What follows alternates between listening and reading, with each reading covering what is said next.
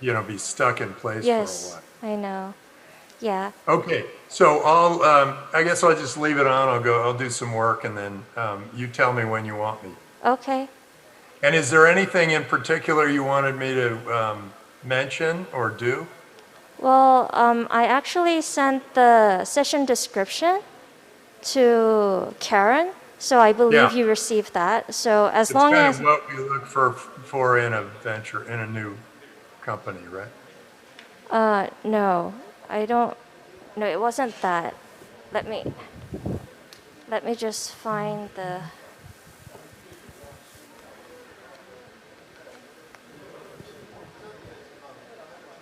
Can you find that email, because it's taking some time to search it? Yeah, I can. Talking to me. Let me see. I'm trying to find.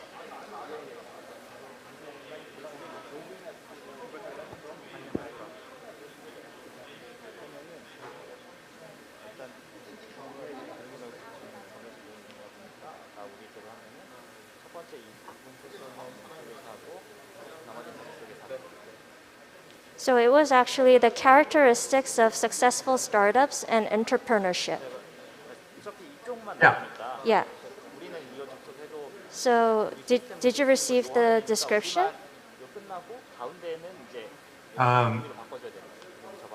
Is there more than that?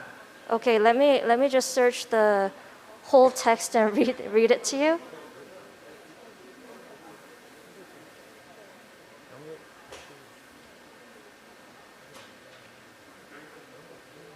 We have 2 websites, so second day.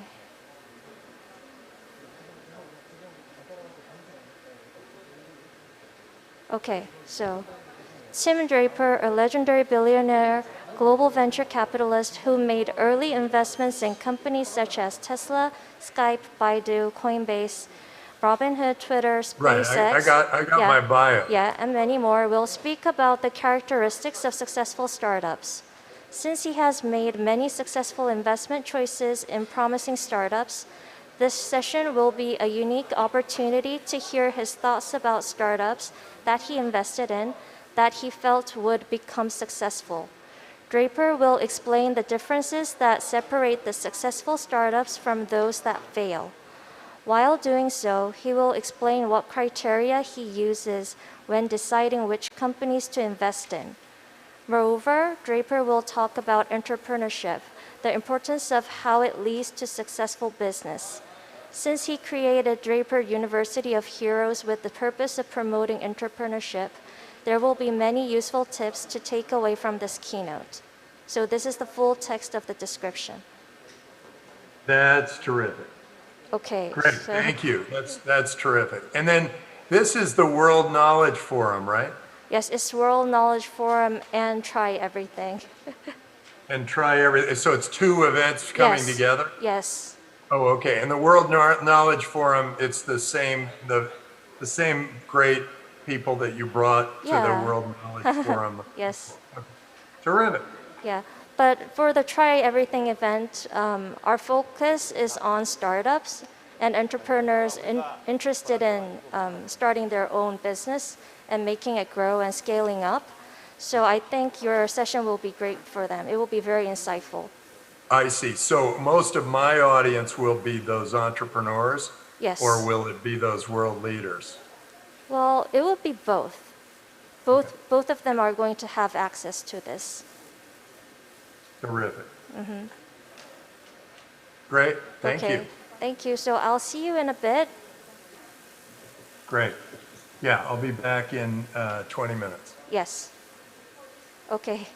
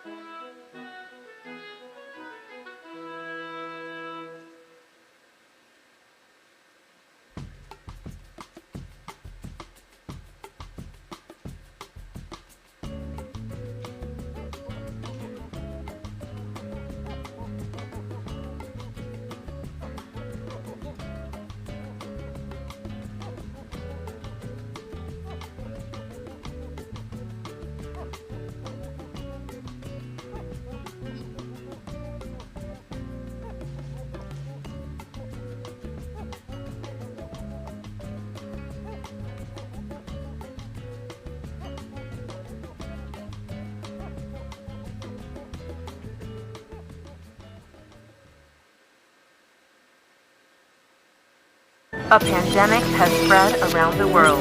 Now, it's time to seek the solution for how to overcome this crisis. The time has come to accept a new paradigm. What should we do now?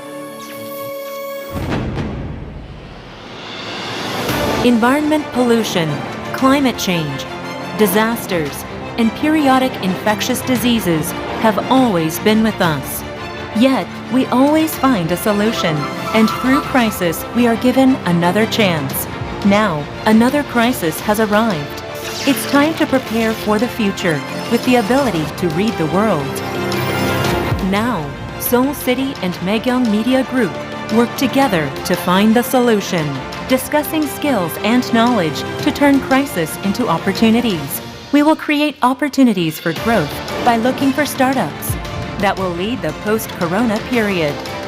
So far, Seoul has been nurturing the growth of startups and has been striving to create a startup ecosystem that continuously helps them develop. Seoul is currently coming into the spotlight in the world. In addition, the World Knowledge Forum has been making efforts to resolve the knowledge gap through knowledge sharing and to achieve balanced global economic growth and prosperity. Also, they have continuously made positions for Korea and ASEAN aspiring startups to expand into the world. From primary industry to the fourth industrial revolution, innovation is taking place. A new momentum is being created. Opportunities to talk and share dreams of startups, an effort to overcome a crisis and make a future, a time to learn insights to succeed in the global market, space to discuss the global situation socially, economically, and culturally, a place that will be a success for entrepreneurs, the public, and anyone who dreams of starting a business.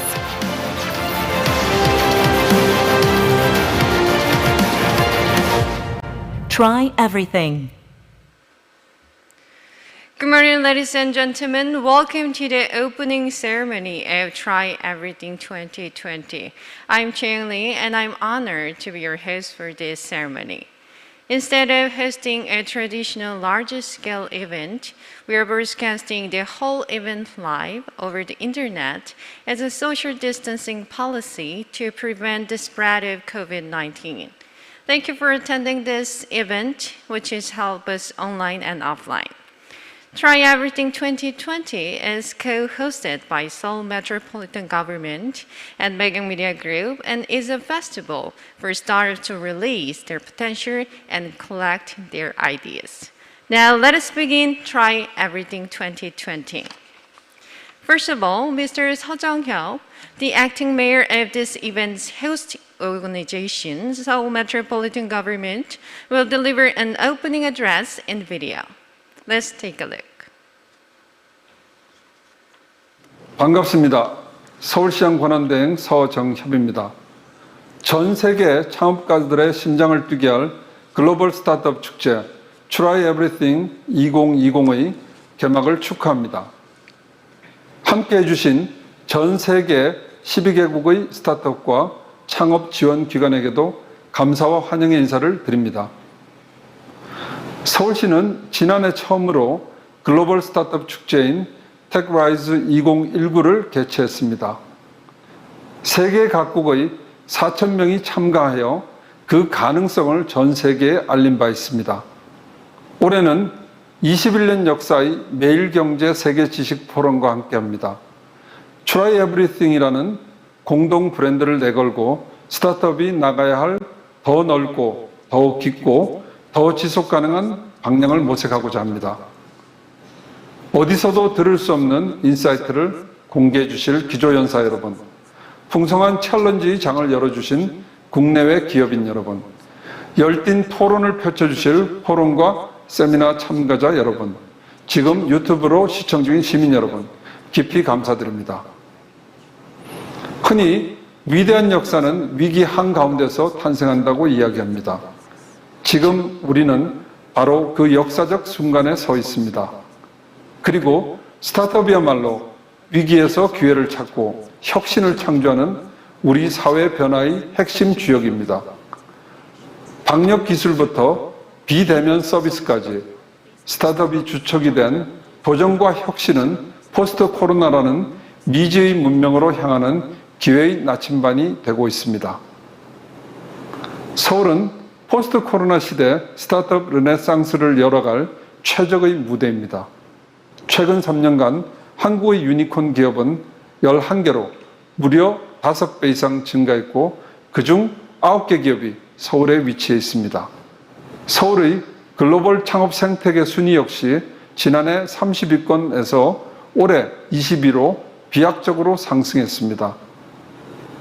지난 8년간 양재 AI, 홍능 바이오 등 6대 특화 거점 조성, 조 단위의 집중적이고 창조적인 투자 등 창업 생태계를 활성화시킨 노력의 결과입니다. 이번 대회의 브랜드인 Try Everything은 실패를 두려워하지 않는 스타트업의 도전 정신을 상징합니다.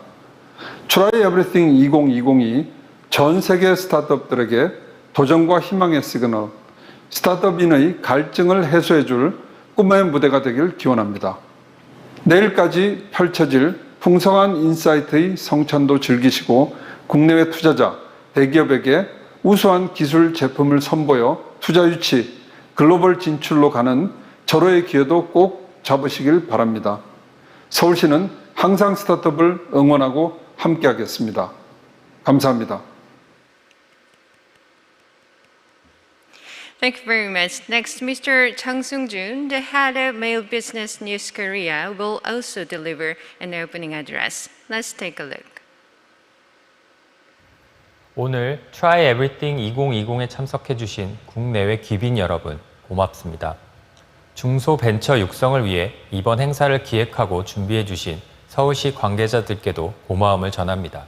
무엇보다 신사업에 도전하며 우리 경제에 활력을 불어넣고 있는 스타트업 기업인들께도 무한한 존경과 감사를 표합니다.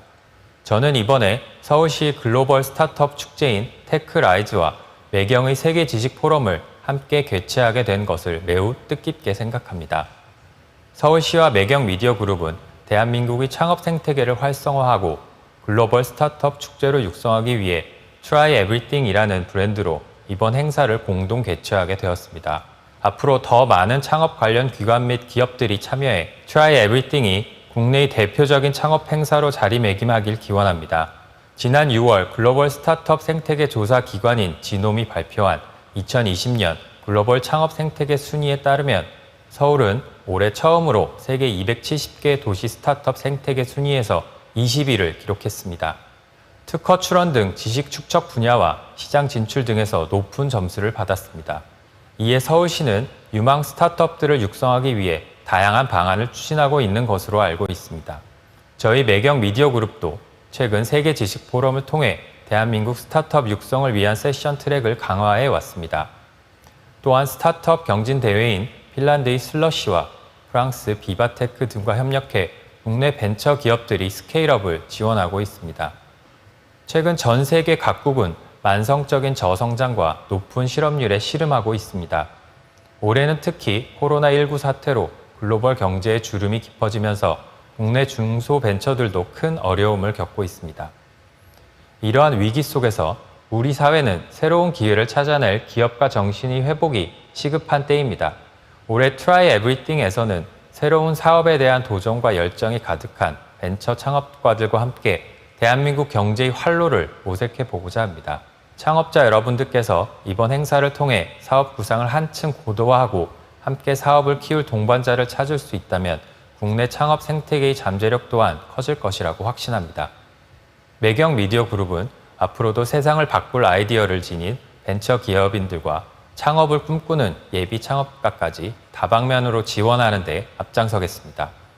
Try Everything의 비전인 스타토피아를 실현하기 위해 여기 계신 참가자분들과 힘을 모으겠습니다. 여러분들이 꿈꾸는 미래를 현실로 바꿀 기회를 오늘 이 자리에서 꼭 찾아가시길 바랍니다. 감사합니다. And now Ms. Park Young-sun, the Minister of SMEs and Startups, will deliver a congratulatory speech. Let's take a look. 작은 것을 연결하는 강한 힘, 중소벤처기업부 장관 박영선입니다. 제1회 Try Everything 개최를 진심으로 축하드립니다.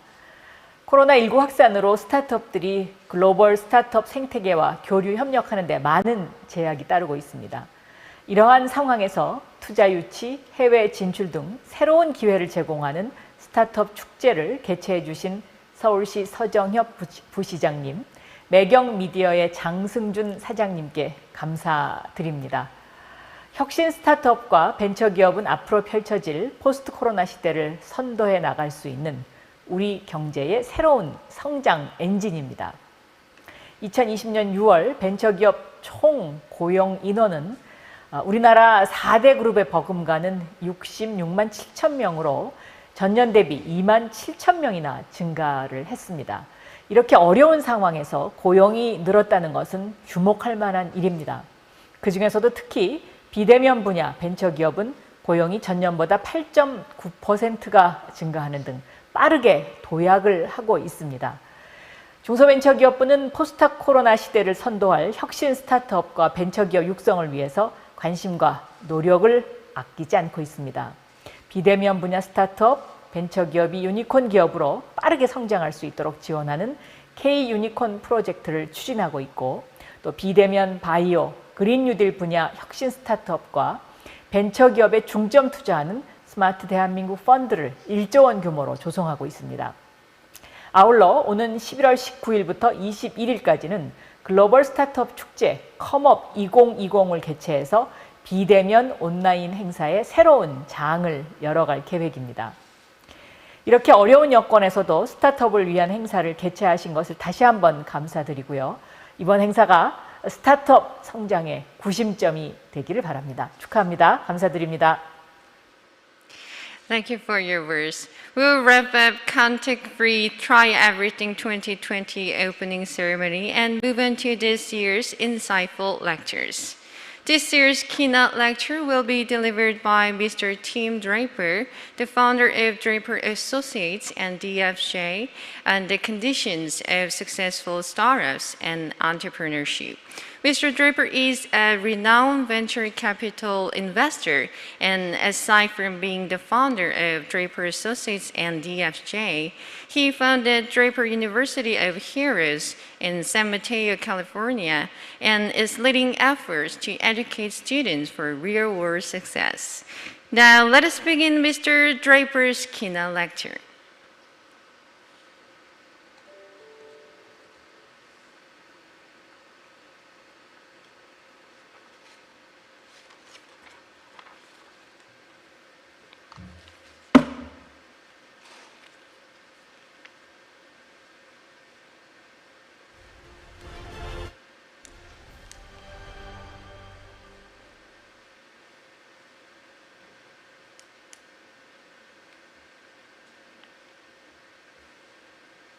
Dynasty, I'm not hearing anything. Hello? Hello? Dynasty, I'm not hearing anything. Oh, should I start speaking? Just text me. Mr. Draper, the floor is yours. Okay, terrific. It's such a great pleasure to be able to talk with all you. I'm so sorry I'm not there in Korea. I've had a wonderful time every time I've gone to the World Knowledge Forum. And it's funny, the last time I was there, it was called Pandemonium, and now it's Try Anything. And I think it's time. I think we really need to try anything. So I think you're on to the right. Each year, I think you have the right model, and I think it's very exciting to see Korea come to the forefront and lead us.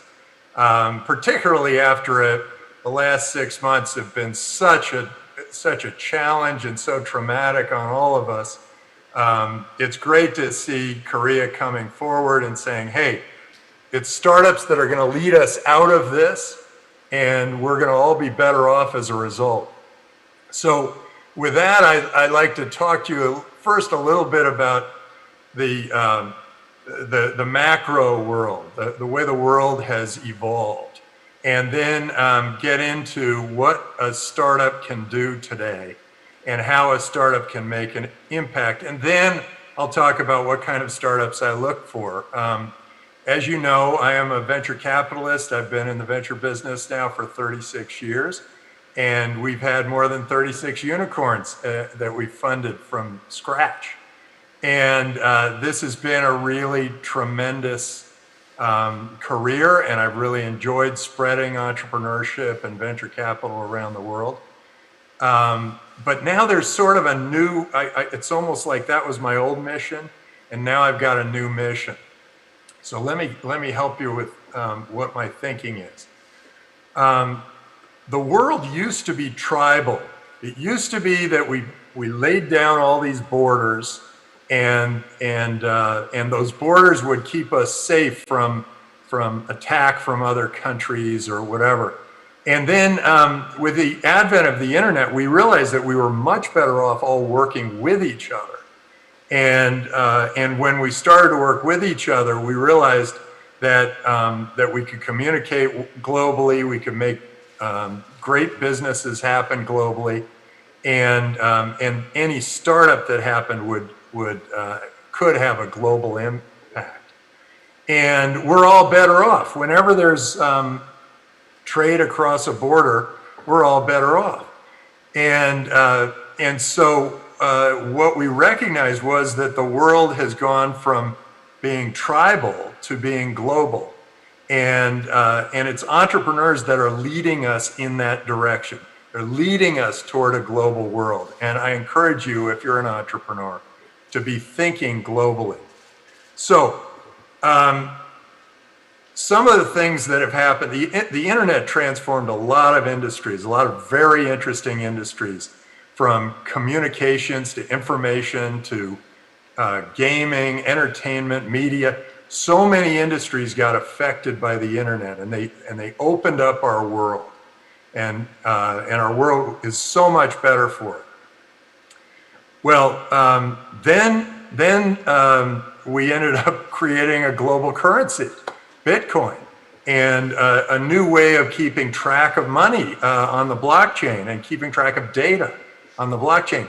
And now there are smart contracts, and there's surveillance, and there are all these new technologies. Well, those technologies are going to have a bigger impact on the world than any of what the internet did, because those technologies are going to transform the biggest industries in the world, the trillion-dollar industries. So you, as an entrepreneur or as a leader, have an opportunity to impact these and create a trillion-dollar enterprise, a trillion-dollar industry. And those include banking, because Bitcoin's better than banking, accounting and legal, because the smart contract and the blockchain actually can do a better job of keeping track of your money and your contracts. And so banking's going to change. All banking, all commerce, and then insurance is going to change. Insurance is another trillion-dollar industry, because you can, with a couple of entrepreneurs and an insurance mathematician and surveillance, you can actually create a better insurance company than any of the insurance companies that have been out there historically. Because right now, when you do insurance, you pay your premiums, pay, and then you issue a claim, and the insurance company comes after you with lawyers and detectives and whatever. But with surveillance, the insurance company can just sort of look down and go, oh yeah, your house did burn down in that fire, or your car did blow over in that big wind, because we already have the data. We have that interesting data, and we can provide a better insurance program. Healthcare is going to change in a big way. Healthcare we have a company called Cloudmedix in our portfolio, and Cloudmedix uses data to determine diagnostics for a patient. And it turns out they can do a better job than the doctor can. And when combined with a doctor, they can do an even better job of diagnosing a patient. You combine that with all the data and the computational biochemistry that's happening in the drug design business, and you have a whole new medical system that is completely artificial intelligence. And that could end up being it's going to be an enormous market. That's in the tens of trillions of dollars. And so healthcare is going to go through a major transformation. And you as an entrepreneur can make a big impact on that. And that's healthcare worldwide. And then government is going to change. And I think it's really interesting. This move from going from tribal to global is a very difficult one for a lot of governments, because they're saying, well, wait a second, my power base is tied to being tribal. It's tied to my geographic border. But as we know, as entrepreneurs, as internet entrepreneurs, we know that the world is open and global, and it's got and there's many opportunities to go cross border. And so what you're seeing is two kinds of leaders today. You're seeing the leaders who are clinging to the past and trying to control their borders and control the way their country operates and control their people. And then there are the leaders who are leading us to become more of a global society and opening their borders and opening up to free markets and free trade throughout the world. It's very clear that the better approach is the open approach. The greatest leaders in the history of the world have been the ones that gave up their own power for the power of all of their people. And I think that will continue to be the case. So the great leaders are going to be the ones that are going to say, let's open, let's become global, let's become a great country where entrepreneurs will want to go. It was interesting to see that when China shut down its borders and locked down and said Bitcoin was illegal, then all the great entrepreneurs from China said, wait a second, I've got this great business, what do I do? And Japan said, hey, we'll make Bitcoin a national currency. And then all these Chinese entrepreneurs went to Japan. And they said, well, this is a better place. And for instance, when Binance got started, they were started in China. And it got to be like worth $10 billion. And the Chinese government said, what you're doing is illegal. And so then they moved to Singapore. And Singapore was good for a while. And then they got heavy-handed. And then they moved to Malta. So the entrepreneur of a great business has the flexibility to move to the country that is the most appropriate for them. And so you'll end up, as an entrepreneur, having a choice. And governments are going to have to compete for you. They're going to have to provide better services for you. They're going to be accountable to you. And not just entrepreneurs, but they're going to be accountable to just constituents, people throughout their country and people throughout the world. I know Estonia has done something really extraordinary where they created a virtual residency, and they allow people to, in effect, run businesses in Estonia or anywhere throughout Europe without having to set foot in Estonia. They allow this virtual government to take over. So I think governance is going to be very different. So these are some of the biggest industries in the world. I also think real estate's going to change. I think all title will eventually be on Proppy. It'll all be on a blockchain. So those are 6 of the biggest industries in the world, and they are going to go through huge transformations. So you, as an entrepreneur, can make a big impact on the world by affecting these industries. And now I'll tell you a little bit about what we look for. We look for entrepreneurs who are taking new technologies and applying it to an industry and solving a big problem and doing it by figuring out how to create a business model that can make money, because you're not doing anybody any service if you're not making money. If you make money, it'll spread around the world, everyone will see it, and the world will be a better place. If you don't make money, you become part of the problem. And then you're in need rather than creating an opportunity for the world.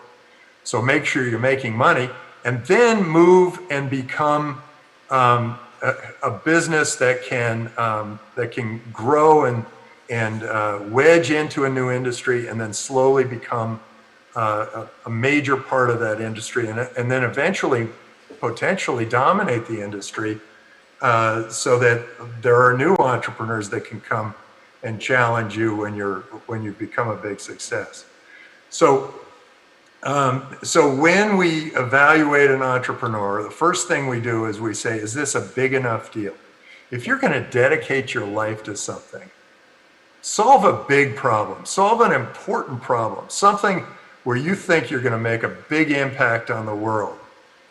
Solve a problem that you feel like you can dedicate your life to, and you won't feel like you have even sacrificed a thing, even though you've sacrificed your entire life. Go after one of those. And then once you've got that down, once you've figured out what the problem is, then go and say, how am I going to solve this problem? What's the product or service I can provide to help solve this problem? And then the third thing is, how am I going to make money providing that service? Who's going to pay me? Who's my customer? And then it's, how do I delight that customer, make that customer so happy with me that they want to tell all their friends about it and spread the word? And then make sure that that business goes and grows into that industry, whatever that industry is. That's what we're looking for. That's the business. And that has served me very well. I've been able to back some of the greatest companies in the world: Tesla, Hotmail, Skype, SpaceX, Robinhood, Twitch. I backed all these companies when they were, two guys and a dog, or a girl, a cat, and a couple of guys. I funded them then, and I looked at them and I said, yes, you seem to have the dedication, you have the vision, you have a strong business model, you've thought this thing through, and you're worth the risk. And when I invest, I know that I'm going to lose about half my investments, but the other half might be companies that are industry changers. And so that's really what I'm looking for. I have a university. Actually, I'll start with this. A big part of my business is generating deal flow.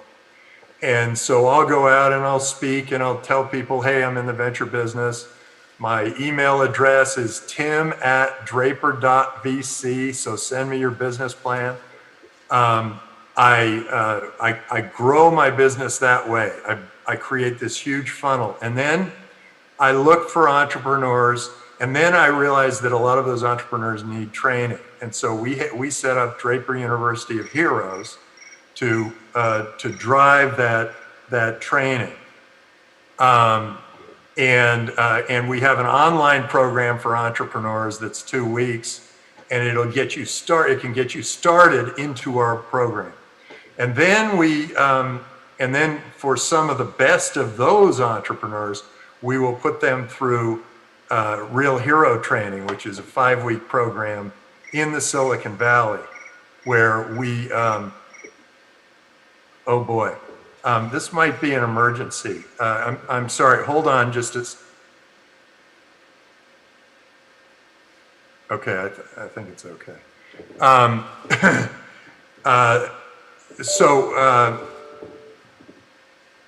Okay, so when you're an entrepreneur, I want you to think about joining Draper University, going to the online program, eventually coming to the Hero Training, And then we fund a lot of companies coming out of hero training.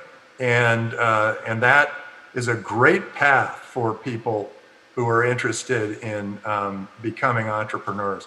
We even have a show called Meet the Drapers, where some entrepreneurs, particularly those who want to have a broad audience, we can come. We have 9 million viewers. I don't think we show in Korea yet, but we have 9 million viewers. And you entrepreneurs can get on and face me and my dad and my sister and my kids. Actually, all of my kids are in, 3 of my kids are in venture capital.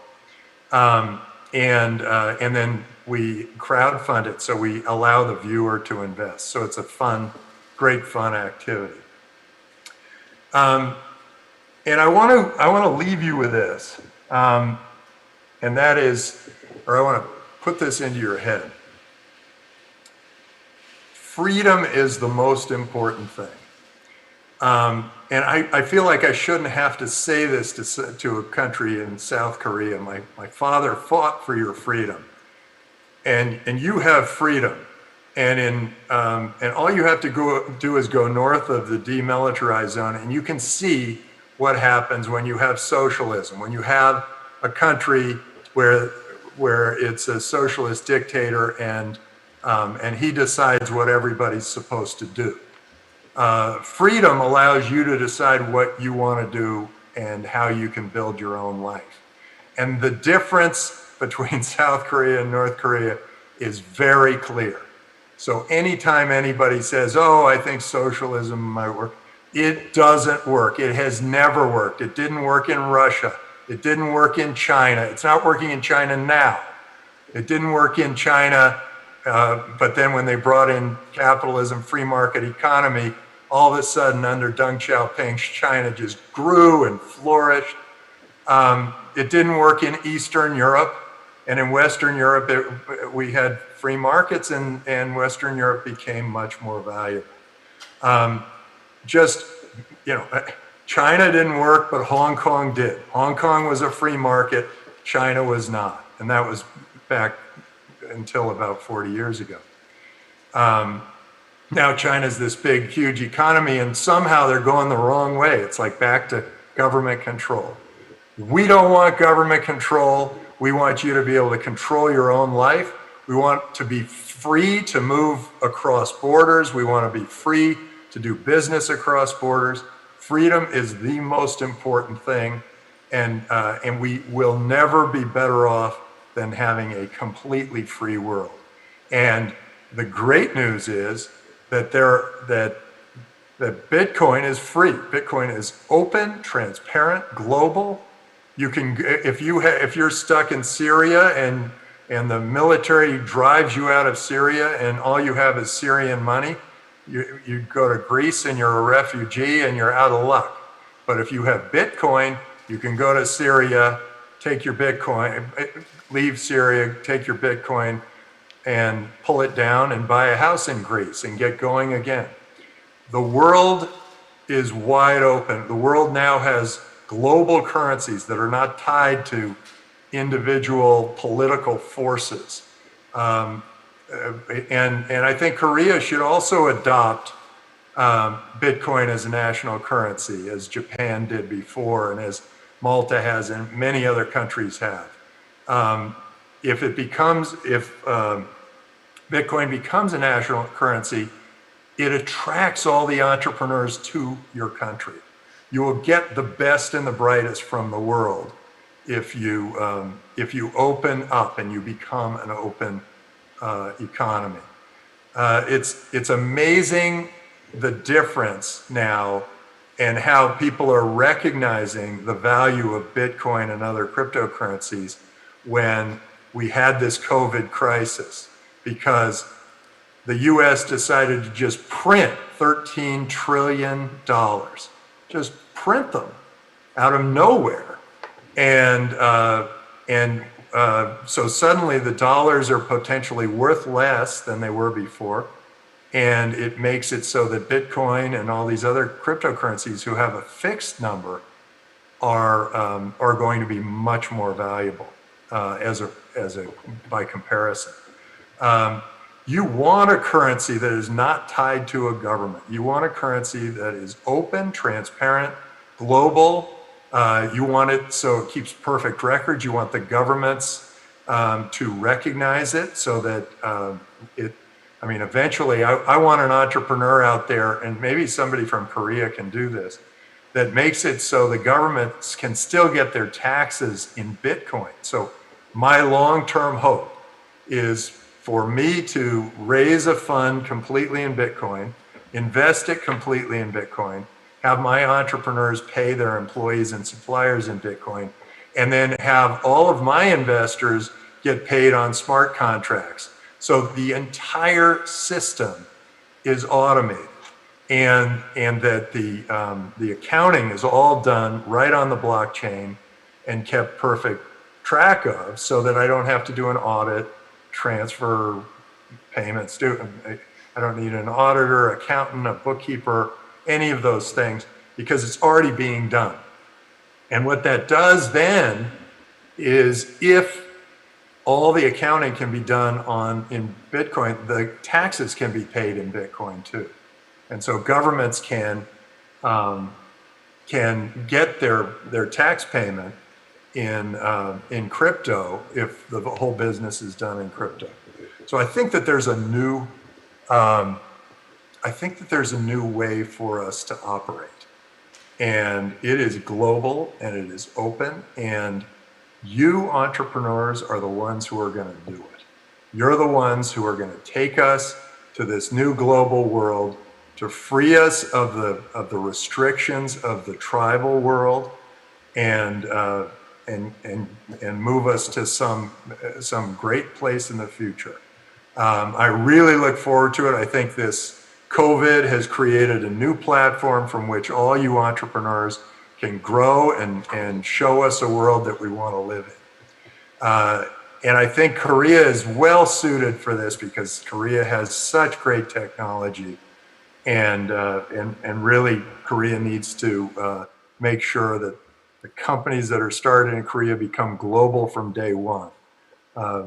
It's amazing how many amazing things came out of Korea, but we're not spread around the world. The first time I saw video on a phone was in Korea. The first time I saw a massively multiplayer game was in Korea. But the biggest businesses happen in other countries.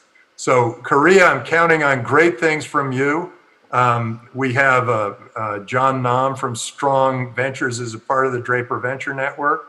So, and he's a Korean venture capitalist. I have 2 Koreans on my team now who are working very hard and doing great work. So I'm a lover of Korea. I think great things are happening in Korea, and thank you for having me. If anybody has any questions for me, I guess the only way to do it is to send me an email, tim@draper.vc.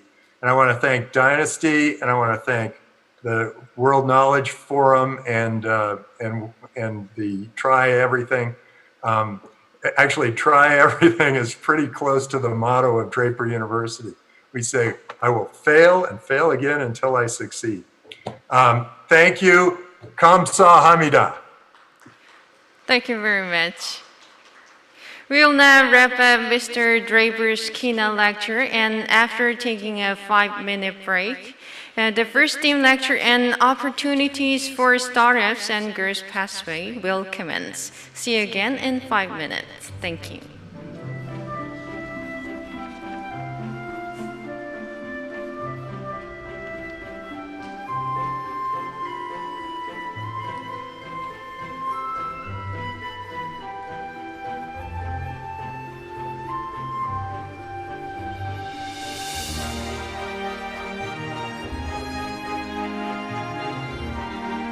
Seoul, city of speed, city of tourism.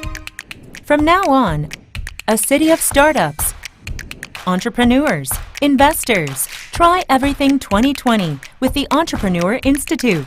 Lectures and seminars addressing the current global startup ecosystem.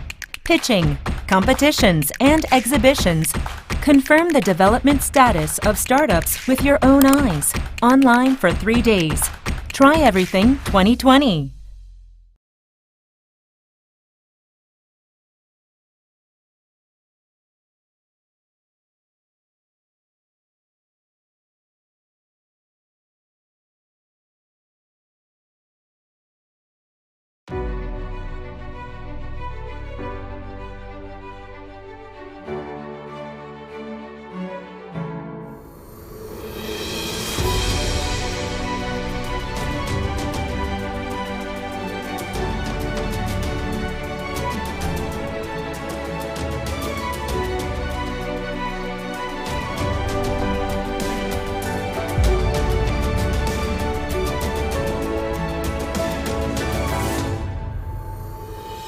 창업 참 힘들죠.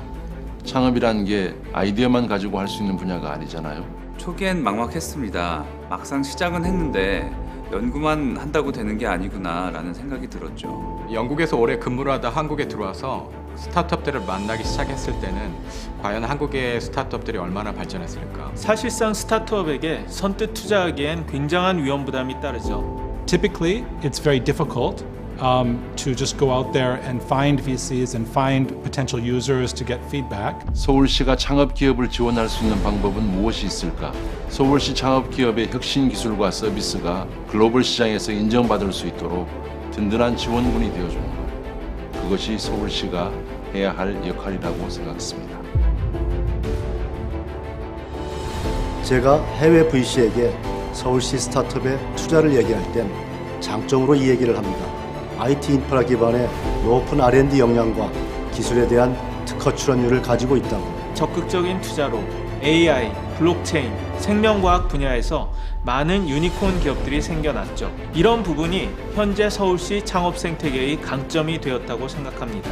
의료, 바이오 분야는 개발 기간이 길다 보니까 결국엔 자금과 연구 장비 부족 문제가 발목을 잡게 되더라고요. 예비 유니콘 레벨에 있는 기업들은 외국인 투자자 유치가 불가피한데 실제 외국인 투자자들이 많이 모이고 있고 그걸 유치하기 좋은 환경이라는 점이 가장 서울시의 장점이라고 생각합니다. 서울시는 서울시 자체 재원과 정부와 민간의 투자를 확대해서 투자 펀드를 조성하고 있습니다. 뿐만 아니라 충분한 보유 공간과 연구 장비 인프라를 갖춰서 창업 기업들은 연구에만 전념할 수 있도록 지원하고 있습니다. I'm aware that Seoul is focusing on fostering university students to be the next startup CEOs. 현재 서울시에서는 미래의 유니콘 기업을 꿈꾸는 많은 대학생들을 위해서 34개 대학에서 캠퍼스 타운을 운영하고 있습니다. 현재 272개 창업팀들이 활동 중에 있는데요. 2020년 저희의 목표는 모두 600개의 창업팀이 글로벌 시장에 도전할 수 있는 환경을 만드는 것입니다. 서울시에서는 양재 AI 허브, 또 여의도 금융대학원에서 현장형 인재를 육성하고 있습니다. 이 밖에도 마포의 프론트원, 강남의 팁스타운 등 서울의 곳곳에서 다양한 창업 생태계가 조성되고 있습니다. 국내외 VC들이 서울시 창업 기업에 투자하고 싶어하는 이유는 예비 유니콘 27개 중 20개 기업이 서울에 위치해 있다는 점입니다. 뛰어난 인재와 인프라를 갖춘 유망 기업들이 서울에서 성장하고 있는 만큼 투자자들 입장에선 매력적인 투자라고 할 수 있죠. Seoul has been very helpful in two major ways. The first is helping us to be a very good test bed for our technology. And then secondly, the access to venture capital resources has been very helpful to our business. Through the network and through the events that Seoul has helped us and invited us to, we've been able to get in touch with those very important people much easier. The startups that benefited from this Seoul incubating program have attracted over 300 billion Korean won investments. Also, it has created over 4,000 jobs. 현재 서울시의 스타트업 입주 공간은 2019년 한 해에만 24,000제곱미터가 늘어났습니다.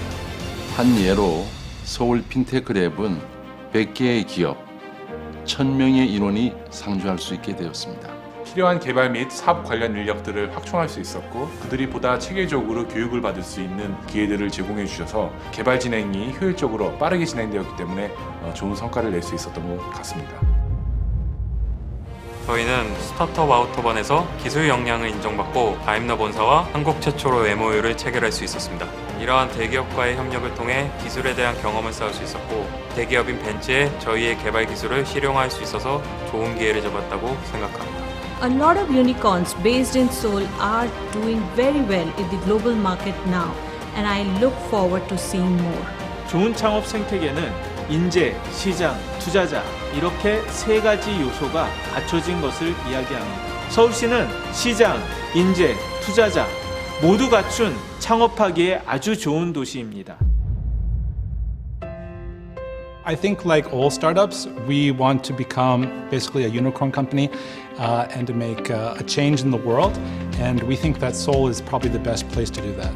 한국에서의 기술 개발을 기반으로 전 세계에 AI 기반의 금융 인프라를 제공하여 또 다른 금융 생태계가 만들어질 수 있도록 하는 것이 저희 목표입니다. 전 세계 사람들이 저희의 제품을 신뢰하고 구매할 수 있도록 좋은 제품을 만들겠습니다. 더 좋은 가치를 만드는 글로벌 기업이 되겠습니다. 창업하기 좋은 도시, 누구나 아이디어만 있으면 꿈을 향해 도전할 수 있는 도시. 이것이 서울시의 목표입니다.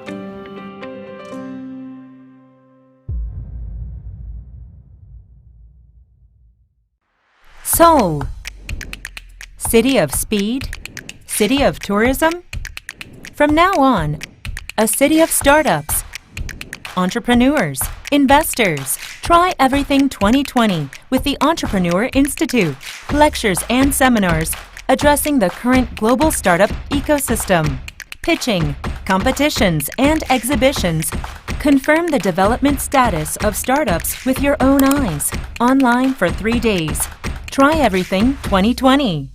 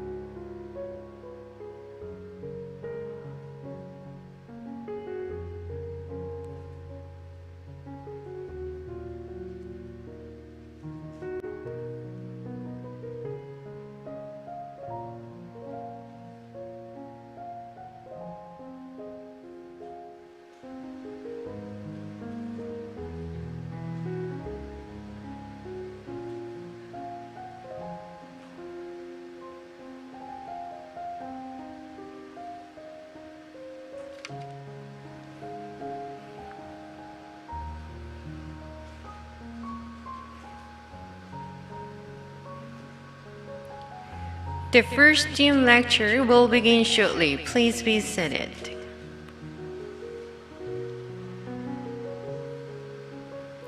Try Everything 2020 첫 번째 세션 주제 강연이 곧 시작되겠습니다. 모두 자리에 착석해 주시기 바랍니다.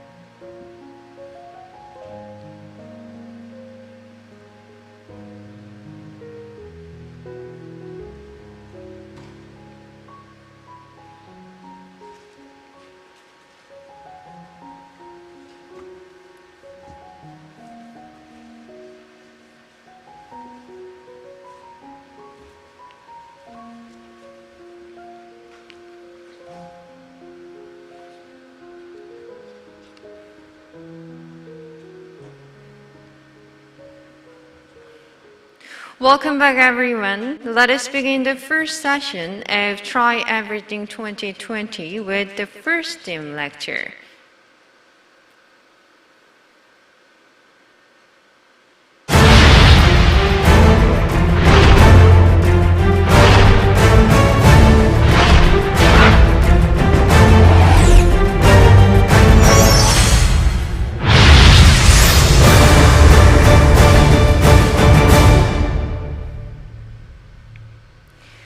Our first lecturer is Mr. Stefan Custer, the head of Ecosystem Strategy of Startup Genome.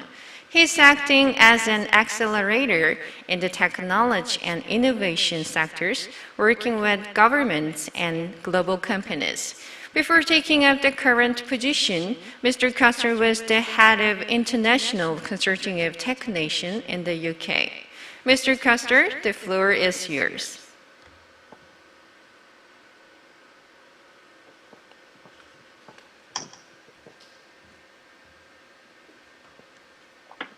Good morning, Seoul. Good morning, TechRise 2020. In the first half of 2020, we've witnessed how fragile and exposed our global systems and structures are to a major global crisis. That's indeed the reason why I can't be with you today, being subject to quarantine rule, which I truly regret. I have very fond memories of our sessions last year at TechRise in the wonderful city of Seoul. As we come to terms with the global pandemic and look to a future, we have an opportunity, we believe, for a global reset. When we think about that, to build a better, more sustainable and a more resilient future. To speak with the words of our Chief Innovation Officer, Arnobia Morelix, he calls it the Great Reboot, and is actually writing a book about it as we speak. Innovation, new technologies, academic R&D are critical components in this reset, we strongly believe. And if you want to take advantage of this opportunity, we need to make sure that tech and innovation are the cornerstones of recovery from economic recession to recession we are all predicting as we are coming out of the pandemic hopefully soon. Nevertheless, we will have to weather the storm. Our startup ecosystems all around the world will have to weather the storm of recessionary developments. They also need to entail the social shift towards digital and entrepreneurial lifestyles that certainly have been accelerated during the pandemic. From our perspective, the tech ecosystems produce a wealth of possibilities, enhancing growth, providing critical solutions in healthcare for climate change, where likely we will need to innovate ourselves out of the upcoming climate crisis. It is not going to be rules only. I strongly believe, and we strongly believe, that we also need to have the ingenuity of our entrepreneurs on board in order to avoid larger crises. At the same time, innovation ecosystems like our biological analogs need support to flourish and grow. Think about it. Great regulatory environments and developments like we've witnessed them in Seoul and in many other cities around the world. Access to a resource. True broad collaboration across an ecosystem, access to global mentorship networks. These are all key to a healthy innovation ecosystem. And we ought to protect those in the middle of the crisis we are in at the moment. Really pay attention and make sure all these wonderful mechanisms that are supporting us as entrepreneurs in our entrepreneurial ecosystems do survive and do prosper. Make no mistake, we've had a massive shakeup, not just to the global economy, but to the structure of all our lives. That's obvious. There will be winners and losers. We can see that in many sector developments and subsector developments already in startup ecosystems and clusters in many locations. And we believe that tough adjustments will happen. They will need to be made, and that seems quite obvious to us. Some business models will no longer be viable. But there's always an upside to crisis. This crisis has also shown us that systemic change is possible.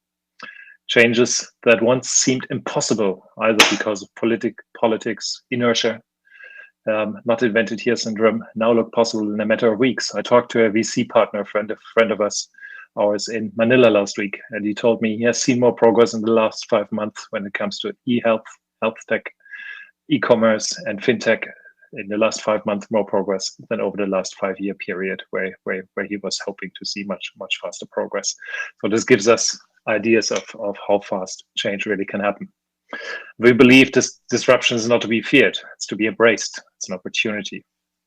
Every year, we release the Global Startup Ecosystem Report, GSER, as the authoritative report on our tech economy. And this year, we had to tell it's the tale of two stories, one of success and one of unprecedented challenge. And we should be looking at the successes first. So prior to the pandemic, where did we stand and what did we see? The global startup economy, as we measure it and report it in our GSER, the Global Startup Ecosystem Report, remains large, creating nearly 3 trillion in value. And that's a figure which is comparable to the GDP of a whole G7 economy. In 2019 alone, in our data, we recorded about 300 billion in venture capital investment all around the world going into startup ecosystems. So these are incredible numbers, and it's certainly the most upbeat message we have to send.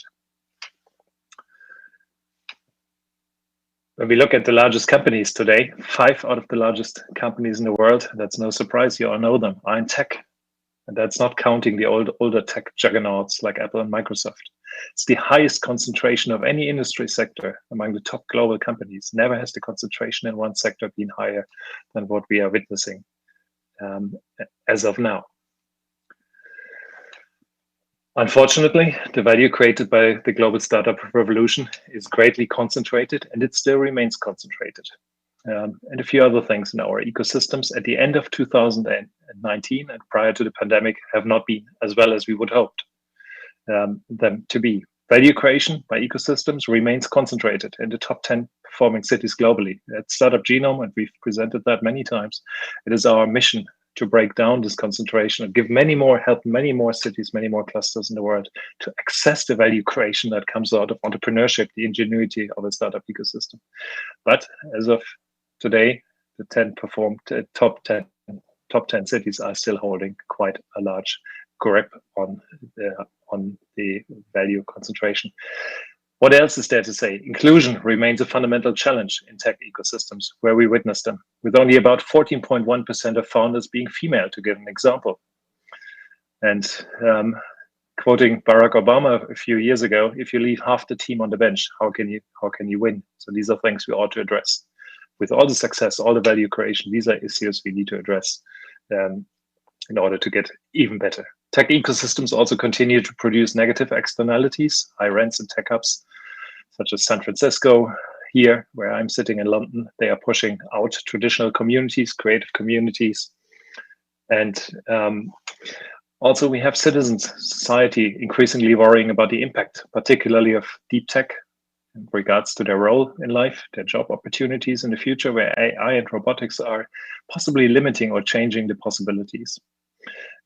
So these are very valid concerns, which we as ecosystem leaders and entrepreneurs involved in the ecosystems really need to address and have an open debate about. Where are we today in our GSER? Already last year, we predicted that in the future there will be no new Silicon Valley, but instead there will be at least 30 global centers of entrepreneurship. And we hope there are many more of that size and nature. Regional clusters, Sao Paulo in South America, large population, or Jakarta in Indonesia, large population again. A lot of B2C businesses. These are the ones we believe stand a very good chance to be a part of these 30 global centers. Subsector leaders in robotics, in AMR, in AI, and cyber, certainly where Seoul is playing, where Korea is playing. But there are also very small places in the world. One of our clients sits in Denmark, a very small town you may never have heard about, but it is the world market leader in collaborative robotics. And these are extraordinary success stories. We believe the continued rise of deep tech is only going to accelerate this trend, and it's going to help us find more of these interesting centers in the world that are highly specialized and really capitalizing on deep tech and their prowess in research and R&D. Looking at Asia, Asia clearly is benefiting and doing a great job in producing more top ecosystems. 20% in 2012, you can see it on the slides. 30% of the top ecosystems already today are located in the wider Asia region.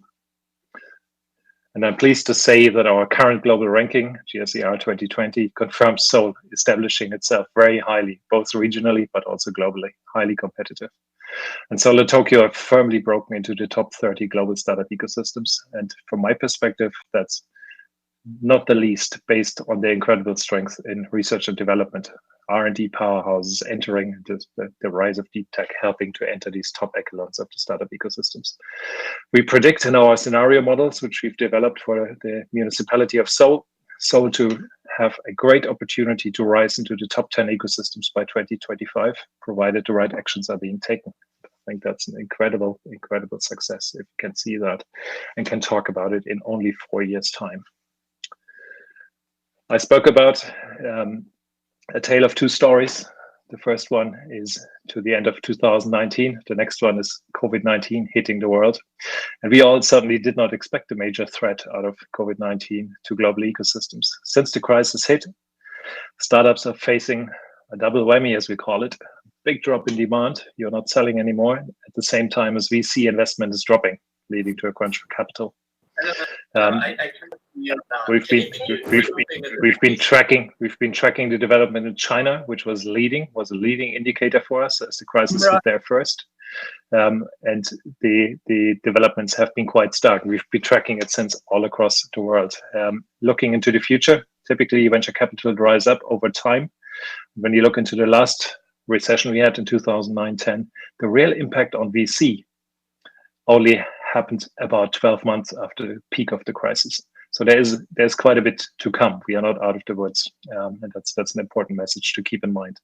Layoffs among startups are paramount. Just over a third of startups in our COVID-19 research globally are not laying off staff, and others are doing it quite considerably, which is scary on the one hand side. It might provide opportunities for others who are very agile, very quick off the block, in order to attract this top talent that now is looking for new opportunities. Why is this so important? Why are we making these points so clearly? We believe that startups are incredibly effective to get us out of economic crisis. And Mr. Draper already was alluding to the fact how important the startup ecosystem is to rejuvenate our economy. At Being Startup Genome, we thought to quantify the impact of good policy on job protection during crisis. We did it very simply. We just juxtaposed the prevalent measures that most governments, including the one where I'm sitting here in the UK, are taking in order to save SMEs, traditional small and medium enterprises, with the costs for tech startups. And our conclusion here remains very clear. Saving a job in a startup is on average 40% cheaper than in a traditional SME. It's incredible. Some governments, our friends in Tel Aviv, with whom we are in very, very close contact, are developing highly interesting investment models. And they strongly believe saving jobs in the startup ecosystem can be a net positive investment if you just have enough time, if you think in a 5, 6, or 8 year perspective. The models are hugely encouraging and really worth looking at. Tech, this point I also want to make by going back to the 2009-10 financial crisis. Tech was the engine of the last recovery. I personally witnessed the rise of tech in my hometown, the city of London, post 2019. When I look back, or when I look at the city today, it is by far more balanced and by far more reliant than it ever was when it was just building on its traditional strengths in traditional financial services. Globally, tech proved to be the driver of job creation post 2009. You can see it here on our slides. And it is a factor that we really ought to replicate now, to innovate ourselves out of economic and job crisis, and to provide the opportunities for our young and our next generations. So we strongly believe that startup entrepreneurship is the way out of crisis. We need to innovate ourselves out of economic crisis. That's very obvious to us. Looking a little bit deeper into what is really driving growth, what are the innovative business models? We first had a look at traditional R&D and looked at economic performance, and we found an interesting pattern. And we asked ourselves, where are our future opportunities to be found? Did economic analysis.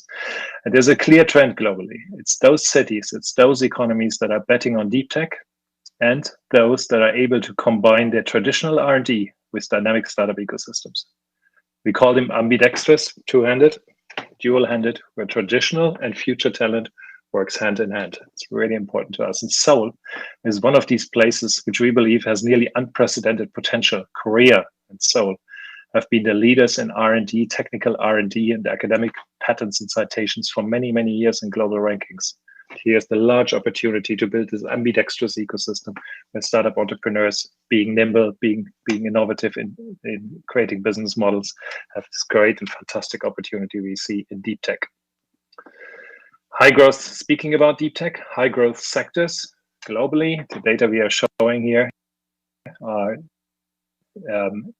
global trends. Yeah, undoubtedly, and it will not surprise you, the rise of AI, of AMR, advanced manufacturing and robotics, and big data. That is evident. Blockchain finds its application in all shapes of businesses and life, way beyond cryptocurrencies, which Mr. Draper was speaking about, in supply chains, intelligent supply chains, smart contracts, etc. We're building incredible business models. Cybersecurity underpins our ever-increasing use of digital services, but we all see it here. Even our children are on Zoom to see the classroom, and cybersecurity is the very underpinning.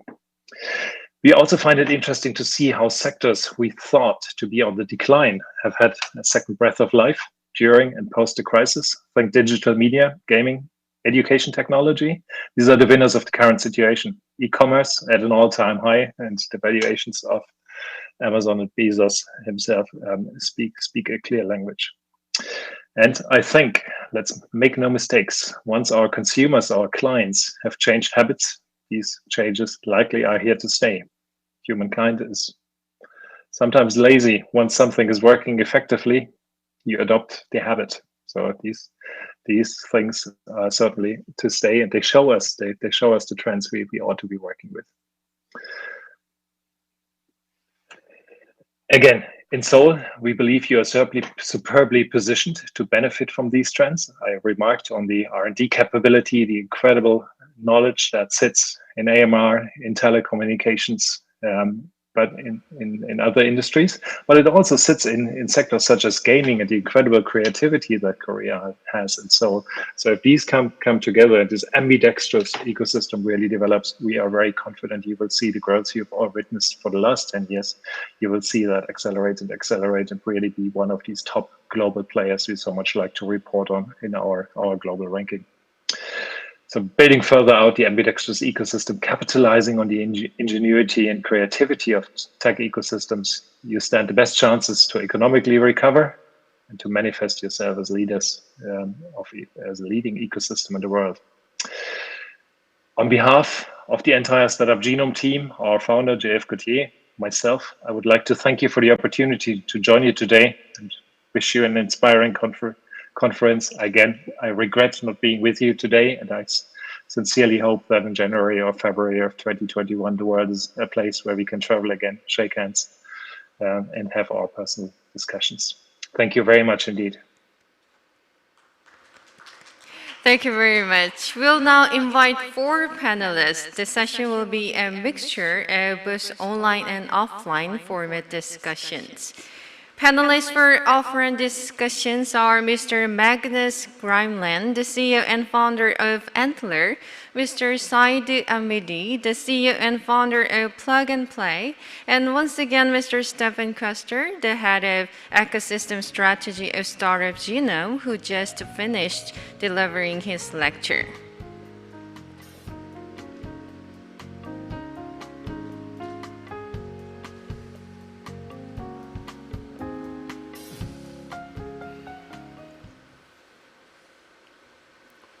The discussion will be moderated by Mr. Jeffrey Jones, who is both the chairman of Board of Governors of American Chamber of Commerce in Korea and attorney of Kim and-jang. Mr. Jones, the floor is yours. Thank you very much. And thank you, MBN and Seoul City, for organizing this great event. We appreciate everybody in attendance online and with us here today. And thank you for being here, Magnus and Stephen, for your great address. We appreciate that. And we have Said Amidi, who's the CEO and founder of Plug and Play. And Said, thanks for joining us today. Great to be here. Stephen, you gave us a good introduction to the ecosystem and what's happening. in the world today, what's happening with COVID and the COVID impact. And I wanted to ask you if you see, there will be a post-COVID period. And when it comes, we're not sure when that will be, but we're hoping it's coming soon. But what do you see happening in this startup ecosystem in post-COVID? What's going to be the change? What do you see will be the differences in the ecosystem as we come out of this pandemic? Always hard to start on a negative, but let me do it anyhow. I think we are still scared about the situation in VC, particularly Series A. As I was alluding to, the trends post the 2009 financial crunch, we could see that VCs continued to invest during the crisis, but then leveled off as their funds got depleted and they weren't able to get new LPs engaged. That took 12 months. So we are into month 6 or 7 right now. And we are still waiting for this large hit. We haven't seen it as yet as stark as we believe it could come. So that's something we need to deal with. I think it's an important element. Our friends, I was alluding to these great models that have been developed in Tel Aviv, are certainly ones to be shared globally and to be looked at if you want to ensure that we got the funding in place to further build out the upper end of our ecosystem funnels. If you want to see Series A and onward, if you want to see scaling companies, the scale-up segment is undoubtedly so important for job creation, for economic impact. We need a lot of startups with great ideas, but the economic impact, the job impact, you only get out of the scale-up segment. So that's something that scares us a bit, something we are tracking very closely. We do monthly surveys to really understand what is happening, to pre-warn our network members all around the world. That is a scary one. The positive one, I think we have an unprecedented opportunity to use technology, particularly in deep tech, in new, unprecedented ways. And I was remarking on our friend here, in venture capital partner in Manila, saying these developments all of a sudden are so quick. We are breaking through political issues, inertia, regulatory inertia. All of a sudden we can do all the things we always wanted to do, but we're never allowed to do. All of a sudden we can do all of that. And people are working with us from a government side, from a payer's perspective, in e-health as an example. So that's a hugely encouraging message. And I think we are hoping for much more of that to happen. Lastly, we made this little slide, not without reason, this little slide where we said, governments, listen, if you are supporting restaurants, bars, the cultural scene, that's fantastic, and you should be doing it. It's livelihoods at stake. But when you come from an economic perspective, if you're supporting traditional SMEs, and you compare that to startups and scale-ups, please have a look at those, because in the end, this is the way to much more effectively create future jobs and higher qualified jobs for the future. Yeah. Saeed, let me ask you a similar question. We're focusing on how startups can help lead the economic recovery.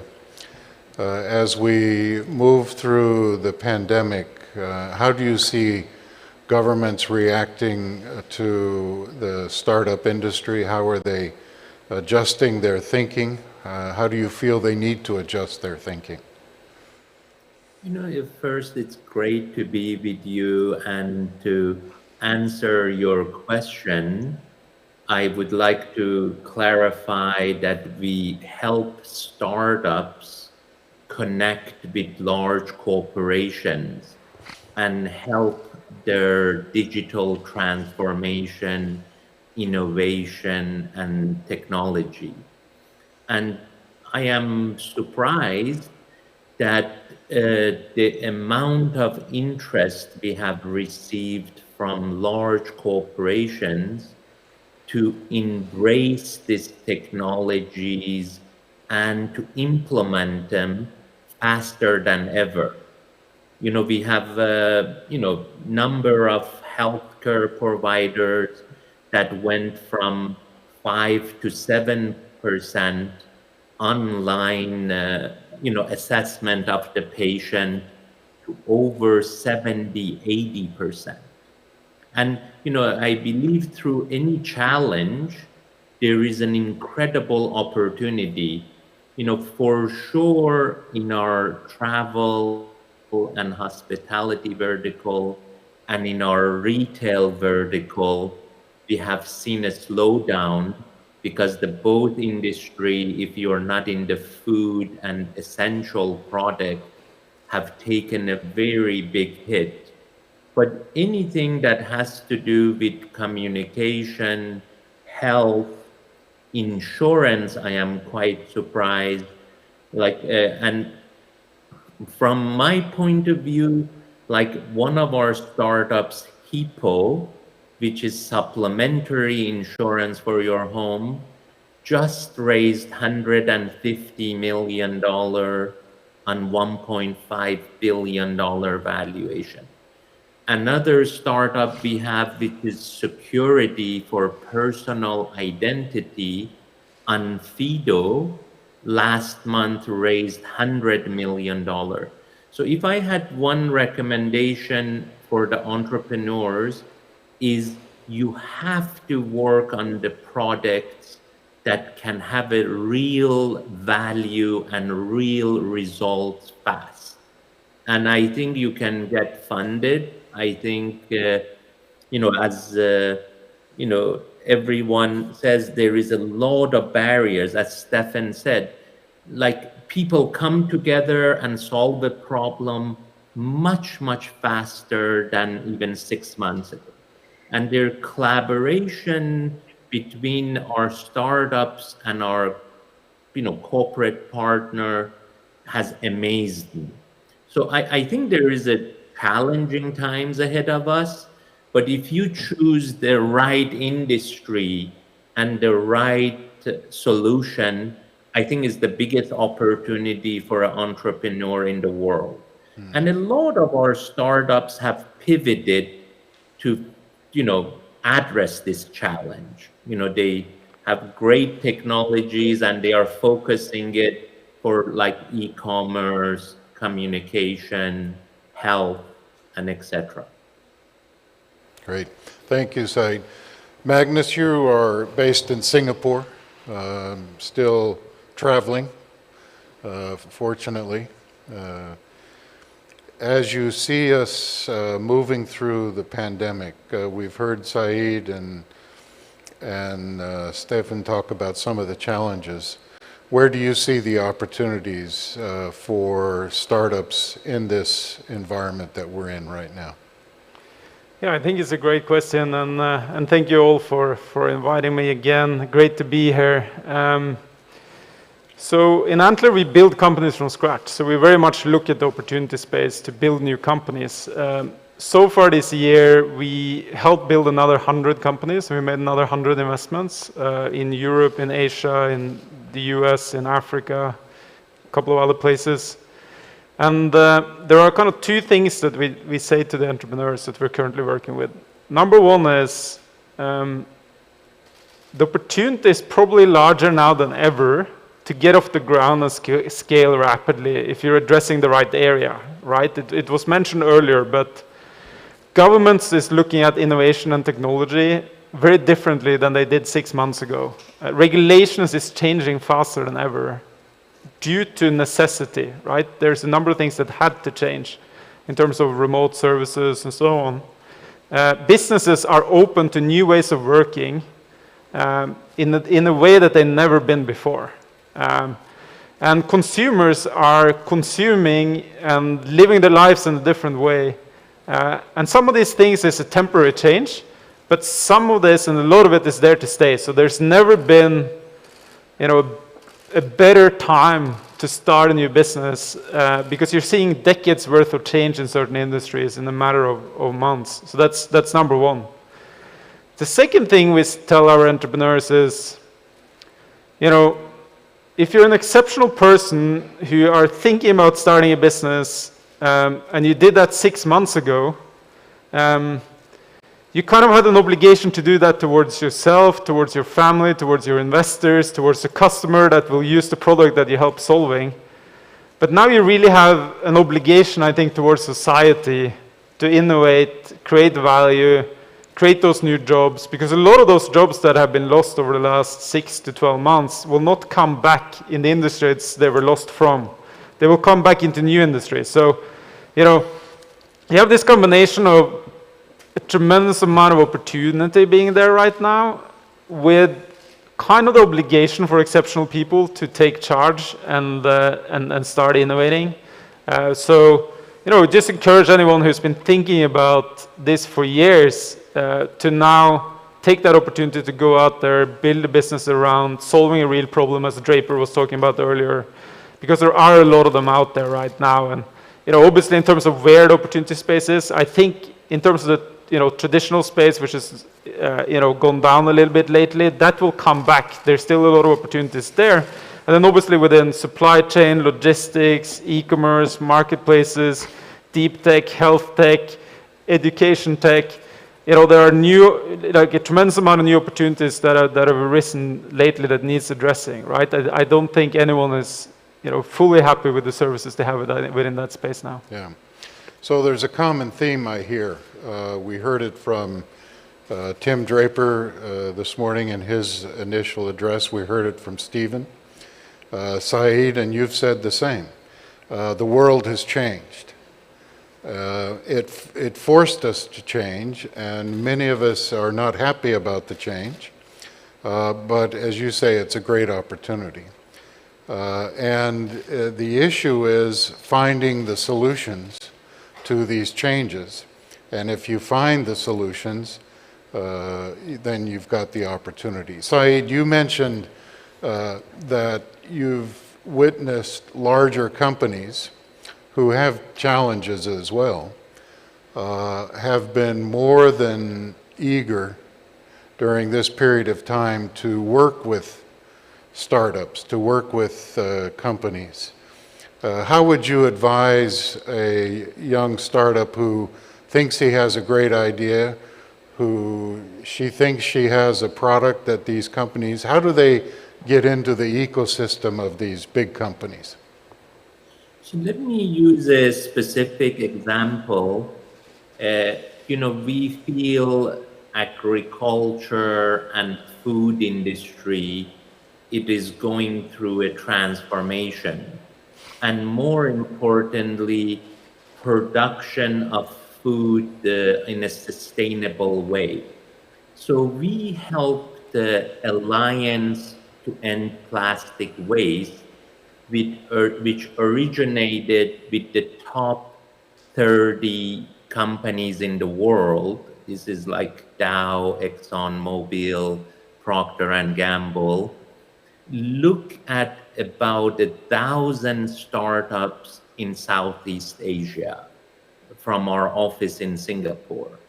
And we looked at about 1,000 startups with them out of our office in Paris.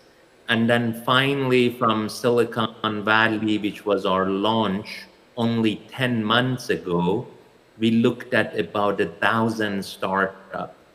And in each hub, we have a corporate board of directors that from the 1,000 startups, we bring it down to the top 50. And I was amazed the amount of time and diligence this large corporation spent with the 50, and we reduce it to top 20. And then amazingly, we have more than 50 pilots going on. In the past, if you wanted to get a company like Shell or ExxonMobil or Sinochem from China to think about doing a business with a startup, you would imagine it was impossible. But because they want to end plastic waste, they are much, much more open-minded to evaluate technology, fund these technology, and do what we do and Tim Draper does here in California with software industry, which is, you know, you can build a global company in less than 5 years. And we hope to do the same thing in agricultural business, in food production, and most importantly, in sustainability. Also, the insurance companies, as we run an insurance platform in Singapore and China and Germany, somehow they combine strategy for growth with innovation and digitalization under one roof. And I have seen this happen in the last 6 months with even a company like Nike, that, you know, the whole digital transformation, e-commerce, strategy, growth, it's not Nike, the old Nike that sells through retailers and the digital e-commerce Nike. They all have combined it under innovation, marketing, and strategy. And this is happening at banks, this is happening at insurance companies, it's happening all through different industries because they need to react faster than ever. And I believe startups, somebody mentioned to me, are like speedboats that these big tankers need to maneuver and do a faster job, better job, and cheaper job. Yeah, thank you.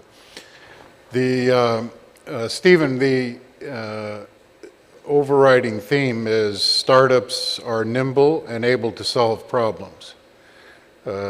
You've pointed out in your chart on the COVID impact that many startups have, well, less than 10% had lost all of their sales. A large majority of them had had impact, but a lot were growing. And as much as a third of the startups, if my memory is correct, were experiencing growth during this pandemic. What are the sectors where you have seen startups thrive and grow, and where, based on all of the startups that you've been looking at this past several months, where should they be focusing? What problems should they be solving? The first part of the question, it is the typical suspects we all would expect. E-commerce, e-education, ed tech, advertising tech to a degree, as we need to digitally promote our products. Can't do it physically anymore. In a similar fashion. Cyber, for sure, as we all, as consumers, as citizens, feel more vulnerable. We have evidence of what is happening if cyber goes wrong. I think that's a very good element. Obviously, e-health, at least in some markets. Saying that with a little bit of a constraint, I'm not as happy as I should be. I believe e-health, telehealth solutions are incredibly important, particularly for developing markets. However, it is this interplay between a government, a payee, and a provider, which in most cases is not optimized or doesn't really work. Again, a view to Southeast Asia, we've had discussions with the Asian Development Bank about 2 weeks ago. There were very upbeat examples where all of a sudden this triangle between government as a regulator, the payee, and the health services as a private enterprise really seemed to be working out. All of a sudden, this is all possible. For years, it was not possible at all. Where else to look? I was speaking about deep tech in a kind of theoretical fashion as a buzzword. But look at the big trends. So we were dead scared here in Europe as we couldn't get PPE equipment or even some pharmaceuticals during crisis, during lockdown out of China. Our supply chains were overstretched. You should have heard the debate here, which was in previous years always about productivity. Where's the cheapest place on planet Earth to get a product and get it here? All of a sudden turning into, do we need to have shorter supply chains? Do we need to produce locally? How can we do that? So advanced manufacturing, robotics, 3D printing, all these solutions that physically help us to bring back production capability are certainly good ones to look at. In general, I think everything under this deep tech umbrella is certainly the winner of this crisis. And I wanted to, if you allow me, just to go back one step to what Saeed was saying about corporate collaboration, because it's not too far. Corporate collaboration in deep tech and startup collaboration seems really important to me. And in the past, I personally have seen a lot of lip service, large corporations, international corporations doing something in open innovation, but not really at the core of their business. When you look into crisis, and I had the pleasure of building a fintech and a robotics accelerator with a number of really large European banks a few years ago, post financial crisis, you should have seen the genuine interest of their CEOs, their COOs in a moment of crunch, to bring new technology, to bring new efficiency, to bring different consumer services to their very traditional banking models. One of the largest banks in the world was part of that initiative. So it's incredible. In a moment of crisis, all of a sudden things go faster, and collaboration is all of a sudden it's very serious. It's part of keeping the business alive. So I think we should interpret all these developments really as an opportunity as we come out of COVID. Yeah, thank you. Magnus, you surprised us a bit by saying that you're fostering, accelerating more than 100 new companies in the past several months. That's an amazing event. Tell us how you were able to do that in the midst of this pandemic, and what are the trends that you're seeing with these 100 companies? Yeah, so we literally think that you go through this monumental changes in history, right? And we are kind of going through, probably that moment in our generation where you'll see decades worth of change in a short period of time. So we set out, obviously also being our headquartered out of Asia, we saw this happening rather early. So we decided, okay, we're gonna try to be part of the solution here, which is finding even more exceptional people that want to go out and innovate. And that's what we do. So we work on building companies from scratch. So we source potential founders. So we moved a lot of our activities online. We launched what is called Antler Education, Antler Launch Academy, so we could do a 5-week pre-program, and the best of those we'd select in and start working with. So our application numbers dropped a little bit in February, March, as the pandemic happened, and then it shot up, and now it's higher than ever. So I think there's a ton of really exceptional people who've been sitting home in isolation, or they've seen their family business struggle, or they've seen their friends struggle, or they've just had time to think, and they decide, hey, I'm gonna now do that thing I've been thinking about for a very long period of time. I'm going to leave Goldman Sachs and now build a business, or I'm going to leave this Spotify and build the next thing. This you've seen happening at a pretty big scale globally. So our applications numbers have gone through the roof. We get about 50,000 applicants per year now of people who want to come to us and build their next business. So we've expanded into Beijing, Bangalore, Berlin, Sao Paulo, and a few other cities. We're very excited about potentially setting up here in Seoul, seeing the tremendous growth in the startup ecosystem here. And the way we do is we select the very best out of these 50,000 people. So we've selected about 1,500 of them that we've now been working with to put together high-performing teams around big problems and big opportunities we see to drive change. And then we expect to make probably around 200 to 250 investments into new companies that have been formed in this way. We support them that with our global network of advisors, so we know people all across the globe. So if you're building something within a specific industry, we think it's important to tap into the world's best competency centers. We have close relationships with people like Plug and Play. So we co-invested together with Plug and Play, came into a number of our companies, and by providing access to competency, capital, if you have exceptional teams then working on solving real problems, that will lead to high-growing companies that will create that value and create those jobs that the world sorely needs right now. So yeah, we just tried to be, I think, part of the path to recovery. Yeah, I just see this accelerating into 2021. So it's the pandemic has forced us to think in a new way. Yeah. And solve new problems, and we all have them. Saeed, what, as you have looked at the companies that you're helping out, tell us what you're seeing and what you feel is the trend for these new startups. What are the big problems that you think they should be focusing on?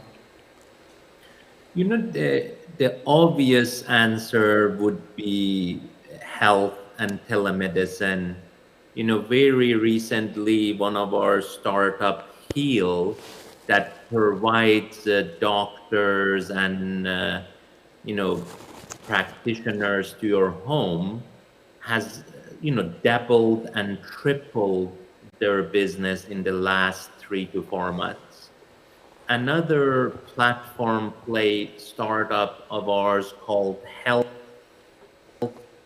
Gorilla, you know, again, you know, and they do work with government, like government of Puerto Rico after the big hurricane consolidated all the population's data, all the hospitals, all the doctors on their platform. You know, in fact, they have one of the best healthcare databases in the world now in Puerto Rico because of necessity. So we feel any business, like you talked about supply chain, we have had Walmart work with us in Bentonville and at the size that Walmart is, they do 10 pilots with our startups every 6 months. And that is not the biggest thing, but they roll out technology faster than ever, you know, because Amazon or other e-commerce sites are, you know, using robotics and using incredible technology to know what the customer needs. So I think, you know, in spite all of these challenges, and I feel is the best time to do a start. And if you already have your core team, which I believe it has to be an engineering team plus a business person, I think it's an unprecedented opportunity. And again, we do a little bit of investment in Singapore, Indonesia, China, but majority of our investments are here in US. And now we are, you know, doing about, I would say 50 investments now in France, Germany, Italy, and Spain. And again, we little bit slowed down. You know, to be honest, everybody is a little bit more cautious. But I believe this year we will end up with about 200 new investments. We are at around 120 at this time. That's great. The one of the issues that we see in Seoul with the whole startup ecosystem, the government is very proactive in terms of this event by Seoul City. Seoul City has a lot of facilities. They're putting money into it. The central government is putting money into it. But the private sector is a little bit reluctant. Magnus, you are a private sector accelerator. Saeed is the same. And that's what we're missing in Seoul is a lot of the private sector. And what do you recommend we do in Seoul and in Korea to encourage the private sector to be more involved in the startup ecosystem and part of the solution? I think it's a great question. I think a lot of great things are being done, obviously, already, and it was terrific to be here last year and this year, meeting a ton of people who are working to make that happen. So what do you really need? You need the regulatory ability to come and set up, right? And that needs to be fairly easy. And the easier it is, the more people will come. Secondly, you need to, in our case, and I think for most people who invest in early stage venture capital, you need access to talent. So there needs to be an ability to combine the very best of local talent with importing some great talent that you might not potentially find locally. So, I think some governments have very successfully been able to open up for really exceptional entrepreneurs coming into that country and combining that with local talent. Then you end up building global businesses typically, or regional businesses typically, instead of companies just for that specific market, which is typically what we look at. We look at highly scalable businesses. We typically are less interested in just investing in a company that serves one specific market. So I think that's second, access to talent. Then third, obviously, access to capital. And there, if you the very best that I've seen is if you combine, pockets of local capital with global capital. And global capital will come once there are great deal flow opportunities, right? And going back to the first point, if regulation doesn't stop you from investing into those very best companies. So I think those kind of three elements are really critical. And if they are in place, you can really act quite rapidly, right? I mean, we set up, for example, in Singapore, it took us 4 months to launch and start building the first 13 companies. And then, now we build 65 companies out of Singapore for Southeast Asia. And I think Seoul really have those components, right? What I think is incredibly exciting here now is, as you mentioned earlier, the governmental support.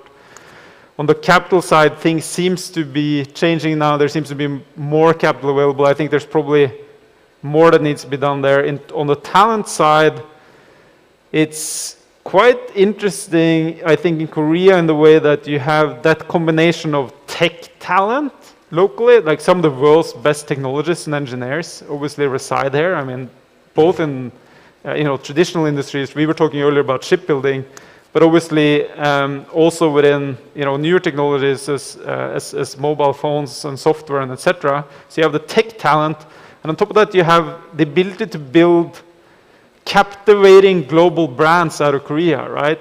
From the music industry to beauty to popular culture.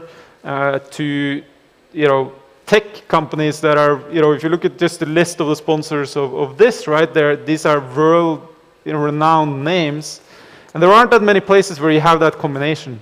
So I think it's, if we can just continue to move those other three forward, there will be kind of more and more international outfits like ours coming here, because you very, very seldom have that great combination of talent that you see here. So Saeed, you have offices around the world where you're looking at startups and helping to generate opportunities for plug and play. What would it take for you to have an office in Seoul? I believe I was in Seoul in February and had a great event with the two largest financial institutions. And then I had a great meeting with LG and Samsung and the auto industry. Korean culture, like some of the Korean friends I have, I believe they are incredibly entrepreneurial, hardworking, and there is great engineers in Korea. And the reason why we love to open up an office by January, because the quality of the startups in those two events I saw was amazing. We have had an operation like in Japan for 3 years, and Japanese culture, it's so much structured that the entrepreneurs cannot swim. or cannot penetrate the market. But I did not feel that in Korea. I do not feel that in Singapore.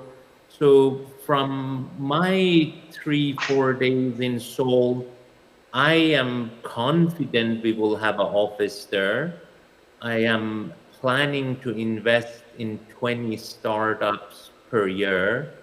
And we love to partner with other, VCs. And I mean, like, I'm trying to convince the large conglomerate to open venture arms in Seoul because they are great, technologies. And, I think that if the top 10 largest groups in Seoul and in Korea open 10 corporate VCs, there will be a lot of action and a lot of return, in my opinion. Yeah. And we sort of work with them to do that.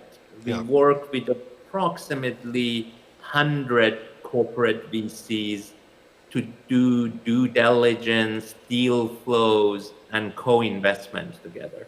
Great. If I could say, if it was not because of COVID-19, we would have opened our office by September, which is now. Good. Well, we look forward to having you come very soon. Stephen, we've got about 2-3 minutes left. The focus is the recovery from COVID, and I think one of the lessons we've heard in the discussion is find a problem, come up with a solution, scale your solution, and people like Magnus and Saeed will back it with money and get you going. What is your recommendation to young people who are watching you today on how they should think about starting a business, how they should feel about getting going despite the COVID situation we're in right now? Yeah, I really think it's unprecedented times, unprecedented opportunities, and we've been alluding to the great engineering talent that's coming out of universities and so young people looking at the next career move. So really consider entrepreneurship, find problems that are worth solving in supply chain, in telecoms, in edtech, whatever is relevant to keep us as society working properly, solving a real problem. Try it out. If it doesn't work, pivot, try the next one. I think the opportunity is here. Every crisis, our data show it so nicely. Go into the financial crisis, the moment you start coming out of it, it's the entrepreneurs who are driving the recovery. So the opportunity is here. It's also changing the perception of entrepreneurship. All of a sudden, as an entrepreneur, you're regarded as leading this movement. Like that's an important cultural element that we need to be looking at. Last but not least, I think the crisis might be a great leveler, particularly for young startups when you look for mentorship. You don't need to be in the biggest place in the world. You don't need to be in Silicon Valley anymore. You find mentorship, global mentorship, high quality, very distributed in sectors, in geographies, whatever you need to build your business, and people are willing to give you time and giving back, giving you time. So really tap into this global network. You got the great engineering talents, get the managerial, the scaling talent elsewhere, do it online.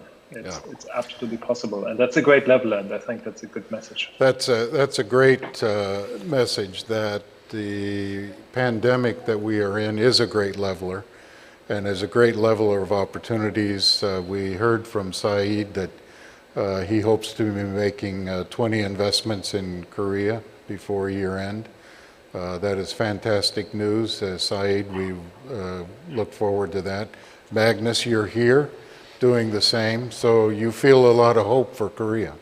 Oh, for sure. And we also really want to launch here, so it's just a matter of time. Hopefully 2021 we'll be here. So we're actively talking to some partners here already, and excited to get that going. And yeah, I mean, this is the year, right? Yeah. This year, next 6 months, it's so incredibly important to use this momentum to kickstart things, and diamonds are formed under intense pressure. We keep saying. Well, thank you all. Appreciate Stephen for your address. Saeed, thank you for giving us your time. It's been fantastic to having you here, and Magnus, thank you for coming.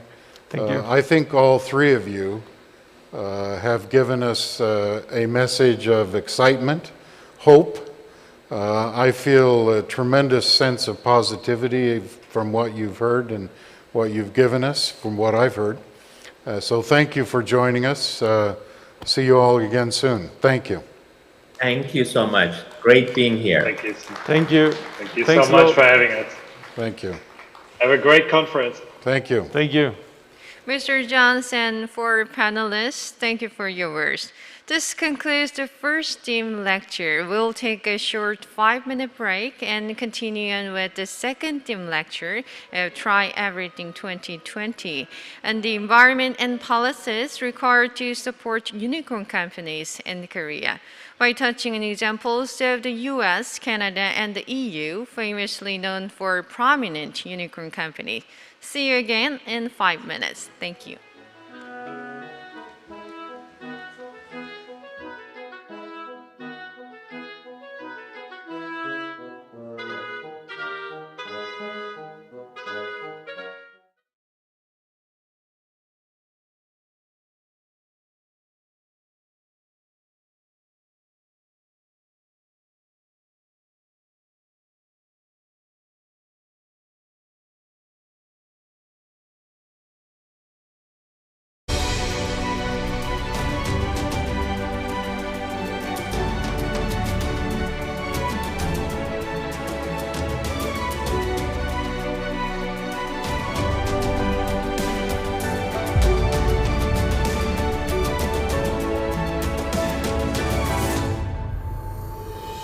창업 참 힘들죠.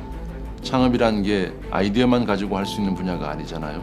초기엔 막막했습니다. 막상 시작은 했는데 연구만 한다고 되는 게 아니구나라는 생각이 들었죠. 영국에서 오래 근무를 하다 한국에 들어와서 스타트업들을 만나기 시작했을 때는 과연 한국의 스타트업들이 얼마나 발전했을까? 사실상 스타트업에게 선뜻 투자하기엔 굉장한 위험 부담이 따르죠. Typically, it's very difficult to just go out there and find VCs and find potential users to get feedback. 서울시가 창업 기업을 지원할 수 있는 방법은 무엇이 있을까? 서울시 창업 기업의 혁신 기술과 서비스가 글로벌 시장에서 인정받을 수 있도록 든든한 지원군이 되어주는 것. 그것이 서울시가 해야 할 역할이라고 생각했습니다. 제가 해외 VC에게 서울시 스타트업에 투자를 얘기할 땐 장점으로 이 얘기를 합니다. IT 인프라 기반의 높은 R&D 역량과 기술에 대한 특허 출원율을 가지고 있다고. 적극적인 투자로 AI, 블록체인, 생명과학 분야에서 많은 유니콘 기업들이 생겨났죠. 이런 부분이 현재 서울시 창업 생태계의 강점이 되었다고 생각합니다. 의료, 바이오 분야는 개발 기간이 길다 보니까 결국엔 자금과 연구 장비 부족 문제가 발목을 잡게 되더라고요. 예비 유니콘 레벨에 있는 기업들은 외국인 투자자 유치가 불가피한데 실제 외국인 투자자들이 많이 모이고 있고 그걸 유치하기 좋은 환경이라는 점이 가장 서울시의 장점이라고 생각합니다. 서울시는 서울시 자체 재원과 정부와 민간의 투자를 확대해서 투자 펀드를 조성하고 있습니다. 뿐만 아니라 충분한 보유 공간과 연구 장비 인프라를 갖춰서 창업 기업들은 연구에만 전념할 수 있도록 지원하고 있습니다. I'm aware that Seoul is focusing on fostering university students to be the next startup CEOs. 현재 서울시에서는 미래의 유니콘 기업을 꿈꾸는 많은 대학생들을 위해서 34개 대학에서 캠퍼스 타운을 운영하고 있습니다. 현재 272개 창업팀들이 활동 중에 있는데요. 2020년 저희의 목표는 모두 600개의 창업팀이 글로벌 시장에 도전할 수 있는 환경을 만드는 것입니다. 서울시에서는 양재 AI 허브, 여의도 금융대학원에서 현장형 인재를 육성하고 있습니다. 이 밖에도 마포의 프론트원, 강남의 팁스타운 등 서울의 곳곳에서 다양한 창업 생태계가 조성되고 있습니다. 국내외 VC들이 서울시 창업 기업에 투자하고 싶어하는 이유는 예비 유니콘 27개 중 20개 기업이 서울에 위치해 있다는 점입니다. 뛰어난 인재와 인프라를 갖춘 유망 기업들이 서울에서 성장하고 있는 만큼 투자자들 입장에선 매력적인 투자라고 할 수 있죠. Seoul has been very helpful in two major ways. The first is helping us to be a very good test bed for our technology. And then secondly, the access to venture capital resources has been very helpful to our business. Through the network and through the events that Seoul has helped us and invited us to, we've been able to get in touch with those very important people much easier. That startups that benefited from this Seoul incubating program have attracted over 300 billion Korean won investments. Also, it has created over 4,000 jobs. 현재 서울시의 스타트업 입주 공간은 2019년 한 해에만 24,000제곱미터가 늘어났습니다. 한 예로 서울 핀테크랩은 100개의 기업, 1,000명의 인원이 상주할 수 있게 되었습니다. 필요한 개발 및 사업 관련 인력들을 확충할 수 있었고 그들이 보다 체계적으로 교육을 받을 수 있는 기회들을 제공해 주셔서 개발 진행이 효율적으로 빠르게 진행되었기 때문에 좋은 성과를 낼 수 있었던 것 같습니다. 저희는 스타트업 아우터반에서 기술 역량을 인정받고 다임러 본사와 한국 최초로 MOU를 체결할 수 있었습니다. 이러한 대기업과의 협력을 통해 기술에 대한 경험을 쌓을 수 있었고 대기업인 벤츠에 저희의 개발 기술을 실용화할 수 있어서 좋은 기회를 잡았다고 생각합니다. A lot of unicorns based in Seoul are doing very well in the global market now, and I look forward to seeing more. 좋은 창업 생태계는 인재, 시장, 투자자 이렇게 세 가지 요소가 갖춰진 것을 이야기합니다. 서울시는 시장, 인재, 투자자 모두 갖춘 창업하기에 아주 좋은 도시입니다. I think like all startups, we want to become basically a unicorn company and to make a change in the world. And we think that Seoul is probably the best place to do that. 한국에서의 기술 개발을 기반으로 전 세계에 AI 기반의 금융 인프라를 제공하여 또 다른 금융 생태계가 만들어질 수 있도록 하는 것이 저희 목표입니다. 전 세계 사람들이 저희의 제품을 신뢰하고 구매할 수 있도록 좋은 제품을 만들겠습니다. 더 좋은 가치를 만드는 글로벌 기업이 되겠습니다. 창업하기 좋은 도시, 누구나 아이디어만 있으면 꿈을 향해 도전할 수 있는 도시. 이것이 서울시의 목표입니다.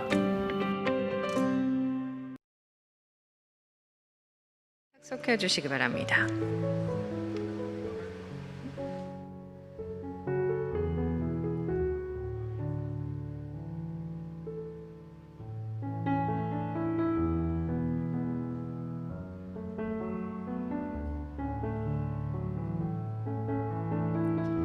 The second theme lecture.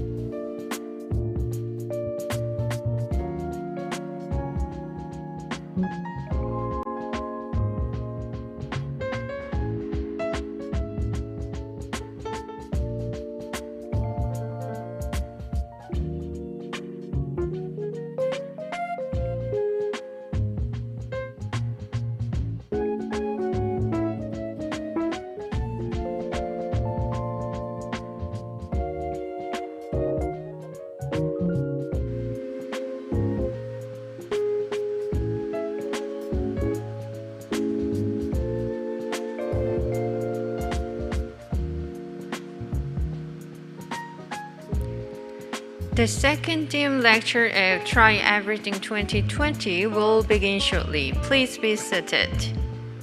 Try Everything 2020의 주제 강연이 곧 시작될 예정입니다. 모두 자리에 착석해 주시기 바랍니다.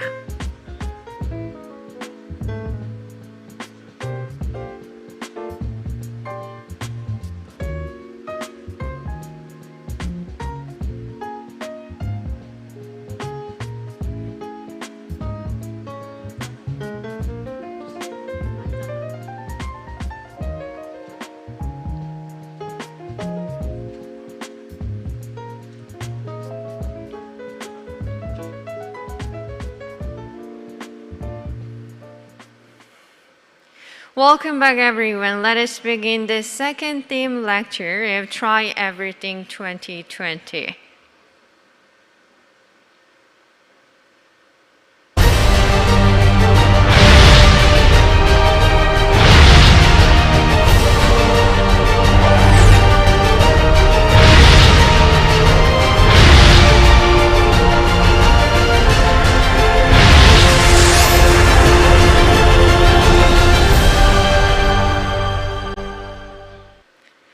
Let us invite Mr. J.F. Gaudier, the founder and CEO of Startup Genome, to the screen and listen to his lecture.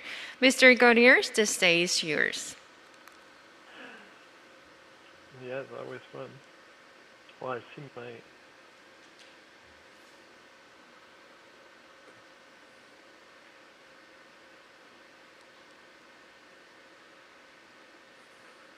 I'm sorry, I'm just catching up on a bunch of stuff I... Mr. Gaudier, the stage is yours. But I'm with you as soon as they give us the beep. I saw myself on the big screen on stage, so now I'm getting worried that we're on. Well, I better. See, I'm on the big screen. Hi, Gaudier.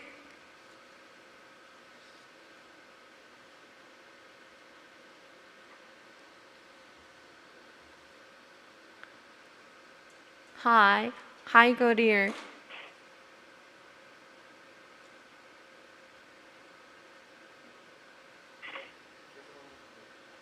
Mr. Gaudier, the stage is yours. Please go on to the presentation.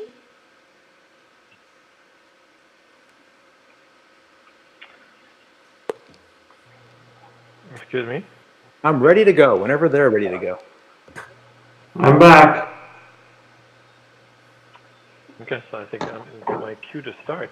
Well, so thank you everyone. I'm really pleased to be joining you virtually from San Francisco to really talk about what passions me is how do we create scale-ups, how do we create more jobs and economic growth all over the world.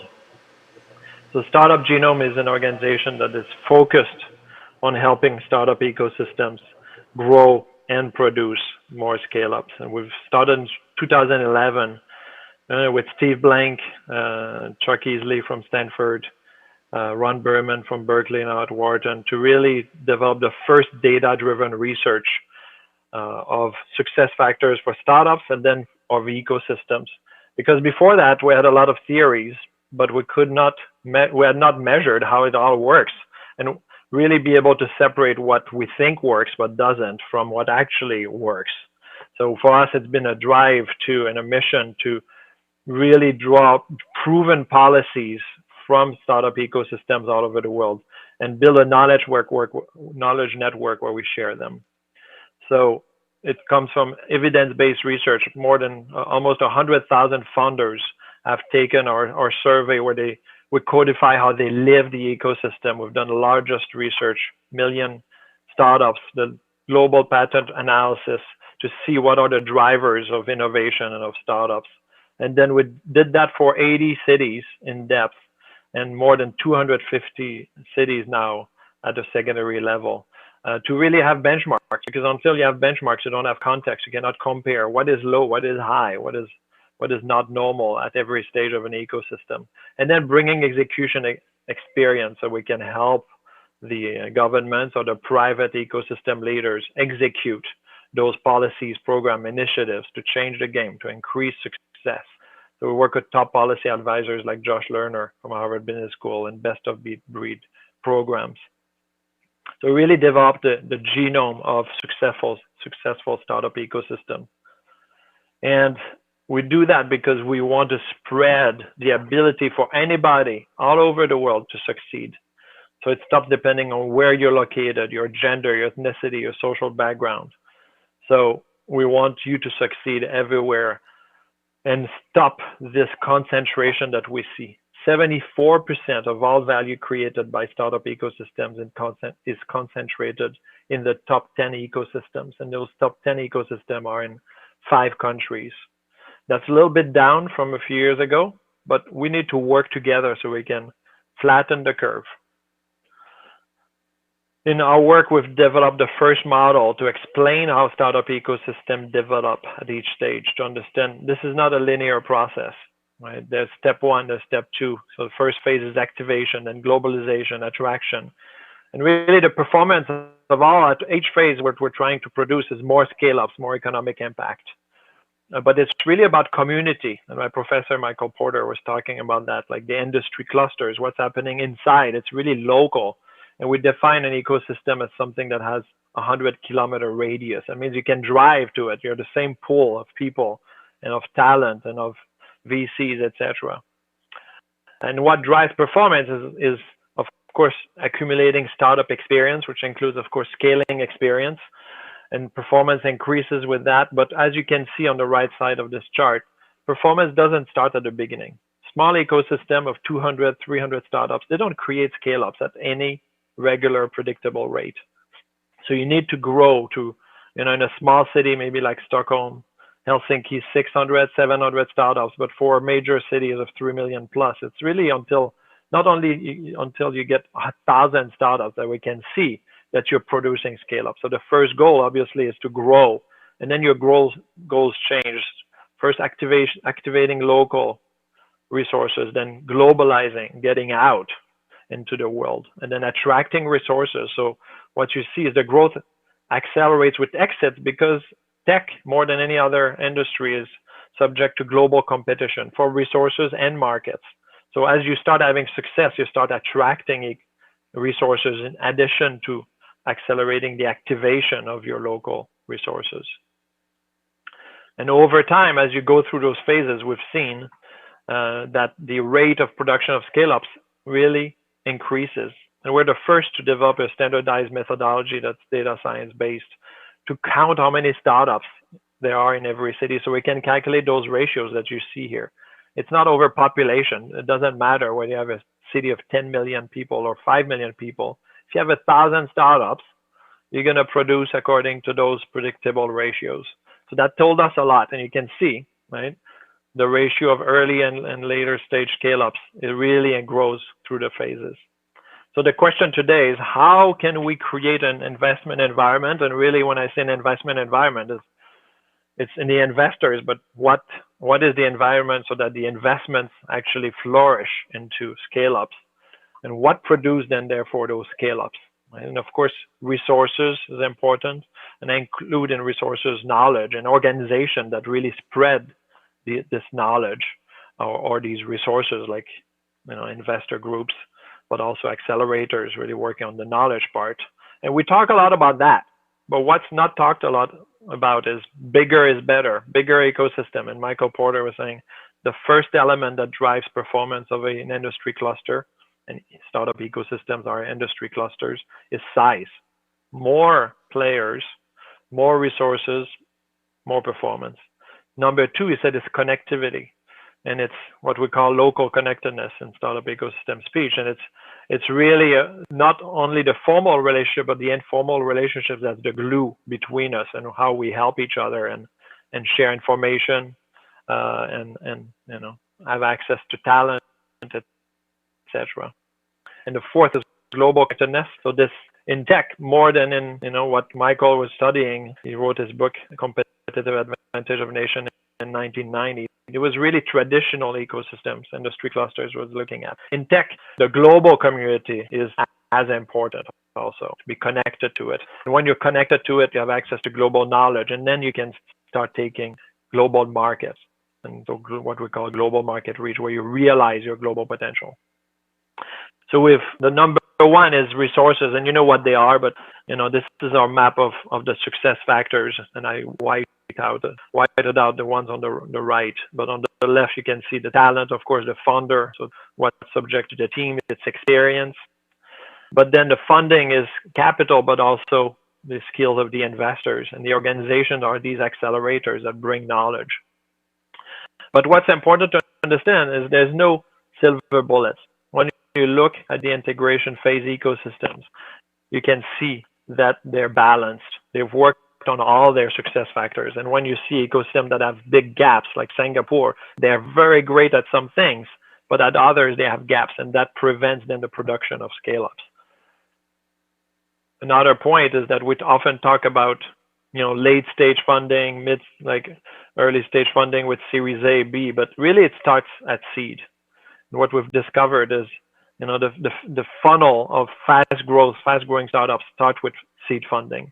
When you look here, you see that the percentage of seed-funded startups is extremely highly correlated with the percentage of exits. So that's the beginning of the funnel, and we often forget to start developing funding, the angel groups, the angel investors, the early stage, the seed capital. So resources start very early. Number two, as I said, size matters. So you can see here the exit value on the y-axis and the number of startups, very simple metric of size on the x-axis. And you can see the exponential power of having more startups creating exponentially more exits. Number three is local connectedness. So what we've developed is a way to measure the community. We talk a lot about the culture, but what we wanted to measure is, can we measure how culture actually happens, how it actually acts to help each other? And we have very simple questions like, how many hours did a founder help you in the last 2 weeks? How many hours did an investor that did not invest help you? How many people can you call on for help? You have a quality relationship with. And when we did that with 5,000 startups, having their sales numbers, their number of customers, their growth rate, we realized that those that were more connected and worked in an ecosystem that was helping each other more saw their revenues grow 2 times faster. So that's where the power of me as a founder, developing community around me, helping others so that they help me, so we learn from each other, helping them hire, helping them have access to investors so that they also do it in the future.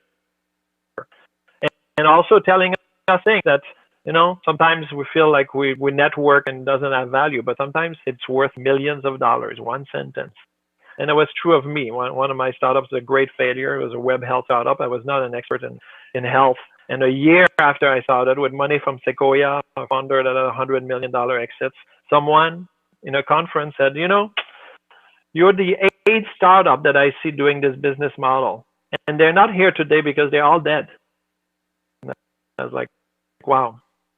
If I'd been connected, someone would have told me that a year ago, I wouldn't have started that startup, or I've done things differently. So, yeah, networking, it seems like it's not immediately sometimes useful, but it's worth millions, and it's going to really drive the growth of your startups. And when we all do this together, now suddenly the whole ecosystem lifts stuff. So what we do together is more important than what we do alone. And I always bring back Zuckerberg, right? If Zuckerberg had been in Lagos, he would not have been able to develop Facebook. There's no chance in hell. Less than 1% maybe, right? So Silicon Valley developed Facebook. Zuckerberg is important, but it's the skills, the engineers, the growth hackers around him, the investors around him with a lot of expertise that made Facebook possible, because Silicon Valley is a strong ecosystem where we help each other. There's a lot of resources. So very important to know that. The fourth factor is the bigger we, is this group.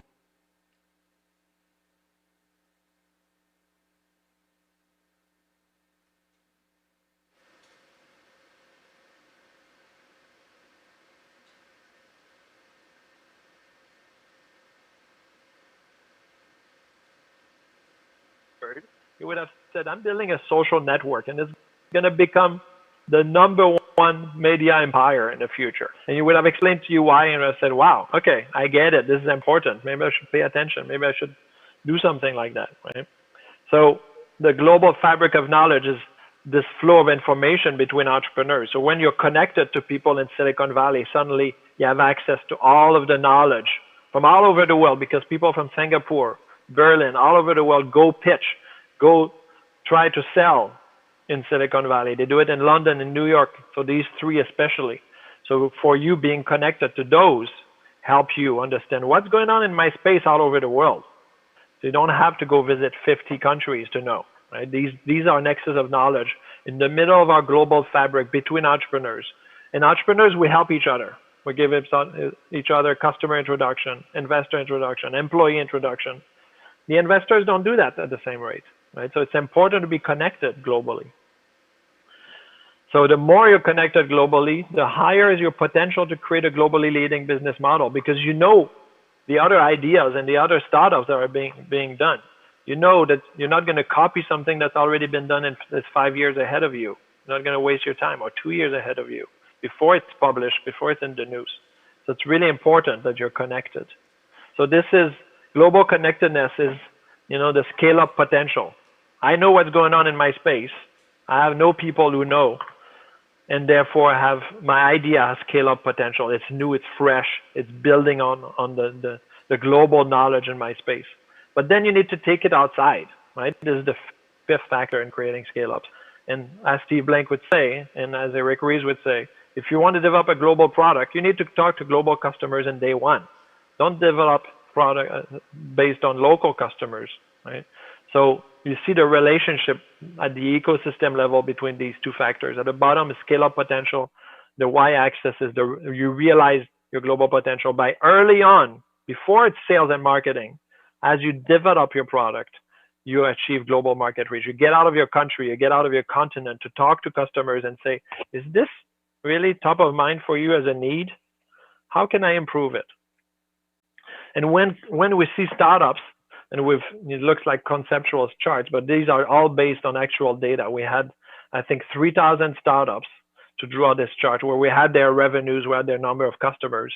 And we saw that those startups where the founders were more connected and went outside of their country right away, with having more than 50% of foreign customers early on in year 1, year 2, they were growing 2 times faster, their revenues, actually 2.1 times faster. So global connectedness enables global market reach, but you need to take action and do it. And when you do it, you grow a lot faster. You know your competition, you know the market needs all over the world, and you can attack the global markets. So finally, you know, let's go back to, I've talked about creation of scale-ups, right? 50 million worth 100 million, but now we're talking about how do you create billion-dollar corporations, you know? And for us, it's about creation of global category leaders. We're trying to stop using this word unicorns, a little bit of a hype word, but how do you create leaders? Well, first, you know, a lot of countries, a lot of cities have created unicorns. More than 80 now, cities by now have created at least one unicorn. The problem is 74% of them were created in the US or China. So again, you know, it's not spread out. And again, going back to the global category leaders, you know, it's not about creating a startup that's theoretically valued $1 billion. It's about creating a leader where you have a new business model and you seize global market leadership, like Mark's going to talk about with Netflix here, and reach $100 billion in market value, creating tens of thousands of jobs. That's really what we want as founders, is what we want as societies also. And when we look at the global startup revolution, it's created global category leaders more than any other industries in the past. 5 out of the 10 largest corporations were created by what I call startup ecosystem, people helping each other around accelerators, investors, mentors, angels. And it's not true of Microsoft and Apple, so I don't count them. They're tech, right? But they were not created in the advent of the internet and the global startup ecosystems.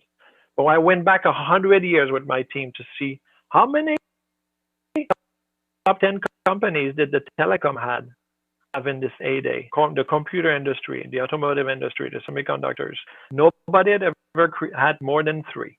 So we're changing the world. It's never going to be the same. The startup ecosystem are the ones, the engine that creates those leaders. And now the question is, how do you create those global leaders? So when I talk about billion-dollar clubs, it's billion-dollar exits, IPOs, or M&A, and unicorns. So casting the net a little bit broader. And Stockholm was the impressive ecosystem the last few years. And we're wondering in 2017, what do they do? Because they rival Silicon Valley in their rate of production of billion-dollar startups per 1,000 startups, right? It's a ratio. And we're wondering, some people are like, maybe it's their design. They have great design skills. And I'm like, not sure that design skills can explain it, you know. And when we looked closer, we realized that they were very connected. And they were connected because their founders travel. They jump in a plane 2 or 3 times a year to go to London, New York, Silicon Valley, Singapore, to learn what was going on, develop relationships, understand their space, and take leadership. And then they started selling outside, not only of their country, but outside their continent at a rate that rivals Silicon Valley startups. So connected and global market reach early from the onset. That's very important. When we look at Singapore, that's created only $2 billion clubs from local founders, right? They attract billion-dollar and fast-growing startups from other cities, but are they able to create them from the onset? And you can see that Singapore startups and the accelerators are telling their startups, you know, we're looking at the left, the study that we did of accelerators and how the accelerated startups compare to the non-accelerated startups. And you can see that the accelerated startups in Singapore, unlike any other cities, go global less because they're told, stay in Southeast Asia. And if you focus on Southeast Asia, you don't create global category leaders. You see, there's the percentage of startups that say, I'm going global right away, much smaller than Tel Aviv, Austin, Berlin, London. So this is the key ingredient. You need to get out. You need to start early. You know, if you focus on a national market to develop your product, you're developing a national product, not a global category leader. Looking at Tel Aviv, right, which is amazing at creating early scale-ups, but have not been able to create billion-dollar companies, like a very small ratio of billion-dollar clubs, right? Is the opposite for them. They didn't have a lot of scaling skills. And Stockholm did it because they were a small city with a lot of global family businesses. So they had the scaling skills, the global market reach skills around them in a small city of, you know, less than 2 million people. So that really transferred to the tech ecosystem. For Tel Aviv, they didn't have that, so they have to develop it or attract it, and it's very difficult. London had it, but they still felt the need to develop, you know, what is now the best scale-up peer mentorship program in the world, Future 50, to teach each other, how do you scale a big business? In Silicon Valley, you know, people go from company to company. I know the number 2 of growth at Google, who now left, you know, a couple of years ago to do it at Square, right? It's these few people that build a company and grew a company from 100 employees to 5,000 employees in 2 or 3 years. Incredible. So Tel Aviv now has created a growth forum to support peer learning among their startups. So that peer mentorship, the scaling skill is very important if you're going to go from creating $100 million startups to telling your founder, don't sell out. Hire those C-level executives that know how to take you 10x, 100x bigger. And let's keep doing it. Let's keep at it. Thank you very much. Thank you very much, Mr. J.F. Godier. Please give him a big round of applause. Internet access was unstable when we started the lecture. Sorry for that. We'll now move on to panel discussion in the same format as the previous discussion. Let us invite Mr. Mark Randorf, the co-founder and the first CEO of Netflix, Mr. Jan Gosland, the president of Creative Valley, Mr. Dan Herman, the co-founder of MyJupiter Incorporation, and once again, Mr. J.F. Godier, the founder and CEO of Startup Genome, who just finished delivering his lecture. Mr. Herman and Mr. Godier will be joining us online.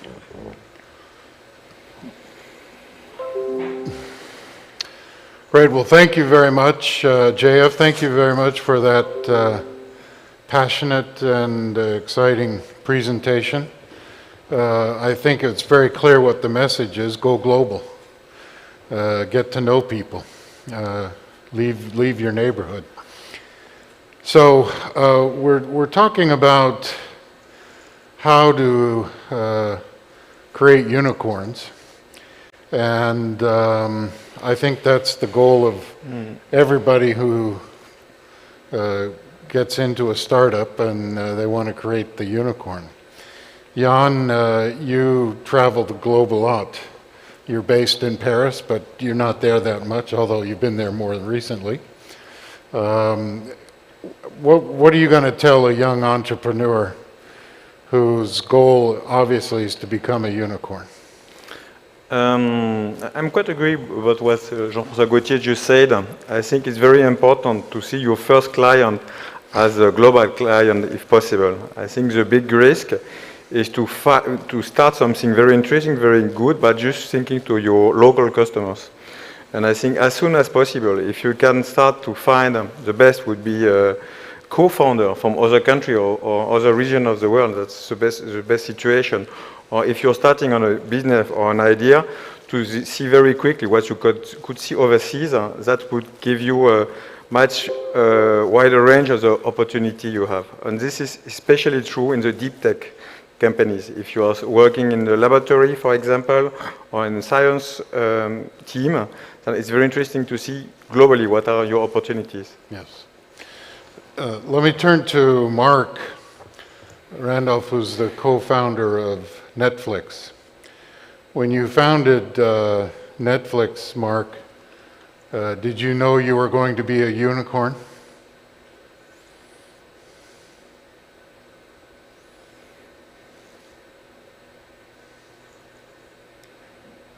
Can you hear us, Mark?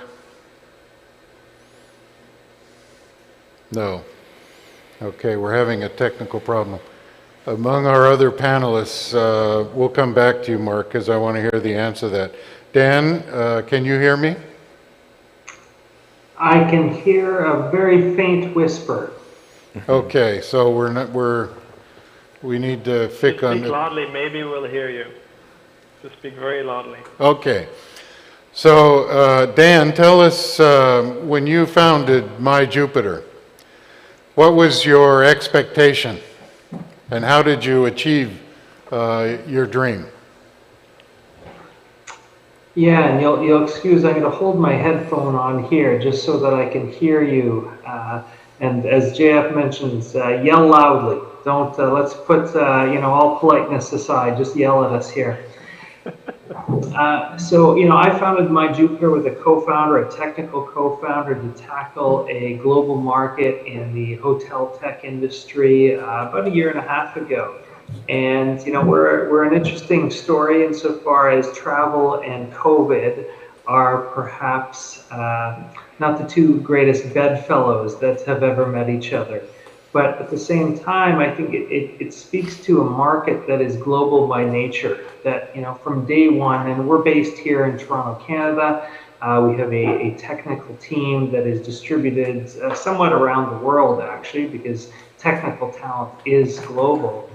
But very, very much we looked at a market that was global, and actually, we've had ongoing conversations in South Korea. We've had ongoing conversations across Asia, across Europe, because Canada is a country of 37 million people, and so however you cut it, it is too small of a market to build a going concern. And so from day one, you have to build a company like this by thinking about companies or thinking about economies and thinking about clients who sit outside of our borders. My co-founder and I are very fortunate in the respect that we've grown up, we've developed our skill set over the years in other countries. But I think you go back to Jeff's point on global market reach. This is a skill set, and this is an attribute that is exceptionally important when you build a company that you want to scale. Because, Jeff mentioned 74% of unicorns are born in the US or China. You know, you're lucky if you're there and you can serve those markets. Everyone else, and that's the vast majority, has to figure out how do you sell there or how do you sell somewhere else. And that comes from not just having the greatest technology, because there are good technologies everywhere. There are good technologies in places we would never expect there to be good technologies, nor to have the attributes to build good technologies. But to make them win in other markets, you need to have an empathy for the customer that resides there, and that only comes from an experience and from an ability to understand the customer needs in those markets. Great. Thank you, Dan. I'm going to turn back to Mark. Can you hear me? So yes, with the same caveat. Okay, so I'll shout as loud as I can. Pardon my guess here. Mark, when you founded Netflix, I'm sure it was your intention to become a unicorn, but did it surprise you when it happened? Well, first, to dispel that myth is it would have been crazy if I had dreamed of that company being a unicorn. That idea was so outlandish that the thought that it could ever achieve the success it did, you would have had me committed if I had made that promise. I mean, of course, you know, when you're trying to convince investors, when you're trying to convince employees, when you're trying to convince your parents, you certainly spin the story of just imagine how, when every single person, but even I could not see where Netflix went. But I think that's part of the nature of a startup, is you can't see that far in the future because you're always stacking one crazy idea on top of another. You know, at the time when we started, I mean, it certainly is not known internationally, but originally in the United States, we were just a company that mailed DVDs to people. It was video rental by mail. And making a leap from that to somehow we'd be producing our own television shows and doing our own movies, pretty remarkable. But to answer the question directly, I am astounded as to the success Netflix has seen. Great. You have become a global company. You're in many, many markets. We know you're selling to countries across the globe, but you've had to modify your product to meet the global market. So while you're global, your product is very local. How have you managed to adjust to the local requirements on a global basis? So the first thing is I no longer work for Netflix, so anyway, my comments are not necessarily from the inside. One thing I do know is even though at the beginning we were a DVD by mail company, we knew that that was not a long-term sustainable business. We knew that eventually movies and television would be delivered digitally. And so we immediately, even from the very beginning, decided that we had to be agnostic to delivery methods, agnostic to specific markets. We had to build the company with the premise that this was all about helping people find good stories. And we were very data-driven. And it quickly became apparent once Netflix did begin entering international markets that it certainly wasn't going to work to force feed content which was developed largely for North Americans in Hollywood. That if we really were going to scale beyond just being a US company with occasional roots elsewhere, we had to go native, so to speak, which meant developing titles and stories that appealed to local taste, that we had to use local talent, both on the screen and behind the camera, that we had to spend a tremendous amount of time, effort, and resources on things like dubbing to try and make that actually feel like the story was transparent. But at its heart, it's not necessarily about this overemphasis on how do we do it in one country or the other. We try to create good stories, and it's remarkable how we all, as a global community, resonate to very, very similar themes. Thank you, Mark. So JF, your recommendation to a startup is to go out of your country immediately, go find customers outside. How how would you recommend a young 20, 22, 23-year-old person who's perhaps not traveled much globally? How do you start building connections outside of your own country? Yeah, and I was going to say, like, if you're talking about going out there to start selling, right, this is not step one. So before that is about, as you said, developing connections. And, you know, pre-COVID, it was a lot easier. You would just show up at Web Summit or at one of those large conferences and go connect with other entrepreneurs, right? Develop your network of people who can bring you knowledge and really develop affinity so that they can help you as you further your business later. So this was the first step, right? Traveling yourself. And Stockholm founders were like that. The Israeli founders, they travel a lot to the top ecosystem to go talk to investors, customers, experts before they even start coding. So it's not a story of sales and marketing, right? Even global market reach is not about traveling and trying to sell. It's about picking up the phone also and organizing discussions, right? I have a friend in Silicon Valley. Can you introduce me to 3 people in this industry so I can talk to them, maybe get a referral to someone who's closer to my customer and start asking them questions about their problems. You don't have to travel yet. But if you have this network outside of your country, it's much easier to find those customers to talk to first before I start coding, and then talking to them on my concept and putting the product in front of them. So that's really step one. In the year of COVID, now it's even a little bit easier to develop those relationships because everybody's ready to meet online. It was not true 6, 7 months ago, right? I didn't want to do meetings, and a lot of my clients didn't want to do meetings, first meeting online. They said, let's meet first. You travel to Seoul, we'll meet, and you'll meet with the senior leader. But the senior leader is not taking a Zoom call, right? Yeah. Too dangerous, don't know you yet. Right? So now people are connecting and the physical barriers have been exploded. So as an entrepreneur, take advantage of that. Right? There are now global conferences like Collision in Toronto was completely online. That means now you can connect with people from all over the world attending Collision without leaving. Much cheaper, much faster. You don't have the chance to go drink with them, so maybe your informal relationship is not as durable, but it starts it. And of course, it's about these informal relationships. So after that, you need to continue, call them, talk to them, help them out. So that's the path. Yeah. Are we allowed to argue with each other here? Please. Well, so I will jump in. I think there's certainly, listen, it's very hard to argue with data, so it's unfair fight here. But I think there's certainly a correct point at which you go international. I would agree, perhaps if you're looking to scale to be a billion-dollar company, it's inevitable that you need to have international markets. That certainly helps to build that in from the beginning.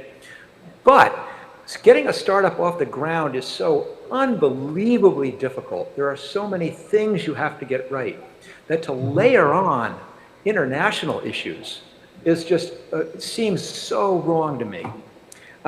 The clever product design, the clever building your organization is saying, I know that sometime in the near future, I'm going to have to. So as I'm making trade-offs, yes, I'm going to build the one which eventually will allow me to do this. But at the beginning, you've got to be all in to just the core questions about making your product or your service successful. I mean, and with apologies to Dan, we used to have something at Netflix we called the Canada Principle, which basically was a reminder to each other, do not think that entering Canada is this easy, low-hanging fruit, which will instantly bump your market 10%. There's tremendous amounts of hidden traps. When Netflix had competitors springing up in the UK, the temptation was overwhelming to want to enter and fight those battles. And we had to say, stick to your knitting, get the basics right. There will be a time. Yeah, good advice, Yeah, Mark. I think this is a good point, Mark. And also, like the question today is about the creation of unicorns. So I'm letting behind, right, the great businesses like Grab, Taxi in Malaysia that totally copied Uber, but broke the barriers that Uber cannot enter Malaysia because the taxi drivers didn't have a credit card.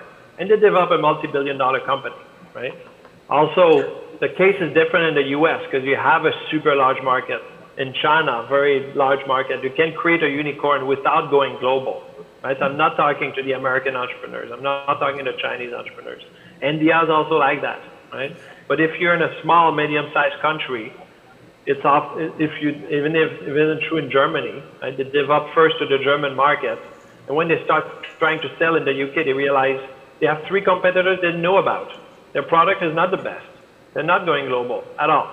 They're staying in Germany for a couple of years. Their growth rate stalls, and they don't grow anymore. Right? And that's what happened to the competitor of LinkedIn in Germany. They were 5 years ahead. They were profitable. They were big, but they didn't go out of Germany for the first 5 years. During that time, LinkedIn developed and wiped them out a few years later. Yeah. It's a really good point. And you're totally right about the billionaire part. I just want to make the case that you cannot be a billion-dollar company unless you're first a $100 million company. You can't be a $100 million company unless you're first a $10 million company. You can't be a 10 unless you're first a 1. And I just want to make sure we kind of are following that trajectory, no matter what country you're in. Yeah, good point. But so I think talking to customers, right? It's not. That's why I emphasize it's not about sales and marketing, but understand the customer needs a little bit broader than just your country. You're that doesn't cost you much. Pick up the phone, right, and completely right. Absolutely, and then you discover your competitors, because it's not about just customer needs, but how do you meet them given your competitive landscape? And unless you call outside of your country, you're not going to find out. Yeah. So when you said go ahead, you were telling the story about how you don't find out about other people who've tried this before unless you do that networking. Dead on. And that's when you develop a product, you think that your product is the best in the world.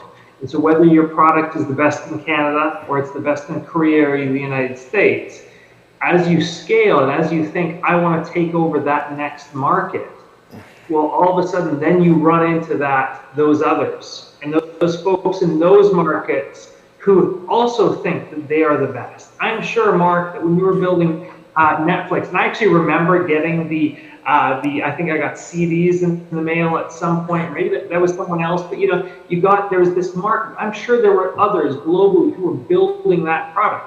I know today that there are others just like MyJupiter building hotel for rewards incentives for hotel software all around the place. And the question is, who can build a base and a foundation today in one market and use that to scaffold to the next? You only get to scaffold if you have the base and you think about how to get to the next. And that's where I think as we think about this situation in South Korea and in Seoul, these companies who have, you get a market of 10 million people in Seoul, that's great. But you want to be a unicorn, you have to figure out how to sell into anywhere, choose your market. But there's a whole bunch of other people who are thinking. And then you get back to that, I think the central point of JF's thesis, which evidently I agree with, which is how do you build that understanding, right? And how, when you're ready, so if I borrow from you, Mark, when you're ready, how do you actually build that understanding of a market that will allow you to get there before someone else gets there? And today, I think, and I certainly have the viewpoint that the skills around technology development, the skills around company growth are democratized globally. That I go to Addis Ababa and I meet AI engineers who can beat what folks in my office can do. And you go around the world, that skill set gets democratized. All of a sudden, how you build it, how fast you build it, and where you're aiming becomes very important, and the sequencing of it. So, Jan, jump in. Yeah, just one of the point I think is, question is how you get in contact, but before that is how you get the information. And that's why I think the future is for very diverse teams. I think when at the starting point, you know what's happening in China, or you know what's happening in Korea, or you know what's happening in Europe, that makes things easier because you have the idea to know that things are possible.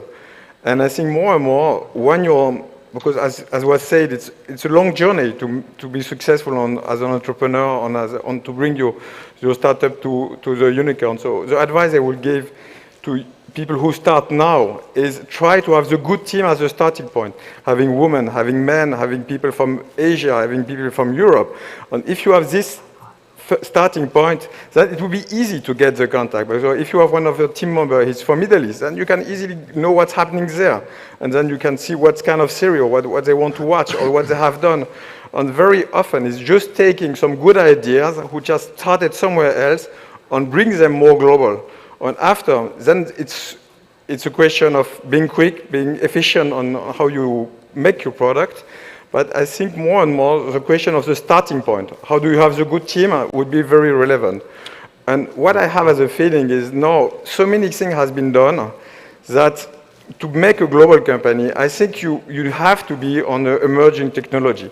So as much as possible, you should see at KAIST, for example, in Korea or in Polytechnic in France, what is happening on mathematics field, on algorithm field, so that you can bring or use the last blockchain solution and make something new of it.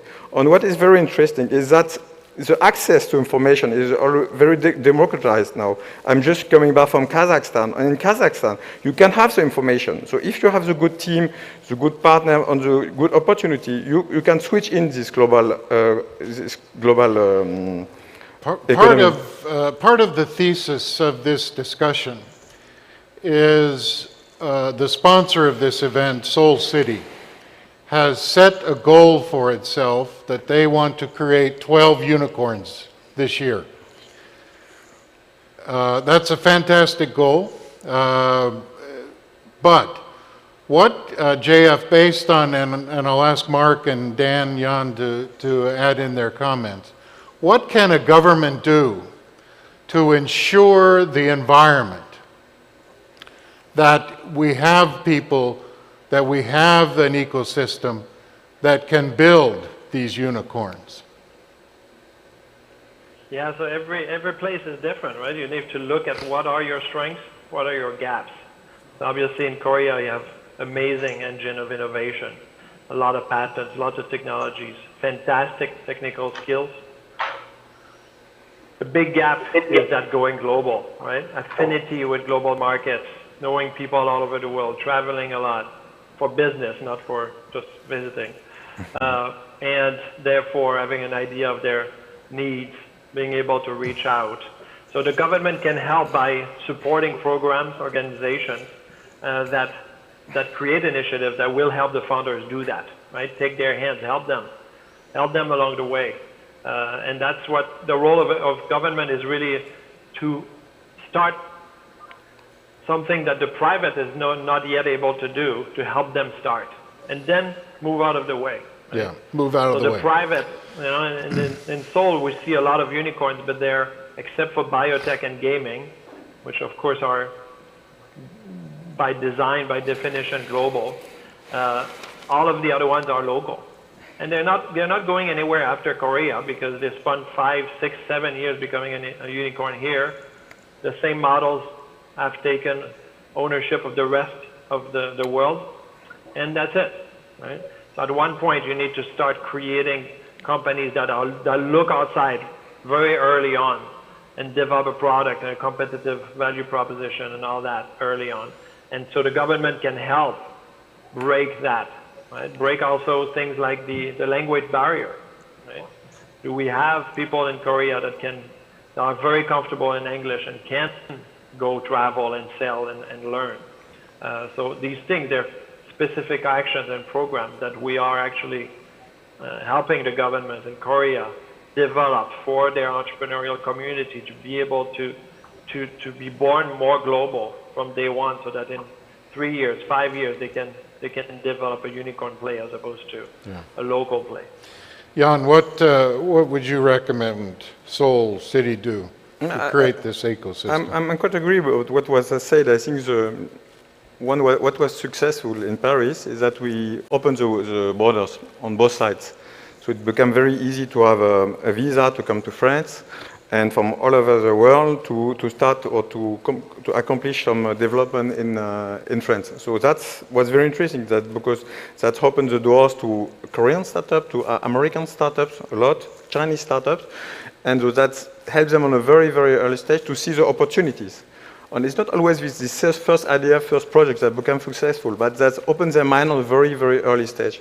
And what we try to do now in Korea is to give in the university as early as possible this access to see what is possible. The language problem is a big issue, but next to that, I think as soon as possible, if they can see what's happening in Germany, what's happening in France, what's happening in the US or in Singapore, that will help them to see what is the real potential on what is of their idea, of their innovation, or their technological topics they're working on.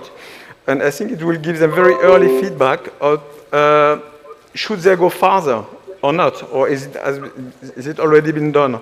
And I think this is very important. So let talents get to Korea, or let Korean talents to, as early as possible, have exposure to mentoring, to programs, to business opportunity, and also a joint investment. I think it's very important that we develop the venture industry in Korea, but this venture industry need to have more partnership with international one. What's happening in France, what's happening in the US. In France, between 2013 and 2017, the venture industry increased by 4. So it's 4 times bigger. So we have much more very early stage startups. So mechanically, we will have more unicorns, and I think that's what should happen in Korea, because the two countries are very similar by their industry. We are this very old, strong company which are already global, but we needed the governmental support to have this new generation entrepreneur.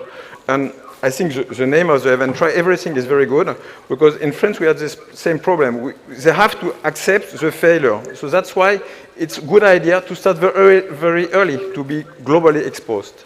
So Dan, in Toronto, it's not a big city, as you said.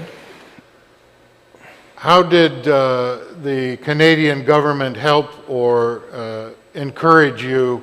What did they do that made your life easier?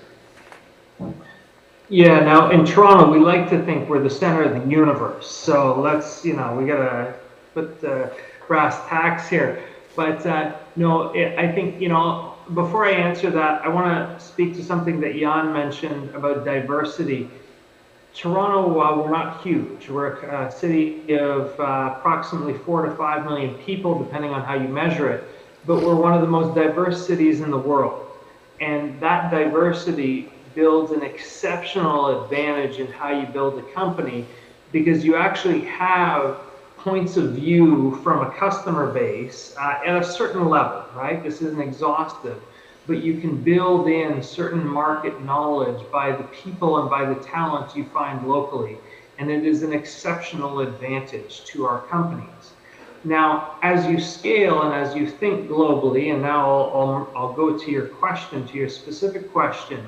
Our government in 2016, and I put the caveat at the time, I happened to work for the Government of Canada and for our Department of Innovation, but we instituted a policy called the Global Skills Strategy, which was designed to allow executive talent and high skill scientific and innovation talent from around the world to come to Canada easily.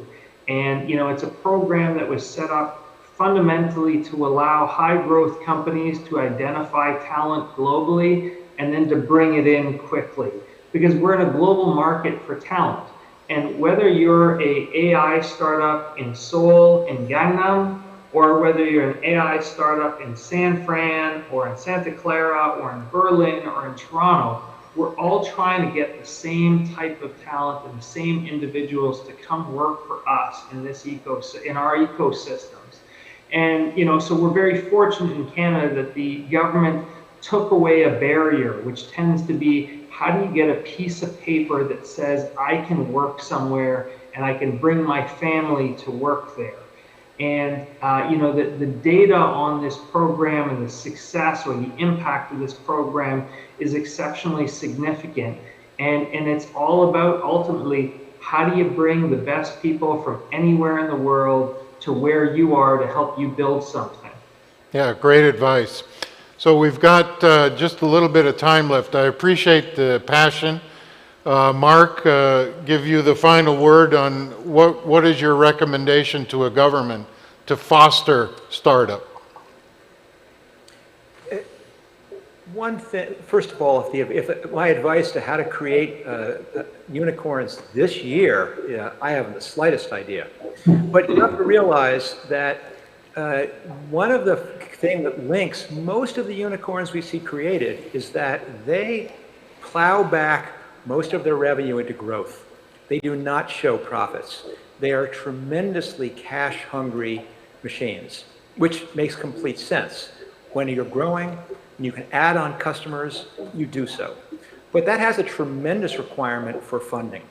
And one of the places that a startup ecosystem can go to for money is the government. Certainly in some of the established communities, there's already a tremendous ecosystem for funding. Where that doesn't exist, someone needs to step in. But they have to realize they're doing it on similar terms to how a venture capitalist does it, which is with the clear understanding that they're not going to have a 100% hit rate. That when they say, we want you to take risks, we want you to grow and be successful, that they have to take risks. And there was a classic failure here in the United States where we were trying to encourage investment in solar energy, in alternative energy sources. Made large investments as a company in a handful of companies which could do that, and then the investments didn't go anyplace, and received withering criticism for it. And if you want to encourage companies to take risks, the government has to say, we understand, we support that. Yeah, that takes a lot of political will. Well, we're out of time, gentlemen. Jan, thank you. JF, thank you very much. Dan, and Mark, thank you so much for participating with us. This has been passionate and interesting. I've enjoyed it. Sorry we've had the hearing problem. But thank you so much for participating with us, and great to be with you all. And I think all of the people who are watching online today now consider you part of their network. So if you start getting emails, be patient with us and be sure to answer back. Thank you very much. Definitely. Thank you. For your time. Thank you. Thank you. 감사합니다. Thank you. Mr. Johnson, for panelists, thank you for your words. This concludes the keynote lecture and theme lectures of Try Everything 2020. Try Everything 2020 is held as a contact-free, three-day event, and we kindly ask you to stay tuned. We have opened an official YouTube channel and live broadcasts. As many as 4 sessions will be aired simultaneously. Do double-check sessions you wish to participate in and gather useful information you need. Thank you for being with us this morning. Goodbye and see you soon.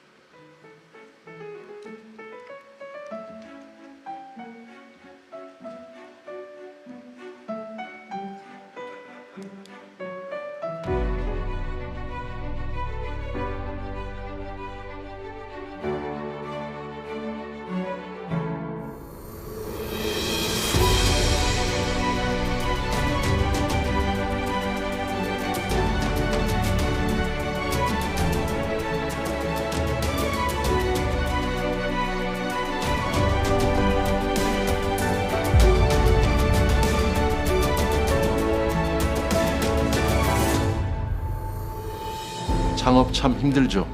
창업이란 게 아이디어만 가지고 할 수 있는 분야가 아니잖아요. 초기엔 막막했습니다. 막상 시작은 했는데 연구만 한다고 되는 게 아니구나 라는 생각이 들었죠. 영국에서 오래 근무를 하다 한국에 들어와서 스타트업들을 만나기 시작했을 때는 과연 한국의 스타트업들이 얼마나 발전했을까? 사실상 스타트업에게 선뜻 투자하기엔 굉장한 위험 부담이 따르죠. Typically, it's very difficult to just go out there and find VCs and find potential users to get feedback. 서울시가 창업 기업을 지원할 수 있는 방법은 무엇이 있을까? 서울시 창업 기업의 혁신 기술과 서비스가 글로벌 시장에서 인정받을 수 있도록 든든한 지원군이 되어주는 것. 그것이 서울시가 해야 할 역할이라고 생각했습니다. 제가 해외 VC에게 서울시 스타트업에 투자를 얘기할 땐 장점으로 이 얘기를 합니다. IT 인프라 기반의 높은 R&D 역량과 기술에 대한 특허 출원율을 가지고 있다고. 적극적인 투자로 AI, 블록체인, 생명과학 분야에서 많은 유니콘 기업들이 생겨났죠. 이런 부분이 현재 서울시 창업 생태계의 강점이 되었다고 생각합니다. 의료, 바이오 분야는 개발 기간이 길다 보니까 결국엔 자금과 연구 장비 부족 문제가 발목을 잡게 되더라고요. 예비 유니콘 레벨에 있는 기업들은 외국인 투자자 유치가 불가피한데 실제 외국인 투자자들이 많이 모이고 있고 그걸 유치하기 좋은 환경이라는 점이 가장 서울시의 장점이라고 생각합니다. 서울시는 서울시 자체 재원과 정부와 민간의 투자를 확대해서 투자 펀드를 조성하고 있습니다. 뿐만 아니라 충분한 보유 공간과 연구 장비 인프라를 갖춰서 창업 기업들은 연구에만 전념할 수 있도록 지원하고 있습니다. I'm aware that Seoul is focusing on fostering university students to be the next startup CEOs. 현재 서울시에서는 미래 유니콘 기업을 꿈꾸는 많은 대학생들을 위해서 34개 대학에서 캠퍼스 타운을 운영하고 있습니다. 현재 272개 창업팀들이 활동 중에 있는데요. 2020년 저희의 목표는 모두 600개의 창업팀이 글로벌 시장에 도전할 수 있는 환경을 만드는 것입니다. 서울시에서는 양재 AI 허브, 또 여의도 금융대학원에서 현장형 인재를 육성하고 있습니다. 이 밖에도 마포의 프론트원, 강남의 팁스타운 등 서울의 곳곳에서 다양한 창업 생태계가 조성되고 있습니다. 국내외 VC들이 서울시 창업 기업에 투자하고 싶어하는 이유는 예비 유니콘 27개 중 20개 기업이 서울에 위치해 있다는 점입니다. 뛰어난 인재와 인프라를 갖춘 유망 기업들이 서울에서 성장하고 있는 만큼 투자자들 입장에선 매력적인 투자라고 할 수 있죠. Seoul has been very helpful in two major ways. The first is helping us to be a very good test bed for our technology. And then secondly, the access to venture capital resources has been very helpful to our business. Through the network and through the events that Seoul has helped us and invited us to, we've been able to get in touch with those very important people much easier. That startups that benefited from this Seoul incubating program have attracted over 300 billion Korean won investments. Also, it has created over 4,000 jobs. 현재 서울시의 스타트업 입주 공간은 2019년 한 해에만 2만 4천 제곱미터가 늘어났습니다. 한 예로 서울 핀테크랩은 100개의 기업, 1,000명의 인원이 상주할 수 있게 되었습니다. 필요한 개발 및 사업 관련 인력들을 확충할 수 있었고 그들이 보다 체계적으로 교육을 받을 수 있는 기회들을 제공해 주셔서 개발 진행이 효율적으로 빠르게 진행되었기 때문에 좋은 성과를 낼 수 있었던 것 같습니다. 저희는 스타트업 아우터반에서 기술 역량을 인정받고 다임러 본사와 한국 최초로 MOU를 체결할 수 있었습니다. 이러한 대기업과의 협력을 통해 기술에 대한 경험을 쌓을 수 있었고 대기업인 벤츠에 저희의 개발 기술을 실용화할 수 있어서 좋은 기회를 잡았다고 생각합니다. A lot of unicorns based in Seoul are doing very well in the global market now, and I look forward to seeing more. 좋은 창업 생태계는 인재, 시장, 투자자 이렇게 세 가지 요소가 갖춰진 것을 이야기합니다. 서울시는 시장, 인재, 투자자 모두 갖춘 창업하기에 아주 좋은 도시입니다. I think like all startups, we want to become basically a unicorn company and to make a change in the world. And we think that Seoul is probably the best place to do that. 한국에서의 기술 개발을 기반으로 전 세계에 AI 기반의 금융 인프라를 제공하여 또 다른 금융 생태계가 만들어질 수 있도록 하는 것이 저희 목표입니다. 전 세계 사람들이 저희의 제품을 신뢰하고 구매할 수 있도록 좋은 제품을 만들겠습니다. 더 좋은 가치를 만드는 글로벌 기업이 되겠습니다. 창업하기 좋은 도시, 누구나 아이디어만 있으면 꿈을 향해 도전할 수 있는 도시. 이것이 서울시의 목표입니다.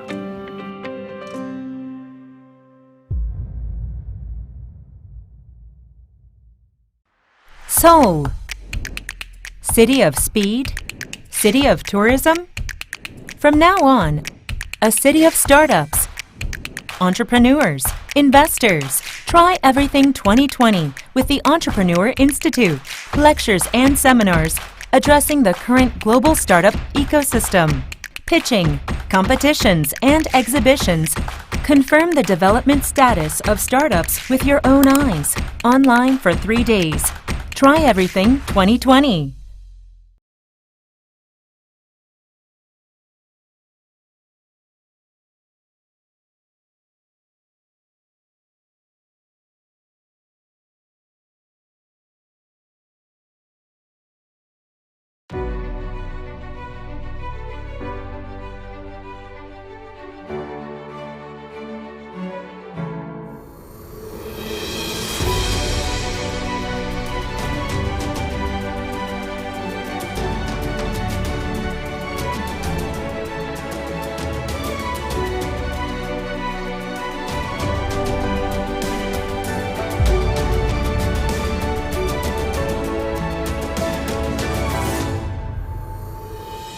창업 참 힘들죠.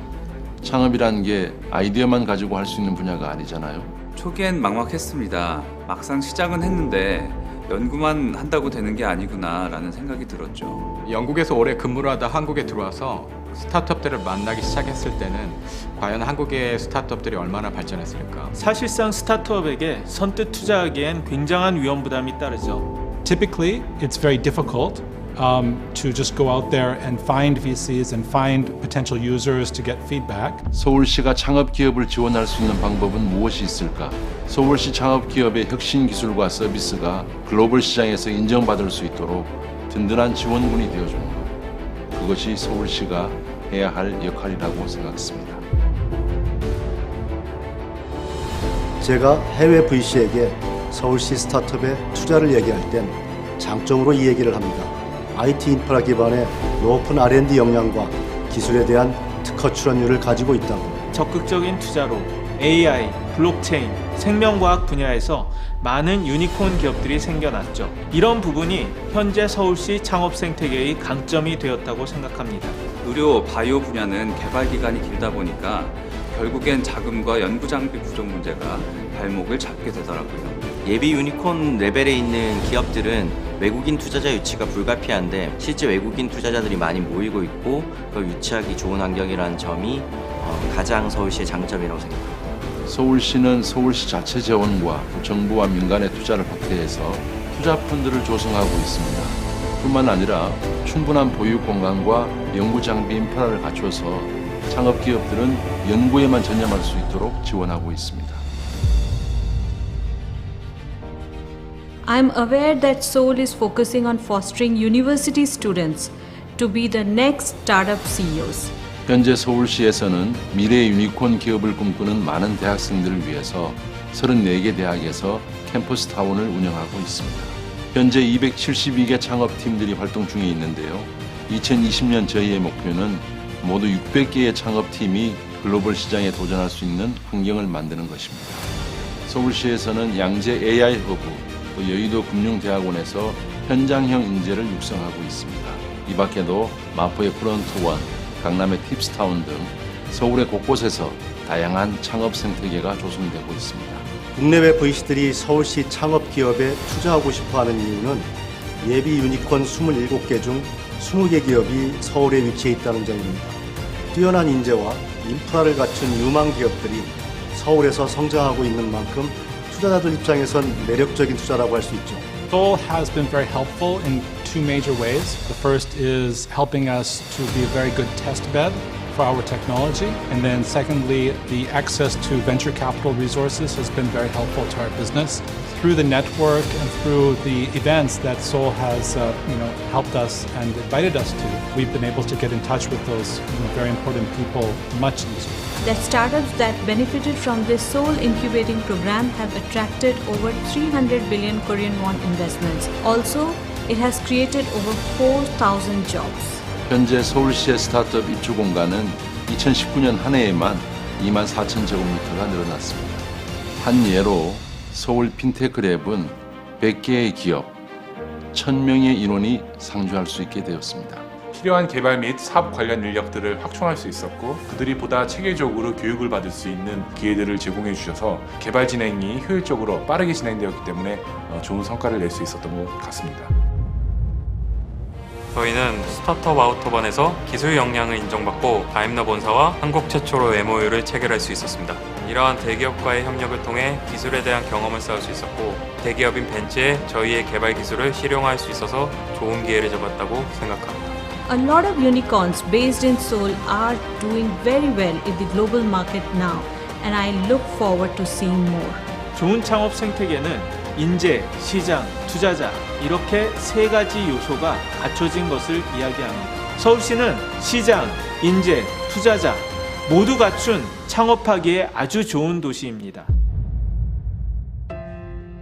I think like all startups, we want to become basically a unicorn company and to make a change in the world. And we think that Seoul is probably the best place to do that. 한국에서의 기술 개발을 기반으로 전 세계에 AI 기반의 금융 인프라를 제공하여 또 다른 금융 생태계가 만들어질 수 있도록 하는 것이 저희 목표입니다. 전 세계 사람들이 저희의 제품을 신뢰하고 구매할 수 있도록 좋은 제품을 만들겠습니다. 더 좋은 가치를 만드는 글로벌 기업이 되겠습니다. 창업하기 좋은 도시, 누구나 아이디어만 있으면 꿈을 향해 도전할 수 있는 도시. 이것이 서울시의 목표입니다.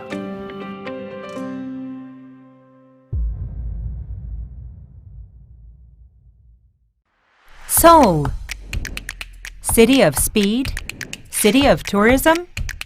From now on, a city of startups, entrepreneurs, investors. Try Everything 2020 with the Entrepreneur Institute.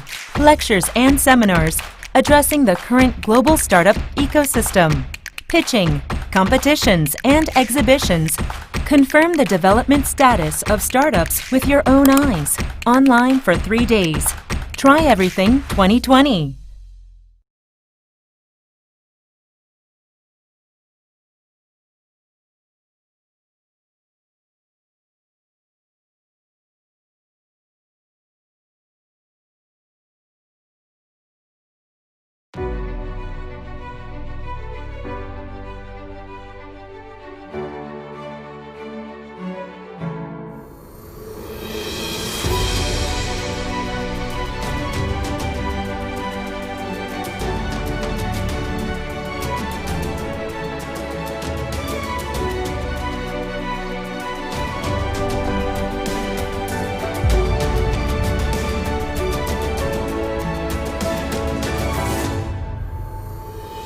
창업 참 힘들죠.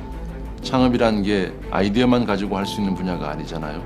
초기엔 막막했습니다. 막상 시작은 했는데 연구만 한다고 되는 게 아니구나 라는 생각이 들었죠. 영국에서 오래 근무를 하다 한국에 들어와서 스타트업들을 만나기 시작했을 때는 과연 한국의 스타트업들이 얼마나 발전했을까? 사실상 스타트업에게 선뜻 투자하기엔 굉장한 위험 부담이 따르죠. Typically, it's very difficult to just go out there and find VCs and find potential users to get feedback. 서울시가 창업 기업을 지원할 수 있는 방법은 무엇이 있을까? 서울시 창업 기업의 혁신 기술과 서비스가 글로벌 시장에서 인정받을 수 있도록 든든한 지원군이 되어주는 것. 그것이 서울시가 해야 할 역할이라고 생각했습니다. 제가 해외 VC에게 서울시 스타트업에 투자를 얘기할 땐 장점으로 이 얘기를 합니다. IT 인프라 기반의 높은 R&D 역량과 기술에 대한 특허 출원율을 가지고 있다고. 적극적인 투자로 AI, 블록체인, 생명과학 분야에서 많은 유니콘 기업들이 생겨났죠. 이런 부분이 현재 서울시 창업 생태계의 강점이 되었다고 생각합니다. 의료, 바이오 분야는 개발 기간이 길다 보니까 결국엔 자금과 연구 장비 부족 문제가 발목을 잡게 되더라고요. 예비 유니콘 레벨에 있는 기업들은 외국인 투자자 유치가 불가피한데 실제 외국인 투자자들이 많이 모이고 있고 그걸 유치하기 좋은 환경이라는 점이 가장 서울시의 장점이라고 생각합니다. 서울시는 서울시 자체 재원과 정부와 민간의 투자를 확대해서 투자펀드를 조성하고 있습니다. 뿐만 아니라 충분한 보유 공간과 연구 장비 인프라를 갖춰서 창업 기업들은 연구에만 전념할 수 있도록 지원하고 있습니다. I'm aware that Seoul is focusing on fostering university students to be the next startup CEOs.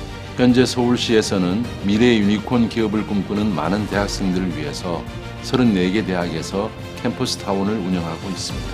현재 272개 창업팀들이 활동 중에 있는데요. 2020년 저희의 목표는 모두 600개의 창업팀이 글로벌 시장에 도전할 수 있는 환경을 만드는 것입니다. 서울시에서는 양재 AI 허브, 또 여의도 금융대학원에서 현장형 인재를 육성하고 있습니다. 이 밖에도 마포의 프론트원, 강남의 팁스타운 등 서울의 곳곳에서 다양한 창업 생태계가 조성되고 있습니다. 국내외 VC들이 서울시 창업 기업에 투자하고 싶어하는 이유는 예비 유니콘 27개 중 20개 기업이 서울에 위치해 있다는 점입니다. 뛰어난 인재와 인프라를 갖춘 유망 기업들이 서울에서 성장하고 있는 만큼 투자자들 입장에선 매력적인 투자라고 할 수 있죠. Seoul has been very helpful in two major ways. The first is helping us to be a very good test bed for our technology. And then secondly, the access to venture capital resources has been very helpful to our business. Through the network and through the events that Seoul has helped us and invited us to, we've been able to get in touch with those very important people much easier. That startups that benefited from this Seoul incubating program have attracted over 300 billion Korean won investments. Also, it has created over 4,000 jobs. 현재 서울시의 스타트업 입주 공간은 2019년 한 해에만 24,000제곱미터가 늘어났습니다. 한 예로 서울 핀테크 랩은 100개의 기업, 1,000명의 인원이 상주할 수 있게 되었습니다. 필요한 개발 및 사업 관련 인력들을 확충할 수 있었고 그들이 보다 체계적으로 교육을 받을 수 있는 기회들을 제공해 주셔서 개발 진행이 효율적으로 빠르게 진행되었기 때문에 좋은 성과를 낼 수 있었던 것 같습니다. 저희는 스타트업 아우터반에서 기술 역량을 인정받고 다임러 본사와 한국 최초로 MOU를 체결할 수 있었습니다. 이러한 대기업과의 협력을 통해 기술에 대한 경험을 쌓을 수 있었고 대기업인 벤츠에 저희의 개발 기술을 실용화할 수 있어서 좋은 기회를 잡았다고 생각합니다. A lot of unicorns based in Seoul are doing very well in the global market now, and I look forward to seeing more. 좋은 창업 생태계는 인재, 시장, 투자자 이렇게 세 가지 요소가 갖춰진 것을 이야기합니다. 서울시는 시장, 인재, 투자자 모두 갖춘 창업하기에 아주 좋은 도시입니다. I think like all startups, we want to become basically a unicorn company and to make a change in the world. And we think that Seoul is probably the best place to do that. 한국에서의 기술 개발을 기반으로 전 세계에 AI 기반의 금융 인프라를 제공하여 또 다른 금융 생태계가 만들어질 수 있도록 하는 것이 저희 목표입니다. 전 세계 사람들이 저희의 제품을 신뢰하고 구매할 수 있도록 좋은 제품을 만들겠습니다. 더 좋은 가치를 만드는 글로벌 기업이 되겠습니다. 창업하기 좋은 도시, 누구나 아이디어만 있으면 꿈을 향해 도전할 수 있는 도시. 이것이 서울시의 목표입니다.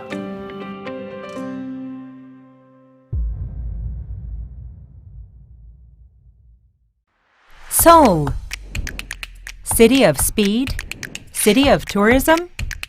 From now on, a city of startups, entrepreneurs, investors. Try Everything 2020 with the Entrepreneur Institute. Lectures and seminars addressing the current global startup ecosystem. Pitching, competitions, and exhibitions. Confirm the development status of startups with your own eyes. Online for 3 days. Try Everything 2020.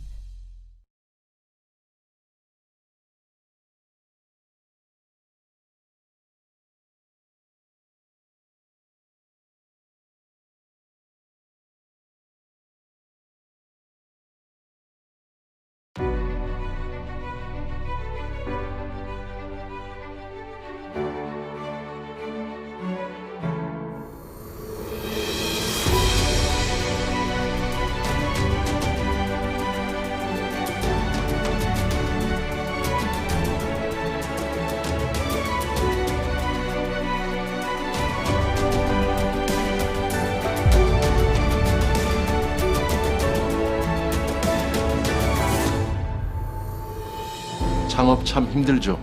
창업이란 게 아이디어만 가지고 할 수 있는 분야가 아니잖아요.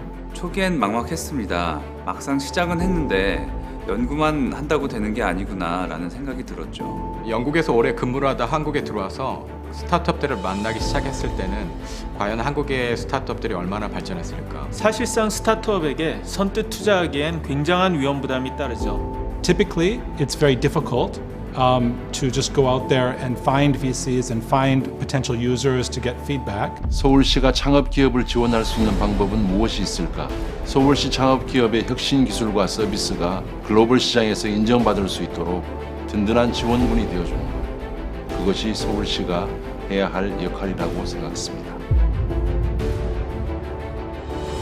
제가 해외 VC에게 서울시 스타트업에 투자를 얘기할 땐 장점으로 이 얘기를 합니다. IT 인프라 기반의 높은 R&D 역량과 기술에 대한 특허 출원율을 가지고 있다고. 적극적인 투자로 AI, 블록체인, 생명과학 분야에서 많은 유니콘 기업들이 생겨났죠. 이런 부분이 현재 서울시 창업 생태계의 강점이 되었다고 생각합니다. 의료, 바이오 분야는 개발 기간이 길다 보니까 결국엔 자금과 연구 장비 부족 문제가 발목을 잡게 되더라고요. 예비 유니콘 레벨에 있는 기업들은 외국인 투자자 유치가 불가피한데 실제 외국인 투자자들이 많이 모이고 있고 그걸 유치하기 좋은 환경이라는 점이 가장 서울시의 장점이라고 생각합니다. 서울시는 서울시 자체 재원과 정부와 민간의 투자를 확대해서 투자펀드를 조성하고 있습니다. 뿐만 아니라 충분한 보유 공간과 연구 장비 인프라를 갖춰서 창업기업들은 연구에만 전념할 수 있도록 지원하고 있습니다. I'm aware that Seoul is focusing on fostering university students to be the next startup CEOs. 현재 서울시에서는 미래의 유니콘 기업을 꿈꾸는 많은 대학생들을 위해서 34개 대학에서 캠퍼스 타운을 운영하고 있습니다. 현재 272개 창업팀들이 활동 중에 있는데요. 2020년 저희의 목표는 모두 600개의 창업팀이 글로벌 시장에 도전할 수 있는 환경을 만드는 것입니다. 서울시에서는 양재 AI 허브, 또 여의도 금융대학원에서 현장형 인재를 육성하고 있습니다. 이 밖에도 마포의 프론트원, 강남의 팁스타운 등 서울의 곳곳에서 다양한 창업 생태계가 조성되고 있습니다. 국내외 VC들이 서울시 창업 기업에 투자하고 싶어하는 이유는 예비 유니콘 27개 중 20개 기업이 서울에 위치해 있다는 점입니다. 뛰어난 인재와 인프라를 갖춘 유망 기업들이 서울에서 성장하고 있는 만큼 투자자들 입장에선 매력적인 투자라고 할 수 있죠. Seoul has been very helpful in two major ways. The first is helping us to be a very good test bed for our technology. And then secondly, the access to venture capital resources has been very helpful to our business. Through the network and through the events that Seoul has helped us and invited us to, we've been able to get in touch with those very important people much easier. That startups that benefited from this Seoul incubating program have attracted over 300 billion Korean won investments. Also, it has created over 4,000 jobs. 현재 서울시의 스타트업 입주 공간은 2019년 한 해에만 24,000제곱미터가 늘어났습니다. 한 예로 서울 핀테크랩은 100개의 기업, 1,000명의 인원이 상주할 수 있게 되었습니다. 필요한 개발 및 사업 관련 인력들을 확충할 수 있었고 그들이 보다 체계적으로 교육을 받을 수 있는 기회들을 제공해 주셔서 개발 진행이 효율적으로 빠르게 진행되었기 때문에 좋은 성과를 낼 수 있었던 것 같습니다. 저희는 스타트업 아우터반에서 기술 역량을 인정받고 다임러 본사와 한국 최초로 MOU를 체결할 수 있었습니다. 이러한 대기업과의 협력을 통해 기술에 대한 경험을 쌓을 수 있었고 대기업인 벤츠에 저희의 개발 기술을 실용화할 수 있어서 좋은 기회를 잡았다고 생각합니다. A lot of unicorns based in Seoul are doing very well in the global market now, and I look forward to seeing more. 좋은 창업 생태계는 인재, 시장, 투자자 이렇게 세 가지 요소가 갖춰진 것을 이야기합니다. 서울시는 시장, 인재, 투자자 모두 갖춘 창업하기에 아주 좋은 도시입니다. I think like all startups, we want to become basically a unicorn company and to make a change in the world. And we think that Seoul is probably the best place to do that. 한국에서의 기술 개발을 기반으로 전 세계에 AI 기반의 금융 인프라를 제공하여 또 다른 금융 생태계가 만들어질 수 있도록 하는 것이 저희 목표입니다. 전 세계 사람들이 저희의 제품을 신뢰하고 구매할 수 있도록 좋은 제품을 만들겠습니다. 더 좋은 가치를 만드는 글로벌 기업이 되겠습니다. 창업하기 좋은 도시, 누구나 아이디어만 있으면 꿈을 향해 도전할 수 있는 도시, 이것이 서울시의 목표입니다.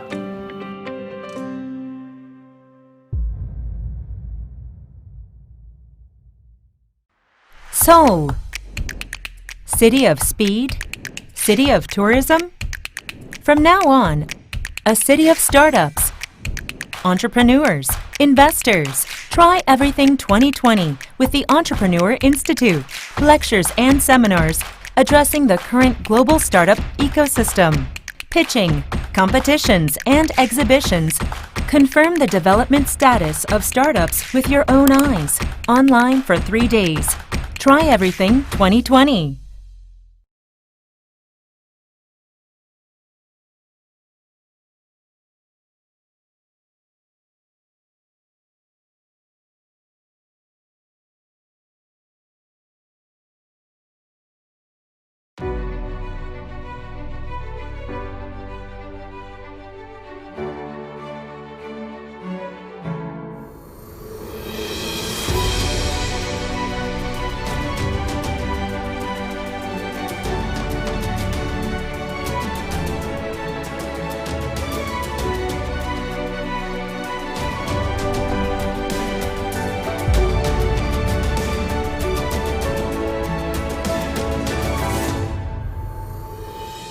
창업 참 힘들죠. 창업이란 게 아이디어만 가지고 할 수 있는 분야가 아니잖아요. 초기엔 막막했습니다. 막상 시작은 했는데 연구만 한다고 되는 게 아니구나 라는 생각이 들었죠. 영국에서 오래 근무를 하다 한국에 들어와서 스타트업들을 만나기 시작했을 때는 과연 한국의 스타트업들이 얼마나 발전했을까? 사실상 스타트업에게 선뜻 투자하기엔 굉장한 위험 부담이 따르죠. Typically, it's very difficult to just go out there and find VCs and find potential users to get feedback. 서울시가 창업 기업을 지원할 수 있는 방법은 무엇이 있을까? 서울시 창업 기업의 혁신 기술과 서비스가 글로벌 시장에서 인정받을 수 있도록 든든한 지원군이 되어주는 것. 그것이 서울시가 해야 할 역할이라고 생각했습니다. 제가 해외 VC에게 서울시 스타트업에 투자를 얘기할 땐 장점으로 이 얘기를 합니다. IT 인프라 기반의 높은 R&D 역량과 기술에 대한 특허 출원율을 가지고 있다고. 적극적인 투자로 AI, 블록체인, 생명과학 분야에서 많은 유니콘 기업들이 생겨났죠. 이런 부분이 현재 서울시 창업 생태계의 강점이 되었다고 생각합니다. 의료, 바이오 분야는 개발 기간이 길다 보니까 결국엔 자금과 연구 장비 부족 문제가 발목을 잡게 되더라고요. 예비 유니콘 레벨에 있는 기업들은 외국인 투자자 유치가 불가피한데 실제 외국인 투자자들이 많이 모이고 있고 그걸 유치하기 좋은 환경이라는 점이 가장 서울시의 장점이라고 생각합니다. 서울시는 서울시 자체 재원과 정부와 민간의 투자를 확대해서 투자 펀드를 조성하고 있습니다. 뿐만 아니라 충분한 보유 공간과 연구 장비 인프라를 갖춰서 창업 기업들은 연구에만 전념할 수 있도록 지원하고 있습니다. I'm aware that Seoul is focusing on fostering university students to be the next startup CEOs. 현재 서울시에서는 미래 유니콘 기업을 꿈꾸는 많은 대학생들을 위해서 34개 대학에서 캠퍼스 타운을 운영하고 있습니다. 현재 272개 창업팀들이 활동 중에 있는데요. 2020년 저희의 목표는 모두 600개의 창업팀이 글로벌 시장에 도전할 수 있는 환경을 만드는 것입니다. 서울시에서는 양재 AI 허브, 또 여의도 금융대학원에서 현장형 인재를 육성하고 있습니다. 이 밖에도 마포의 프론트원, 강남의 팁스타운 등 서울의 곳곳에서 다양한 창업 생태계가 조성되고 있습니다. 국내외 VC들이 서울시 창업 기업에 투자하고 싶어하는 이유는 예비 유니콘 27개 중 20개 기업이 서울에 위치해 있다는 점입니다. 뛰어난 인재와 인프라를 갖춘 유망 기업들이 서울에서 성장하고 있는 만큼 투자자들 입장에선 매력적인 투자라고 할 수 있죠. Seoul has been very helpful in two major ways. The first is helping us to be a very good test bed for our technology. And then secondly, the access to venture capital resources has been very helpful to our business.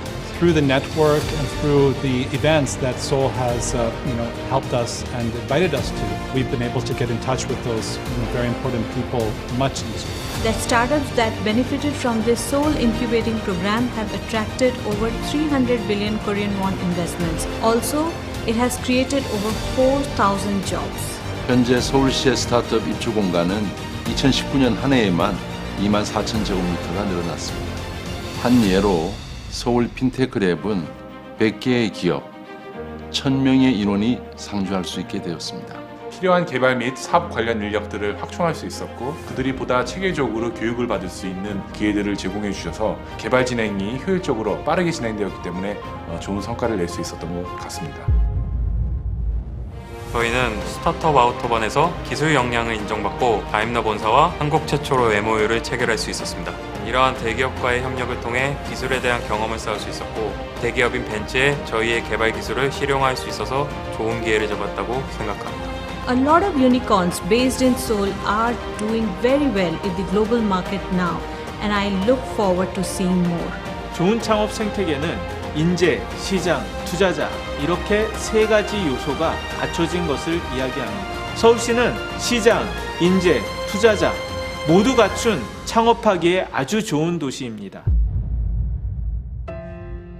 I think like all startups, we want to become basically a unicorn company and to make a change in the world. And we think that Seoul is probably the best place to do that. 한국에서의 기술 개발을 기반으로 전 세계에 AI 기반의 금융 인프라를 제공하여 또 다른 금융 생태계가 만들어질 수 있도록 하는 것이 저희 목표입니다. 전 세계 사람들이 저희의 제품을 신뢰하고 구매할 수 있도록 좋은 제품을 만들겠습니다. 더 좋은 가치를 만드는 글로벌 기업이 되겠습니다. 창업하기 좋은 도시, 누구나 아이디어만 있으면 꿈을 향해 도전할 수 있는 도시. 이것이 서울시의 목표입니다.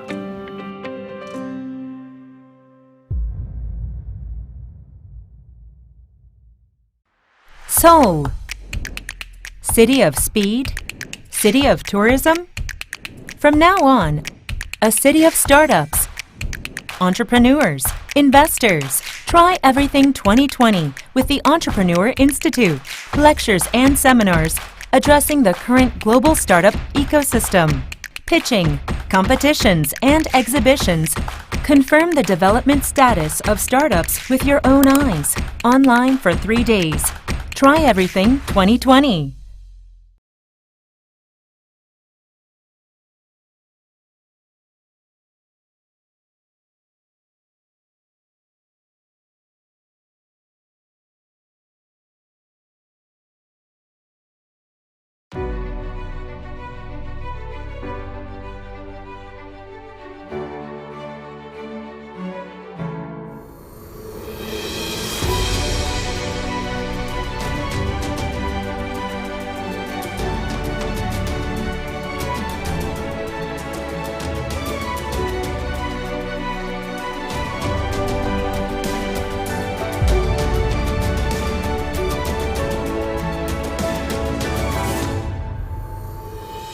창업 참 힘들죠. 창업이란 게 아이디어만 가지고 할 수 있는 분야가 아니잖아요. 초기엔 막막했습니다. 막상 시작은 했는데 연구만 한다고 되는 게 아니구나 라는 생각이 들었죠. 영국에서 오래 근무를 하다 한국에 들어와서 스타트업들을 만나기 시작했을 때는 과연 한국의 스타트업들이 얼마나 발전했을까? 사실상 스타트업에게 선뜻 투자하기엔 굉장한 위험 부담이 따르죠. Typically, it's very difficult to just go out there and find VCs and find potential users to get feedback. 서울시가 창업 기업을 지원할 수 있는 방법은 무엇이 있을까? 서울시 창업 기업의 혁신 기술과 서비스가 글로벌 시장에서 인정받을 수 있도록 든든한 지원군이 되어주는 것. 그것이 서울시가 해야 할 역할이라고 생각했습니다. 제가 해외 VC에게 서울시 스타트업에 투자를 얘기할 땐 장점으로 이 얘기를 합니다. IT 인프라 기반의 높은 R&D 역량과 기술에 대한 특허 출원율을 가지고 있다고. 적극적인 투자로 AI, 블록체인, 생명과학 분야에서 많은 유니콘 기업들이 생겨났죠. 이런 부분이 현재 서울시 창업 생태계의 강점이 되었다고 생각합니다. 의료, 바이오 분야는 개발 기간이 길다 보니까 결국엔 자금과 연구 장비 부족 문제가 발목을 잡게 되더라고요. 예비 유니콘 레벨에 있는 기업들은 외국인 투자자 유치가 불가피한데 실제 외국인 투자자들이 많이 모이고 있고 그걸 유치하기 좋은 환경이라는 점이 가장 서울시의 장점이라고 생각합니다. 서울시는 서울시 자체 재원과 정부와 민간의 투자를 확대해서 투자 펀드를 조성하고 있습니다. 뿐만 아니라 충분한 보유 공간과 연구 장비 인프라를 갖춰서 창업 기업들은 연구에만 전념할 수 있도록 지원하고 있습니다.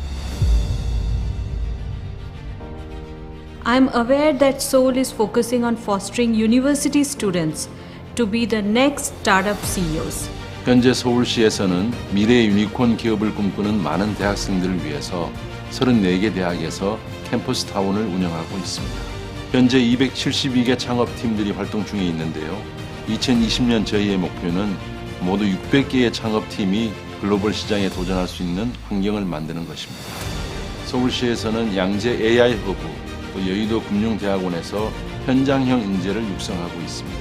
이 밖에도 마포의 프론트원, 강남의 팁스타운 등 서울의 곳곳에서 다양한 창업 생태계가 조성되고 있습니다. 국내외 VC들이 서울시 창업 기업에 투자하고 싶어하는 이유는 예비 유니콘 27개 중 20개 기업이 서울에 위치해 있다는 점입니다. 뛰어난 인재와 인프라를 갖춘 유망 기업들이 서울에서 성장하고 있는 만큼 투자자들 입장에선 매력적인 투자라고 할 수 있죠. Seoul has been very helpful in two major ways. The first is helping us to be a very good test bed for our technology. And then secondly, the access to venture capital resources has been very helpful to our business. Through the network and through the events that Seoul has helped us and invited us to, we've been able to get in touch with those very important people much easier. That startups that benefited from this Seoul incubating program have attracted over 300 billion Korean won investments. Also, it has created over 4,000 jobs. 현재 서울시의 스타트업 입주 공간은 2019년 한 해에만 24,000제곱미터가 늘어났습니다. 한 예로 서울 핀테크랩은 100개의 기업, 1,000명의 인원이 상주할 수 있게 되었습니다. 필요한 개발 및 사업 관련 인력들을 확충할 수 있었고 그들이 보다 체계적으로 교육을 받을 수 있는 기회들을 제공해 주셔서 개발 진행이 효율적으로 빠르게 진행되었기 때문에 좋은 성과를 낼 수 있었던 것 같습니다. 저희는 스타트업 아우터반에서 기술 역량을 인정받고 다임러 본사와 한국 최초로 MOU를 체결할 수 있었습니다. 이러한 대기업과의 협력을 통해 기술에 대한 경험을 쌓을 수 있었고 대기업인 벤츠에 저희의 개발 기술을 실용화할 수 있어서 좋은 기회를 잡았다고 생각합니다. A lot of unicorns based in Seoul are doing very well in the global market now, and I look forward to seeing more. 좋은 창업 생태계는 인재, 시장, 투자자 이렇게 세 가지 요소가 갖춰진 것을 이야기합니다. 서울시는 시장, 인재, 투자자 모두 갖춘 창업하기에 아주 좋은 도시입니다. I think like all startups, we want to become basically a unicorn company and to make a change in the world. And we think that Seoul is probably the best place to do that. 한국에서의 기술 개발을 기반으로 전 세계에 AI 기반의 금융 인프라를 제공하여 또 다른 금융 생태계가 만들어질 수 있도록 하는 것이 저희 목표입니다. 전 세계 사람들이 저희의 제품을 신뢰하고 구매할 수 있도록 좋은 제품을 만들겠습니다. 더 좋은 가치를 만드는 글로벌 기업이 되겠습니다. 창업하기 좋은 도시, 누구나 아이디어만 있으면 꿈을 향해 도전할 수 있는 도시. 이것이 서울시의 목표입니다.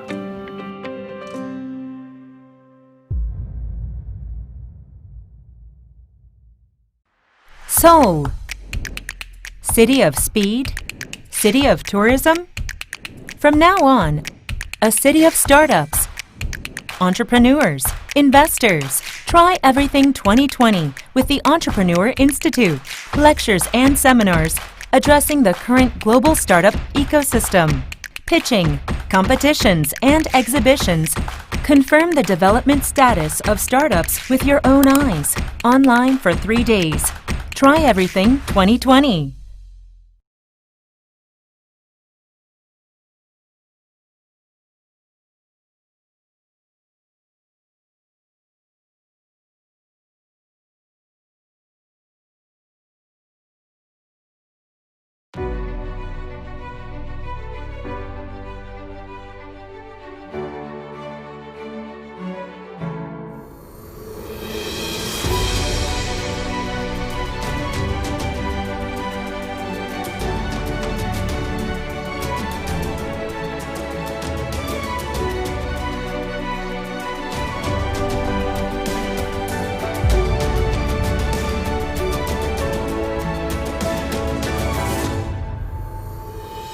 창업 참 힘들죠.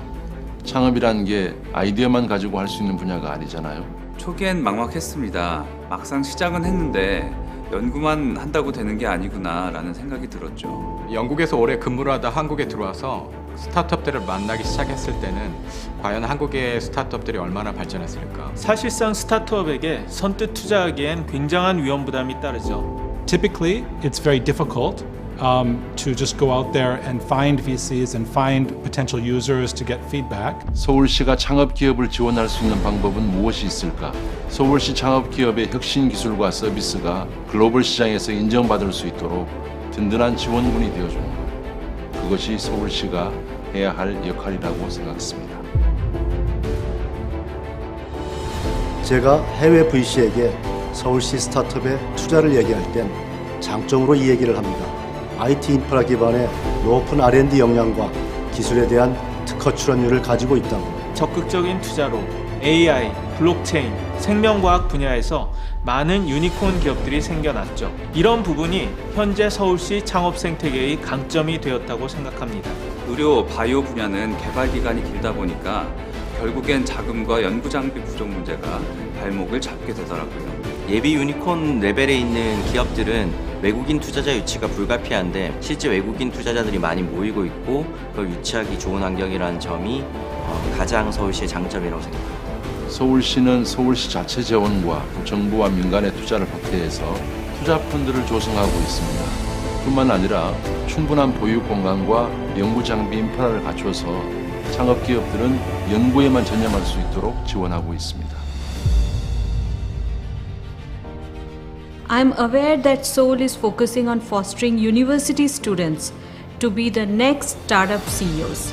현재 서울시에서는 미래의 유니콘 기업을 꿈꾸는 많은 대학생들을 위해서 34개 대학에서 캠퍼스 타운을 운영하고 있습니다. 현재 272개 창업팀들이 활동 중에 있는데요. 2020년 저희의 목표는 모두 600개의 창업팀이 글로벌 시장에 도전할 수 있는 환경을 만드는 것입니다. 서울시에서는 양재 AI 허브, 또 여의도 금융대학원에서 현장형 인재를 육성하고 있습니다. 이 밖에도 마포의 프론트원, 강남의 팁스타운 등 서울의 곳곳에서 다양한 창업 생태계가 조성되고 있습니다. 국내외 VC들이 서울시 창업 기업에 투자하고 싶어하는 이유는 예비 유니콘 27개 중 20개 기업이 서울에 위치해 있다는 점입니다.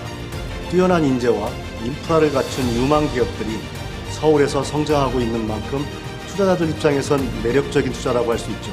Seoul has been very helpful in two major ways. The first is helping us to be a very good test bed for our technology. And then secondly, the access to venture capital resources has been very helpful to our business. Through the network and through the events that Seoul has helped us and invited us to, we've been able to get in touch with those very important people much easier. That startups that benefited from this Seoul incubating program have attracted over 300 billion Korean won investments. Also, it has created over 4,000 jobs.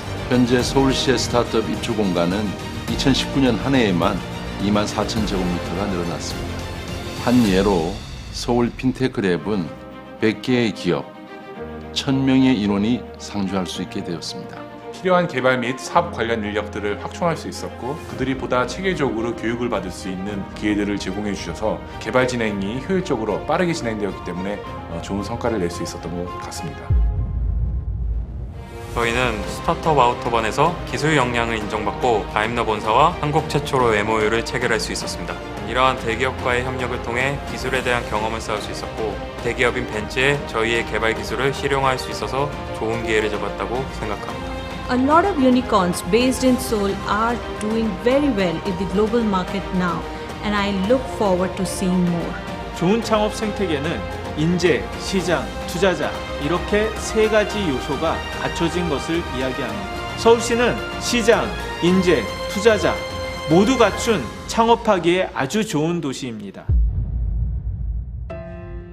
I think like all startups, we want to become basically a unicorn company and to make a change in the world. And we think that Seoul is probably the best place to do that. 한국에서의 기술 개발을 기반으로 전 세계에 AI 기반의 금융 인프라를 제공하여 또 다른 금융 생태계가 만들어질 수 있도록 하는 것이 저희 목표입니다. 전 세계 사람들이 저희의 제품을 신뢰하고 구매할 수 있도록 좋은 제품을 만들겠습니다. 더 좋은 가치를 만드는 글로벌 기업이 되겠습니다. 창업하기 좋은 도시, 누구나 아이디어만 있으면 꿈을 향해 도전할 수 있는 도시. 이것이 서울시의 목표입니다.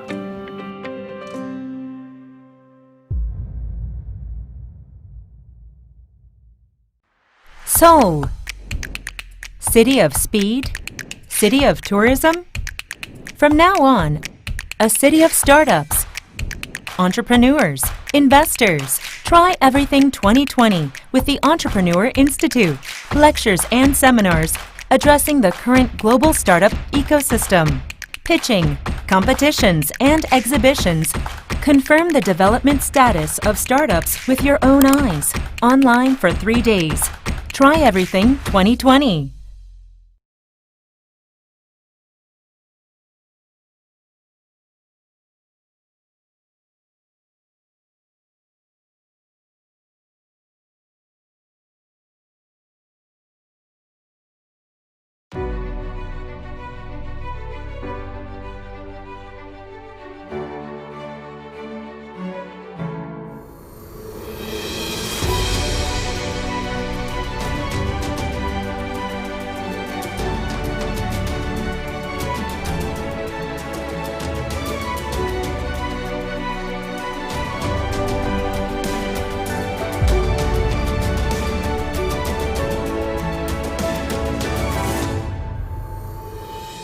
창업 참 힘들죠.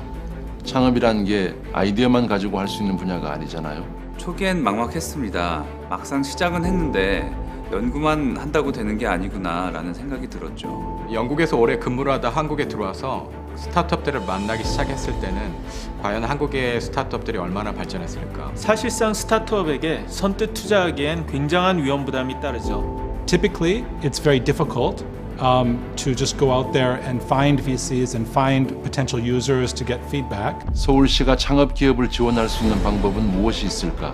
서울시 창업 기업의 혁신 기술과 서비스가 글로벌 시장에서 인정받을 수 있도록 든든한 지원군이 되어주는 것. 그것이 서울시가 해야 할 역할이라고 생각했습니다. 제가 해외 VC에게 서울시 스타트업에 투자를 얘기할 땐 장점으로 이 얘기를 합니다. IT 인프라 기반의 높은 R&D 역량과 기술에 대한 특허 출원율을 가지고 있다고. 적극적인 투자로 AI, 블록체인, 생명과학 분야에서 많은 유니콘 기업들이 생겨났죠. 이런 부분이 현재 서울시 창업 생태계의 강점이 되었다고 생각합니다. 의료, 바이오 분야는 개발 기간이 길다 보니까 결국엔 자금과 연구 장비 부족 문제가 발목을 잡게 되더라고요. 예비 유니콘 레벨에 있는 기업들은 외국인 투자자 유치가 불가피한데 실제 외국인 투자자들이 많이 모이고 있고 그걸 유치하기 좋은 환경이라는 점이 가장 서울시의 장점이라고 생각합니다. 서울시는 서울시 자체 재원과 정부와 민간의 투자를 확대해서 투자 펀드를 조성하고 있습니다. 뿐만 아니라 충분한 보유 공간과 연구 장비 인프라를 갖춰서 창업 기업들은 연구에만 전념할 수 있도록 지원하고 있습니다. I'm aware that Seoul is focusing on fostering university students to be the next startup CEOs. 현재 서울시에서는 미래 유니콘 기업을 꿈꾸는 많은 대학생들을 위해서 34개 대학에서 캠퍼스 타운을 운영하고 있습니다. 현재 272개 창업팀들이 활동 중에 있는데요. 2020년 저희의 목표는 모두 600개의 창업팀이 글로벌 시장에 도전할 수 있는 환경을 만드는 것입니다. 서울시에서는 양재 AI 허브, 또 여의도 금융대학원에서 현장형 인재를 육성하고 있습니다.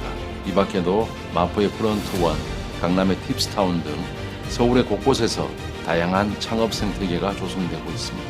국내외 VC들이 서울시 창업 기업에 투자하고 싶어하는 이유는 예비 유니콘 27개 중 20개 기업이 서울에 위치해 있다는 점입니다. 뛰어난 인재와 인프라를 갖춘 유망 기업들이 서울에서 성장하고 있는 만큼 투자자들 입장에선 매력적인 투자라고 할 수 있죠. Seoul has been very helpful in two major ways. The first is helping us to be a very good test bed for our technology. And then secondly, the access to venture capital resources has been very helpful to our business.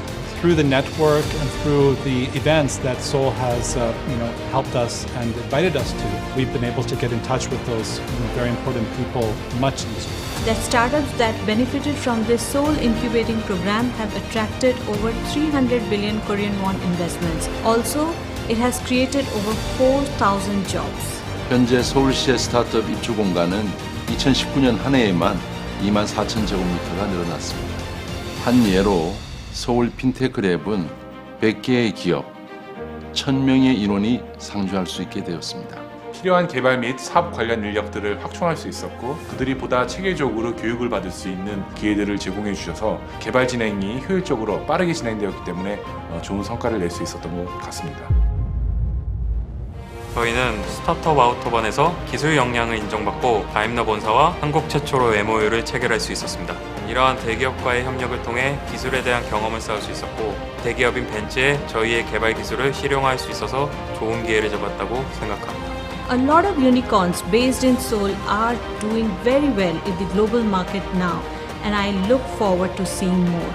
좋은 창업 생태계는 인재, 시장, 투자자 이렇게 세 가지 요소가 갖춰진 것을 이야기합니다. 서울시는 시장, 인재, 투자자 모두 갖춘 창업하기에 아주 좋은 도시입니다. I think like all startups, we want to become basically a unicorn company and to make a change in the world. And we think that Seoul is probably the best place to do that. 한국에서의 기술 개발을 기반으로 전 세계에 AI 기반의 금융 인프라를 제공하여 또 다른 금융 생태계가 만들어질 수 있도록 하는 것이 저희 목표입니다. 전 세계 사람들이 저희의 제품을 신뢰하고 구매할 수 있도록 좋은 제품을 만들겠습니다. 더 좋은 가치를 만드는 글로벌 기업이 되겠습니다. 창업하기 좋은 도시, 누구나 아이디어만 있으면 꿈을 향해 도전할 수 있는 도시. 이것이 서울시의 목표입니다.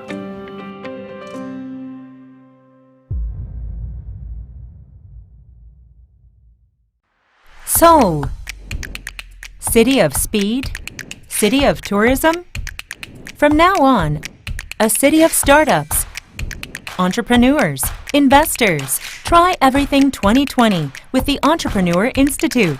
Lectures and seminars addressing the current global startup ecosystem. Pitching, competitions, and exhibitions. Confirm the development status of startups with your own eyes. Online for 3 days. Try Everything 2020.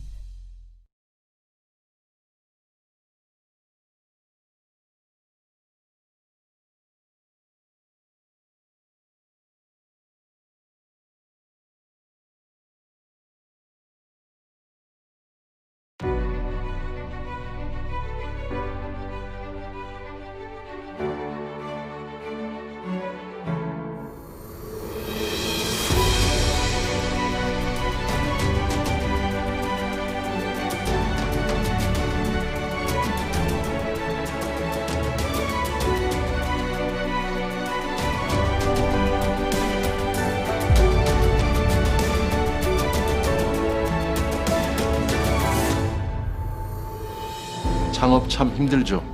창업이라는 게 아이디어만 가지고 할 수 있는 분야가 아니잖아요. 초기엔 막막했습니다. 막상 시작은 했는데 연구만 한다고 되는 게 아니구나 라는 생각이 들었죠. 영국에서 오래 근무를 하다 한국에 들어와서 스타트업들을 만나기 시작했을 때는 과연 한국의 스타트업들이 얼마나 발전했을까? 사실상 스타트업에게 선뜻 투자하기엔 굉장한 위험 부담이 따르죠. Typically, it's very difficult to just go out there and find VCs and find potential users to get feedback. 서울시가 창업 기업을 지원할 수 있는 방법은 무엇이 있을까?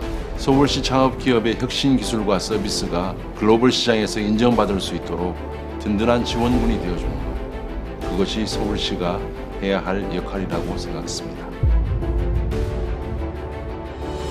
제가 해외 VC에게 서울시 스타트업에 투자를 얘기할 땐 장점으로 이 얘기를 합니다. IT 인프라 기반의 높은 R&D 역량과 기술에 대한 특허 출원율을 가지고 있다고. 적극적인 투자로 AI, 블록체인, 생명과학 분야에서 많은 유니콘 기업들이 생겨났죠. 이런 부분이 현재 서울시 창업 생태계의 강점이 되었다고 생각합니다. 의료, 바이오 분야는 개발 기간이 길다 보니까 결국엔 자금과 연구 장비 부족 문제가 발목을 잡게 되더라고요. 예비 유니콘 레벨에 있는 기업들은 외국인 투자자 유치가 불가피한데 실제 외국인 투자자들이 많이 모이고 있고 그걸 유치하기 좋은 환경이라는 점이 가장 서울시의 장점이라고 생각합니다. 서울시는 서울시 자체 재원과 정부와 민간의 투자를 확대해서 투자 펀드를 조성하고 있습니다. 뿐만 아니라 충분한 보유 공간과 연구 장비 인프라를 갖춰서 창업 기업들은 연구에만 전념할 수 있도록 지원하고 있습니다. I'm aware that Seoul is focusing on fostering university students to be the next startup CEOs. 현재 서울시에서는 미래의 유니콘 기업을 꿈꾸는 많은 대학생들을 위해서 34개 대학에서 캠퍼스 타운을 운영하고 있습니다. 현재 272개 창업팀들이 활동 중에 있는데요. 2020년 저희의 목표는 모두 600개의 창업팀이 글로벌 시장에 도전할 수 있는 환경을 만드는 것입니다.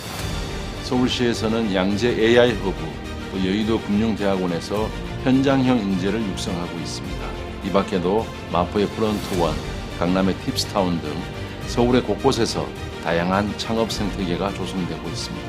국내외 VC들이 서울시 창업 기업에 투자하고 싶어하는 이유는 예비 유니콘 27개 중 20개 기업이 서울에 위치해 있다는 점입니다. 뛰어난 인재와 인프라를 갖춘 유망 기업들이 서울에서 성장하고 있는 만큼 투자자들 입장에선 매력적인 투자라고 할 수 있죠.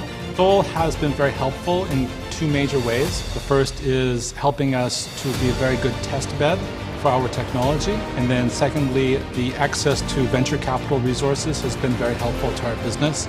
Through the network and through the events that Seoul has helped us and invited us to, we've been able to get in touch with those very important people much easier.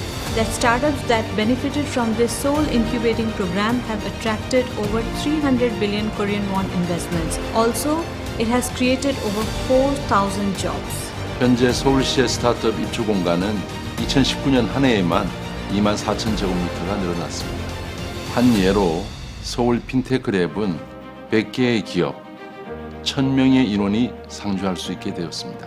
필요한 개발 및 사업 관련 인력들을 확충할 수 있었고 그들이 보다 체계적으로 교육을 받을 수 있는 기회들을 제공해 주셔서 개발 진행이 효율적으로 빠르게 진행되었기 때문에 좋은 성과를 낼 수 있었던 것 같습니다.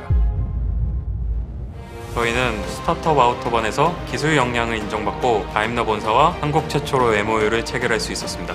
이러한 대기업과의 협력을 통해 기술에 대한 경험을 쌓을 수 있었고 대기업인 벤츠에 저희의 개발 기술을 실용화할 수 있어서 좋은 기회를 잡았다고 생각합니다. A lot of unicorns based in Seoul are doing very well in the global market now, and I look forward to seeing more. 좋은 창업 생태계는 인재, 시장, 투자자 이렇게 세 가지 요소가 갖춰진 것을 이야기합니다. 서울시는 시장, 인재, 투자자 모두 갖춘 창업하기에 아주 좋은 도시입니다. I think like all startups, we want to become basically a unicorn company and to make a change in the world. And we think that Seoul is probably the best place to do that. 한국에서의 기술 개발을 기반으로 전 세계에 AI 기반의 금융 인프라를 제공하여 또 다른 금융 생태계가 만들어질 수 있도록 하는 것이 저희 목표입니다. 전 세계 사람들이 저희의 제품을 신뢰하고 구매할 수 있도록 좋은 제품을 만들겠습니다. 더 좋은 가치를 만드는 글로벌 기업이 되겠습니다. 창업하기 좋은 도시, 누구나 아이디어만 있으면 꿈을 향해 도전할 수 있는 도시. 이것이 서울시의 목표입니다.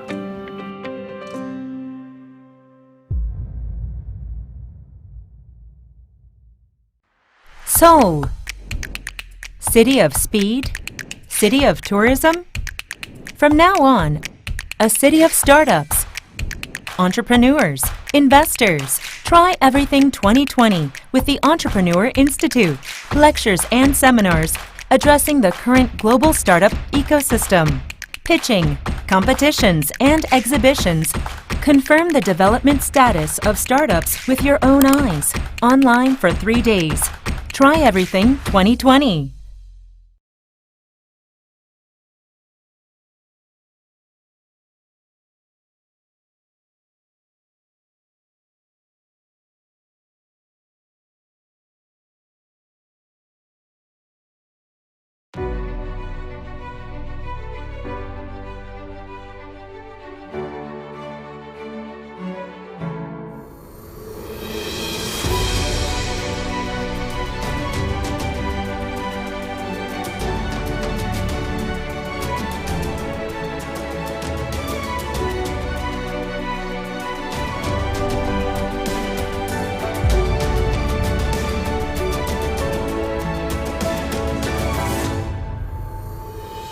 창업 참 힘들죠.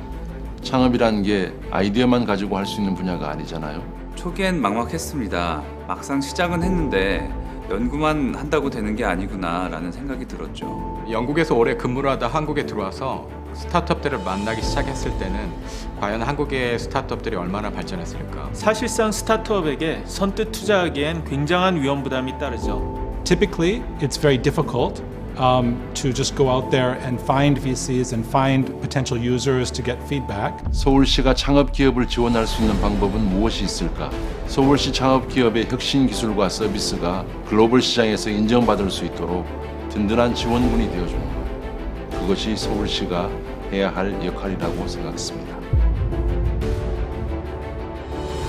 제가 해외 VC에게 서울시 스타트업에 투자를 얘기할 땐 장점으로 이 얘기를 합니다. IT 인프라 기반의 높은 R&D 역량과 기술에 대한 특허 출원율을 가지고 있다고. 적극적인 투자로 AI, 블록체인, 생명과학 분야에서 많은 유니콘 기업들이 생겨났죠. 이런 부분이 현재 서울시 창업 생태계의 강점이 되었다고 생각합니다. 의료, 바이오 분야는 개발 기간이 길다 보니까 결국엔 자금과 연구 장비 부족 문제가 발목을 잡게 되더라고요. 예비 유니콘 레벨에 있는 기업들은 외국인 투자자 유치가 불가피한데 실제 외국인 투자자들이 많이 모이고 있고 그걸 유치하기 좋은 환경이라는 점이 가장 서울시의 장점이라고 생각합니다. 서울시는 서울시 자체 재원과 정부와 민간의 투자를 확대해서 투자 펀드를 조성하고 있습니다. 뿐만 아니라 충분한 보유 공간과 연구 장비 인프라를 갖춰서 창업 기업들은 연구에만 전념할 수 있도록 지원하고 있습니다. I'm aware that Seoul is focusing on fostering university students to be the next startup CEOs. 현재 서울시에서는 미래 유니콘 기업을 꿈꾸는 많은 대학생들을 위해서 34개 대학에서 캠퍼스 타운을 운영하고 있습니다.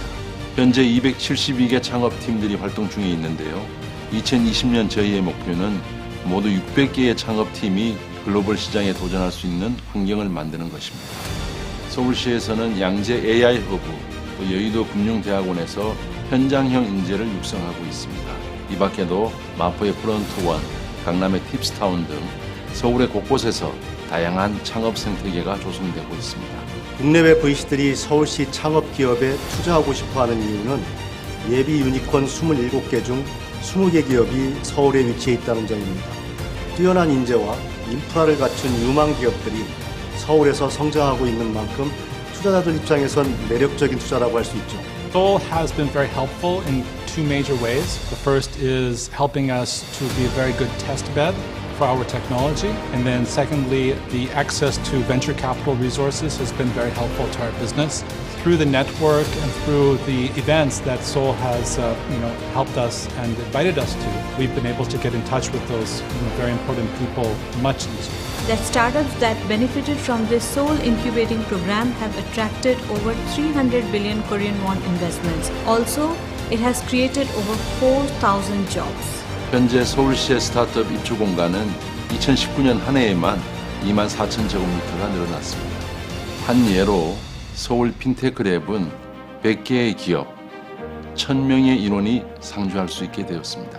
필요한 개발 및 사업 관련 인력들을 확충할 수 있었고 그들이 보다 체계적으로 교육을 받을 수 있는 기회들을 제공해 주셔서 개발 진행이 효율적으로 빠르게 진행되었기 때문에 좋은 성과를 낼 수 있었던 것 같습니다. 저희는 스타트업 아우터반에서 기술 역량을 인정받고 다임러 본사와 한국 최초로 MOU를 체결할 수 있었습니다. 이러한 대기업과의 협력을 통해 기술에 대한 경험을 쌓을 수 있었고 대기업인 벤츠에 저희의 개발 기술을 실용화할 수 있어서 좋은 기회를 잡았다고 생각합니다. A lot of unicorns based in Seoul are doing very well in the global market now, and I look forward to seeing more. 좋은 창업 생태계는 인재, 시장, 투자자 이렇게 세 가지 요소가 갖춰진 것을 이야기합니다. 서울시는 시장, 인재, 투자자 모두 갖춘 창업하기에 아주 좋은 도시입니다. I think like all startups, we want to become basically a unicorn company and to make a change in the world. And we think that Seoul is probably the best place to do that. 한국에서의 기술 개발을 기반으로 전 세계에 AI 기반의 금융 인프라를 제공하여 또 다른 금융 생태계가 만들어질 수 있도록 하는 것이 저희 목표입니다. 전 세계 사람들이 저희의 제품을 신뢰하고 구매할 수 있도록 좋은 제품을 만들겠습니다. 더 좋은 가치를 만드는 글로벌 기업이 되겠습니다. 창업하기 좋은 도시, 누구나 아이디어만 있으면 꿈을 향해 도전할 수 있는 도시, 이것이 서울시의 목표입니다.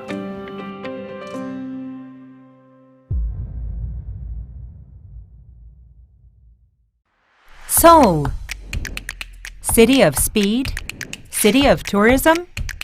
From now on, a city of startups, entrepreneurs, investors. Try Everything 2020 with the Entrepreneur Institute. Lectures and seminars addressing the current global startup ecosystem. Pitching, competitions, and exhibitions. Confirm the development status of startups with your own eyes. Online for 3 days. Try Everything 2020.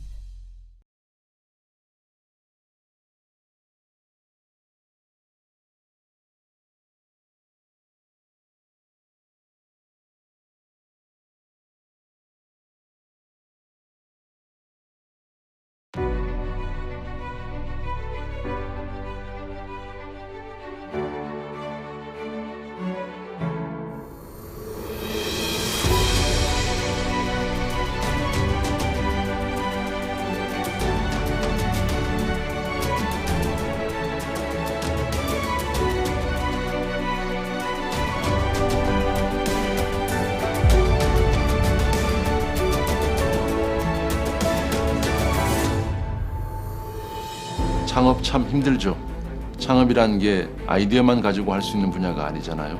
초기엔 막막했습니다. 막상 시작은 했는데 연구만 한다고 되는 게 아니구나 라는 생각이 들었죠. 영국에서 오래 근무를 하다 한국에 들어와서 스타트업들을 만나기 시작했을 때는 과연 한국의 스타트업들이 얼마나 발전했을까? 사실상 스타트업에게 선뜻 투자하기엔 굉장한 위험 부담이 따르죠. Typically, it's very difficult to just go out there and find VCs and find potential users to get feedback. 서울시가 창업 기업을 지원할 수 있는 방법은 무엇이 있을까? 서울시 창업 기업의 혁신 기술과 서비스가 글로벌 시장에서 인정받을 수 있도록 든든한 지원군이 되어주는 것. 그것이 서울시가 해야 할 역할이라고 생각했습니다. 제가 해외 VC에게 서울시 스타트업에 투자를 얘기할 땐 장점으로 이 얘기를 합니다. IT 인프라 기반의 높은 R&D 역량과 기술에 대한 특허 출원율을 가지고 있다고. 적극적인 투자로 AI, 블록체인, 생명과학 분야에서 많은 유니콘 기업들이 생겨났죠. 이런 부분이 현재 서울시 창업 생태계의 강점이 되었다고 생각합니다. 의료, 바이오 분야는 개발 기간이 길다 보니까 결국엔 자금과 연구 장비 부족 문제가 발목을 잡게 되더라고요. 예비 유니콘 레벨에 있는 기업들은 외국인 투자자 유치가 불가피한데 실제 외국인 투자자들이 많이 모이고 있고 그걸 유치하기 좋은 환경이라는 점이 가장 서울시의 장점이라고 생각합니다. 서울시는 서울시 자체 재원과 정부와 민간의 투자를 확대해서 투자 펀드를 조성하고 있습니다. 뿐만 아니라 충분한 보유 공간과 연구 장비 인프라를 갖춰서 창업 기업들은 연구에만 전념할 수 있도록 지원하고 있습니다. I'm aware that Seoul is focusing on fostering university students to be the next startup CEOs. 현재 서울시에서는 미래의 유니콘 기업을 꿈꾸는 많은 대학생들을 위해서 34개 대학에서 캠퍼스 타운을 운영하고 있습니다. 현재 272개 창업팀들이 활동 중에 있는데요. 2020년 저희의 목표는 모두 600개의 창업팀이 글로벌 시장에 도전할 수 있는 환경을 만드는 것입니다. 서울시에서는 양재 AI 허브, 또 여의도 금융대학원에서 현장형 인재를 육성하고 있습니다. 이 밖에도 마포의 프런트원, 강남의 팁스타운 등 서울의 곳곳에서 다양한 창업 생태계가 조성되고 있습니다. 국내외 VC들이 서울시 창업 기업에 투자하고 싶어하는 이유는 예비 유니콘 27개 중 20개 기업이 서울에 위치해 있다는 점입니다. 뛰어난 인재와 인프라를 갖춘 유망 기업들이 서울에서 성장하고 있는 만큼 투자자들 입장에선 매력적인 투자라고 할 수 있죠. Seoul has been very helpful in two major ways. The first is helping us to be a very good test bed for our technology. And then secondly, the access to venture capital resources has been very helpful to our business. Through the network and through the events that Seoul has helped us and invited us to, we've been able to get in touch with those very important people much easier. That startups that benefited from this Seoul incubating program have attracted over 300 billion Korean won investments. Also, it has created over 4,000 jobs. 현재 서울시의 스타트업 입주 공간은 2019년 한 해에만 2만 4천 제곱미터가 늘어났습니다. 한 예로 서울 핀테크랩은 100개의 기업, 1,000명의 인원이 상주할 수 있게 되었습니다. 필요한 개발 및 사업 관련 인력들을 확충할 수 있었고 그들이 보다 체계적으로 교육을 받을 수 있는 기회들을 제공해 주셔서 개발 진행이 효율적으로 빠르게 진행되었기 때문에 좋은 성과를 낼 수 있었던 것 같습니다. 저희는 스타트업 아우터반에서 기술 역량을 인정받고 다임러 본사와 한국 최초로 MOU를 체결할 수 있었습니다. 이러한 대기업과의 협력을 통해 기술에 대한 경험을 쌓을 수 있었고 대기업인 벤츠에 저희의 개발 기술을 실용화할 수 있어서 좋은 기회를 잡았다고 생각합니다. A lot of unicorns based in Seoul are doing very well in the global market now, and I look forward to seeing more. 좋은 창업 생태계는 인재, 시장, 투자자 이렇게 세 가지 요소가 갖춰진 것을 이야기합니다. 서울시는 시장, 인재, 투자자 모두 갖춘 창업하기에 아주 좋은 도시입니다. I think like all startups, we want to become basically a unicorn company and to make a change in the world.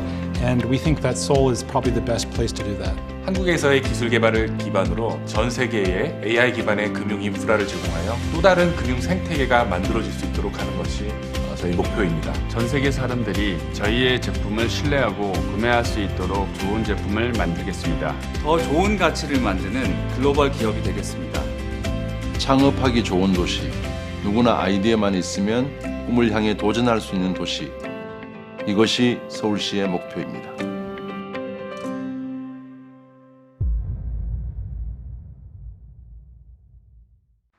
Seoul, city of speed, city of tourism.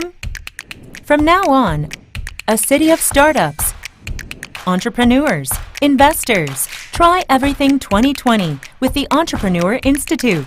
Lectures and seminars addressing the current global startup ecosystem. Pitching, competitions, and exhibitions. Confirm the development status of startups with your own eyes. Online for 3 days. Try Everything 2020.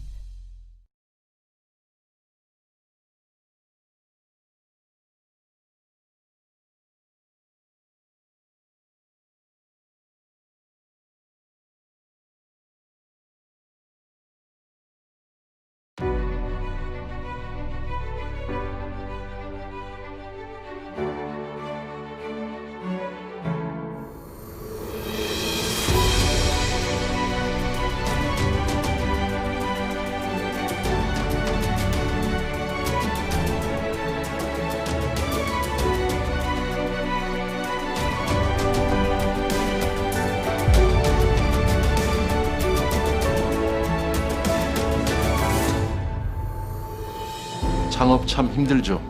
창업이란 게 아이디어만 가지고 할 수 있는 분야가 아니잖아요. 초기엔 막막했습니다. 막상 시작은 했는데 연구만 한다고 되는 게 아니구나 라는 생각이 들었죠. 영국에서 오래 근무를 하다 한국에 들어와서 스타트업들을 만나기 시작했을 때는 과연 한국의 스타트업들이 얼마나 발전했을까? 사실상 스타트업에게 선뜻 투자하기엔 굉장한 위험 부담이 따르죠. Typically, it's very difficult to just go out there and find VCs and find potential users to get feedback. 서울시가 창업 기업을 지원할 수 있는 방법은 무엇이 있을까? 서울시 창업 기업의 혁신 기술과 서비스가 글로벌 시장에서 인정받을 수 있도록 든든한 지원군이 되어주는 것. 그것이 서울시가 해야 할 역할이라고 생각했습니다. 제가 해외 VC에게 서울시 스타트업에 투자를 얘기할 땐 장점으로 이 얘기를 합니다. IT 인프라 기반의 높은 R&D 역량과 기술에 대한 특허 출원율을 가지고 있다고. 적극적인 투자로 AI, 블록체인, 생명과학 분야에서 많은 유니콘 기업들이 생겨났죠. 이런 부분이 현재 서울시 창업 생태계의 강점이 되었다고 생각합니다. 의료, 바이오 분야는 개발 기간이 길다 보니까 결국엔 자금과 연구 장비 부족 문제가 발목을 잡게 되더라고요. 예비 유니콘 레벨에 있는 기업들은 외국인 투자자 유치가 불가피한데 실제 외국인 투자자들이 많이 모이고 있고 그걸 유치하기 좋은 환경이라는 점이 가장 서울시의 장점이라고 생각합니다. 서울시는 서울시 자체 재원과 정부와 민간의 투자를 확대해서 투자 펀드를 조성하고 있습니다. 뿐만 아니라 충분한 보유 공간과 연구 장비 인프라를 갖춰서 창업 기업들은 연구에만 전념할 수 있도록 지원하고 있습니다. I'm aware that Seoul is focusing on fostering university students to be the next startup CEOs. 현재 서울시에서는 미래의 유니콘 기업을 꿈꾸는 많은 대학생들을 위해서 34개 대학에서 캠퍼스 타운을 운영하고 있습니다. 현재 272개 창업팀들이 활동 중에 있는데요. 2020년 저희의 목표는 모두 600개의 창업팀이 글로벌 시장에 도전할 수 있는 환경을 만드는 것입니다. 서울시에서는 양재 AI 허브, 또 여의도 금융대학원에서 현장형 인재를 육성하고 있습니다. 이 밖에도 마포의 프론트원, 강남의 팁스타운 등 서울의 곳곳에서 다양한 창업 생태계가 조성되고 있습니다. 국내외 VC들이 서울시 창업 기업에 투자하고 싶어하는 이유는 예비 유니콘 27개 중 20개 기업이 서울에 위치해 있다는 점입니다. 뛰어난 인재와 인프라를 갖춘 유망 기업들이 서울에서 성장하고 있는 만큼 투자자들 입장에선 매력적인 투자라고 할 수 있죠. Seoul has been very helpful in two major ways. The first is helping us to be a very good test bed for our technology. And then secondly, the access to venture capital resources has been very helpful to our business. through the network and through the events that Seoul has helped us and invited us to, we've been able to get in touch with those very important people much easier. That startups that benefited from this Seoul incubating program have attracted over 300 billion Korean won investments. Also, it has created over 4,000 jobs. 현재 서울시의 스타트업 입주 공간은 2019년 한 해에만 24,000제곱미터가 늘어났습니다. 한 예로 서울 핀테크랩은 100개의 기업, 1,000명의 인원이 상주할 수 있게 되었습니다. 필요한 개발 및 사업 관련 인력들을 확충할 수 있었고 그들이 보다 체계적으로 교육을 받을 수 있는 기회들을 제공해 주셔서 개발 진행이 효율적으로 빠르게 진행되었기 때문에 좋은 성과를 낼 수 있었던 것 같습니다. 저희는 스타트업 아우터반에서 기술 역량을 인정받고 다임러 본사와 한국 최초로 MOU를 체결할 수 있었습니다. 이러한 대기업과의 협력을 통해 기술에 대한 경험을 쌓을 수 있었고 대기업인 벤츠에 저희의 개발 기술을 실용화할 수 있어서 좋은 기회를 잡았다고 생각합니다. A lot of unicorns based in Seoul are doing very well in the global market now, and I look forward to seeing more. 좋은 창업 생태계는 인재, 시장, 투자자 이렇게 세 가지 요소가 갖춰진 것을 이야기합니다. 서울시는 시장, 인재, 투자자 모두 갖춘 창업하기에 아주 좋은 도시입니다. I think like all startups, we want to become basically a unicorn company and to make a change in the world. And we think that Seoul is probably the best place to do that. 한국에서의 기술 개발을 기반으로 전 세계에 AI 기반의 금융 인프라를 제공하여 또 다른 금융 생태계가 만들어질 수 있도록 하는 것이 저희 목표입니다. 전 세계 사람들이 저희의 제품을 신뢰하고 구매할 수 있도록 좋은 제품을 만들겠습니다. 더 좋은 가치를 만드는 글로벌 기업이 되겠습니다. 창업하기 좋은 도시, 누구나 아이디어만 있으면 꿈을 향해 도전할 수 있는 도시. 이것이 서울시의 목표입니다.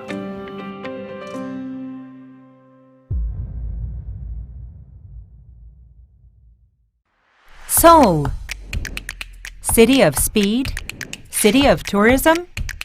From now on, a city of startups, entrepreneurs, investors. Try Everything 2020 with the Entrepreneur Institute. Lectures and seminars addressing the current global startup ecosystem. Pitching, competitions, and exhibitions. Confirm the development status of startups with your own eyes. Online for 3 days. Try Everything 2020.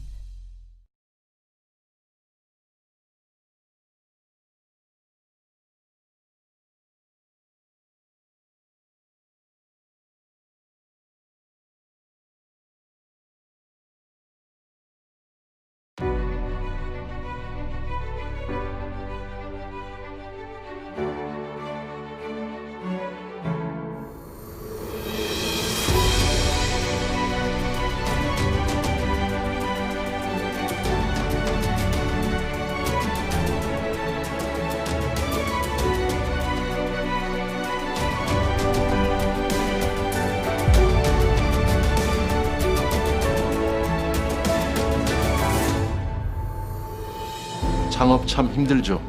창업이란 게 아이디어만 가지고 할 수 있는 분야가 아니잖아요.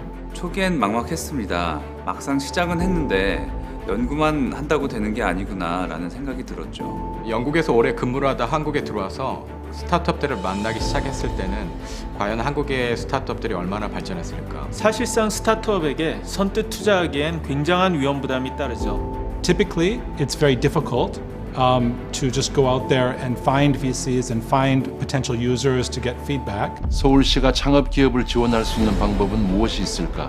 서울시 창업 기업의 혁신 기술과 서비스가 글로벌 시장에서 인정받을 수 있도록 든든한 지원군이 되어주는 것. 그것이 서울시가 해야 할 역할이라고 생각했습니다.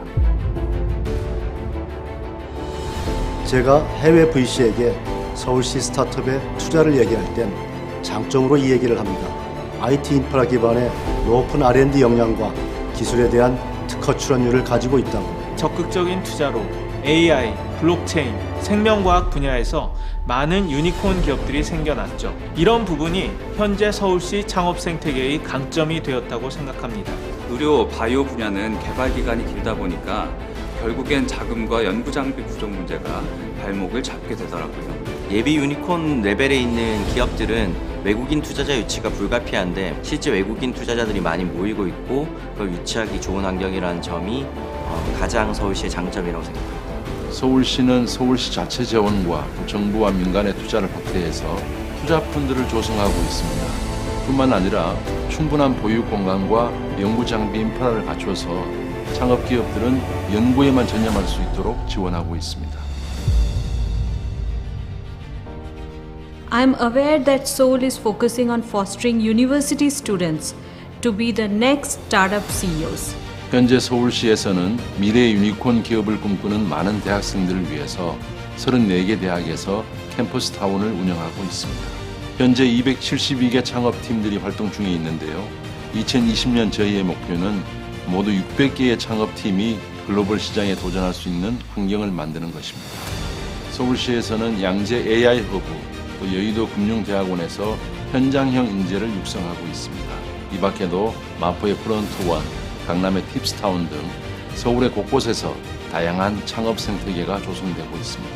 국내외 VC들이 서울시 창업 기업에 투자하고 싶어하는 이유는 예비 유니콘 27개 중 20개 기업이 서울에 위치해 있다는 점입니다.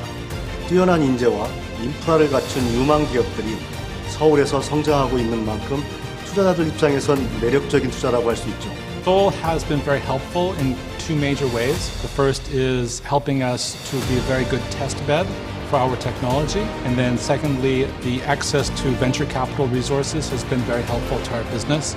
Through the network and through the events that Seoul has helped us and invited us to, we've been able to get in touch with those very important people much easier. That startups that benefited from this Seoul incubating program have attracted over 300 billion Korean won investments. Also, it has created over 4,000 jobs. 현재 서울시의 스타트업 입주 공간은 2019년 한 해에만 24,000제곱미터가 늘어났습니다.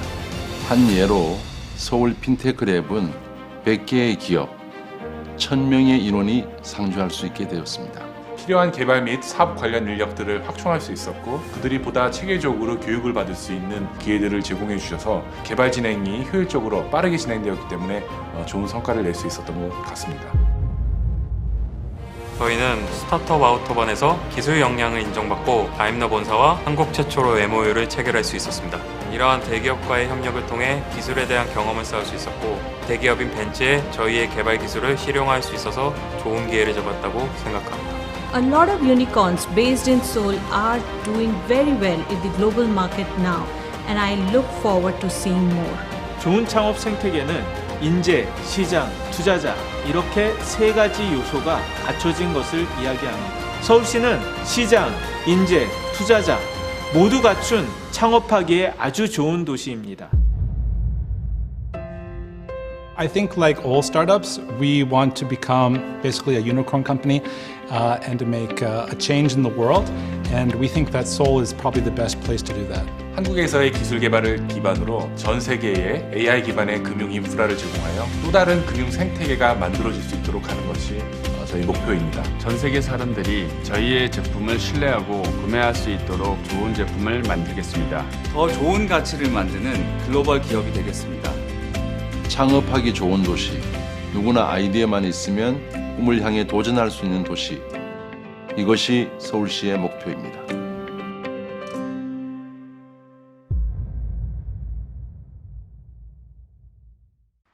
Seoul, city of speed, city of tourism. From now on, a city of startups, entrepreneurs, investors. Try Everything 2020 with the Entrepreneur Institute. Lectures and seminars addressing the current global startup ecosystem. Pitching, competitions, and exhibitions. Confirm the development status of startups with your own eyes. Online for 3 days. Try Everything 2020.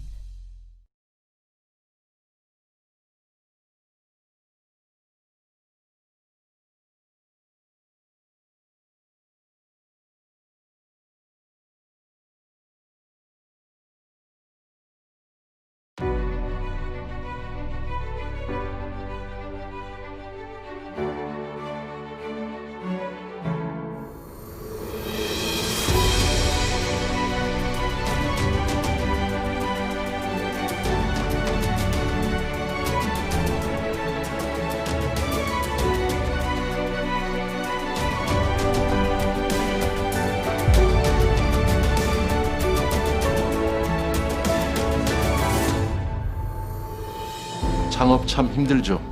창업이란 게 아이디어만 가지고 할 수 있는 분야가 아니잖아요.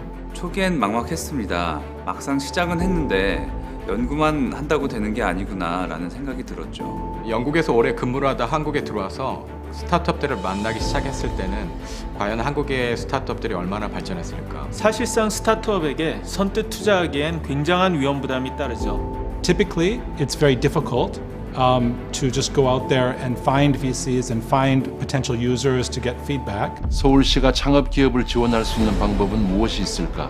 서울시 창업 기업의 혁신 기술과 서비스가 글로벌 시장에서 인정받을 수 있도록 든든한 지원군이 되어주는 것. 그것이 서울시가 해야 할 역할이라고 생각했습니다. 제가 해외 VC에게 서울시 스타트업에 투자를 얘기할 땐 장점으로 이 얘기를 합니다. IT 인프라 기반의 높은 R&D 역량과 기술에 대한 특허 출원율을 가지고 있다고. 적극적인 투자로 AI, 블록체인, 생명과학 분야에서 많은 유니콘 기업들이 생겨났죠. 이런 부분이 현재 서울시 창업 생태계의 강점이 되었다고 생각합니다. 의료, 바이오 분야는 개발 기간이 길다 보니까 결국엔 자금과 연구 장비 부족 문제가 발목을 잡게 되더라고요. 예비 유니콘 레벨에 있는 기업들은 외국인 투자자 유치가 불가피한데 실제 외국인 투자자들이 많이 모이고 있고 그걸 유치하기 좋은 환경이라는 점이 가장 서울시의 장점이라고 생각합니다. 서울시는 서울시 자체 재원과 정부와 민간의 투자를 확대해서 투자 펀드를 조성하고 있습니다.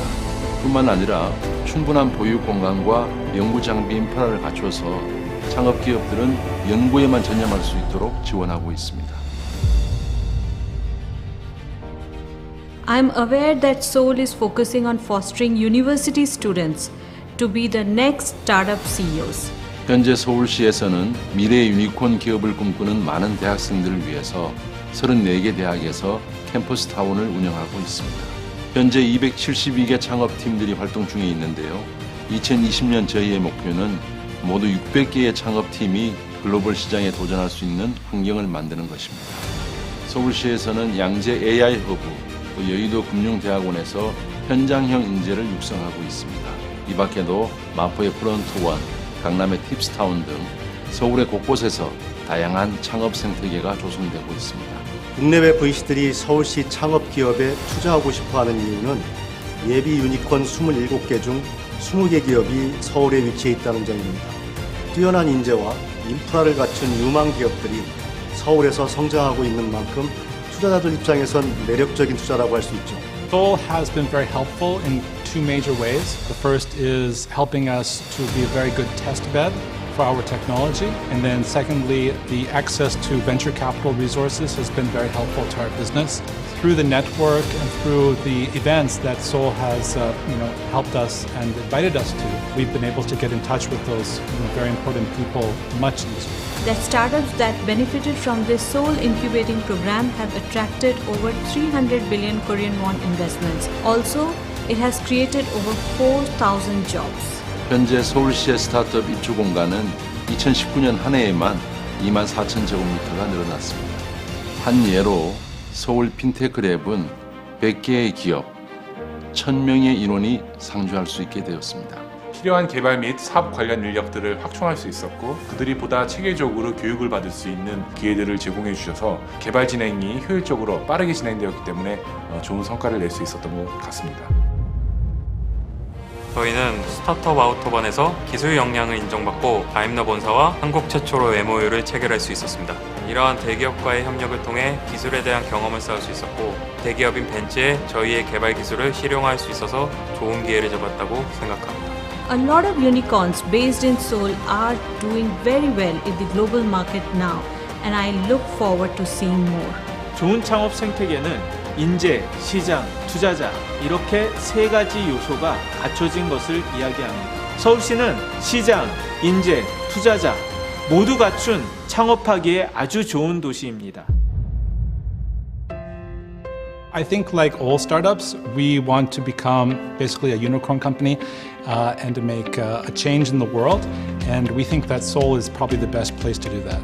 한국에서의 기술 개발을 기반으로 전 세계에 AI 기반의 금융 인프라를 제공하여 또 다른 금융 생태계가 만들어질 수 있도록 하는 것이 저희 목표입니다. 전 세계 사람들이 저희의 제품을 신뢰하고 구매할 수 있도록 좋은 제품을 만들겠습니다. 더 좋은 가치를 만드는 글로벌 기업이 되겠습니다. 창업하기 좋은 도시, 누구나 아이디어만 있으면 꿈을 향해 도전할 수 있는 도시. 이것이 서울시의 목표입니다.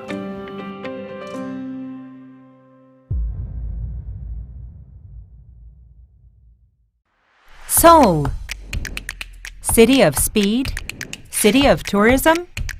From now on, a city of startups, entrepreneurs, investors. Try Everything 2020 with the Entrepreneur Institute.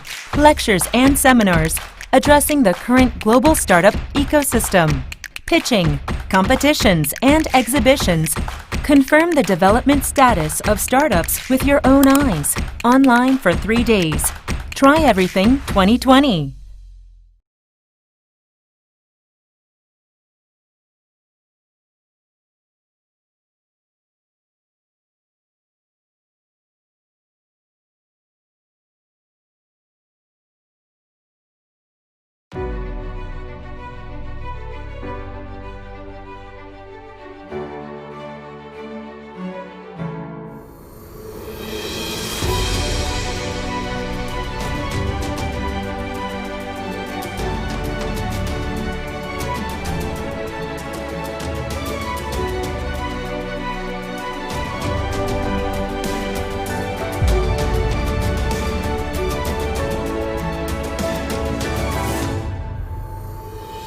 창업 참 힘들죠. 창업이란 게 아이디어만 가지고 할 수 있는 분야가 아니잖아요. 초기엔 막막했습니다. 막상 시작은 했는데 연구만 한다고 되는 게 아니구나 라는 생각이 들었죠. 영국에서 오래 근무를 하다 한국에 들어와서 스타트업들을 만나기 시작했을 때는 과연 한국의 스타트업들이 얼마나 발전했을까? 사실상 스타트업에게 선뜻 투자하기엔 굉장한 위험 부담이 따르죠. Typically, it's very difficult to just go out there and find VCs and find potential users to get feedback. 서울시가 창업 기업을 지원할 수 있는 방법은 무엇이 있을까? 서울시 창업 기업의 혁신 기술과 서비스가 글로벌 시장에서 인정받을 수 있도록 든든한 지원군이 되어주는 것. 그것이 서울시가 해야 할 역할이라고 생각했습니다. 제가 해외 VC에게 서울시 스타트업에 투자를 얘기할 땐 장점으로 이 얘기를 합니다. IT 인프라 기반의 높은 R&D 역량과 기술에 대한 특허 출원율을 가지고 있다고. 적극적인 투자로 AI, 블록체인, 생명과학 분야에서 많은 유니콘 기업들이 생겨났죠. 이런 부분이 현재 서울시 창업 생태계의 강점이 되었다고 생각합니다. 의료, 바이오 분야는 개발 기간이 길다 보니까 결국엔 자금과 연구 장비 부족 문제가 발목을 잡게 되더라고요. 예비 유니콘 레벨에 있는 기업들은 외국인 투자자 유치가 불가피한데 실제 외국인 투자자들이 많이 모이고 있고 그걸 유치하기 좋은 환경이라는 점이 가장 서울시의 장점이라고 생각합니다. 서울시는 서울시 자체 재원과 정부와 민간의 투자를 확대해서 투자 펀드를 조성하고 있습니다. 뿐만 아니라 충분한 보유 공간과 연구 장비 인프라를 갖춰서 창업 기업들은 연구에만 전념할 수 있도록 지원하고 있습니다. I'm aware that Seoul is focusing on fostering university students to be the next startup CEOs. 현재 서울시에서는 미래 유니콘 기업을 꿈꾸는 많은 대학생들을 위해서 34개 대학에서 캠퍼스 타운을 운영하고 있습니다. 현재 272개 창업팀들이 활동 중에 있는데요. 2020년 저희의 목표는 모두 600개의 창업팀이 글로벌 시장에 도전할 수 있는 환경을 만드는 것입니다. 서울시에서는 양재 AI 허브, 또 여의도 금융대학원에서 현장형 인재를 육성하고 있습니다. 이 밖에도 마포의 프론트원, 강남의 팁스타운 등 서울의 곳곳에서 다양한 창업 생태계가 조성되고 있습니다. 국내외 VC들이 서울시 창업 기업에 투자하고 싶어하는 이유는 예비 유니콘 27개 중 20개 기업이 서울에 위치해 있다는 점입니다. 뛰어난 인재와 인프라를 갖춘 유망 기업들이 서울에서 성장하고 있는 만큼 투자자들 입장에선 매력적인 투자라고 할 수 있죠. Seoul has been very helpful in two major ways. The first is helping us to be a very good test bed for our technology. And then secondly, the access to venture capital resources has been very helpful to our business. Through the network and through the events that Seoul has helped us and invited us to, we've been able to get in touch with those very important people much easier. That startups that benefited from this Seoul incubating program have attracted over 300 billion Korean won investments. Also, it has created over 4,000 jobs. 현재 서울시의 스타트업 입주 공간은 2019년 한 해에만 2만 4천 제곱미터가 늘어났습니다. 한 예로 서울 핀테크랩은 100개의 기업, 1000명의 인원이 상주할 수 있게 되었습니다. 필요한 개발 및 사업 관련 인력들을 확충할 수 있었고 그들이 보다 체계적으로 교육을 받을 수 있는 기회들을 제공해 주셔서 개발 진행이 효율적으로 빠르게 진행되었기 때문에 좋은 성과를 낼 수 있었던 것 같습니다. 저희는 스타트업 아우터반에서 기술 역량을 인정받고 다임러 본사와 한국 최초로 MOU를 체결할 수 있었습니다.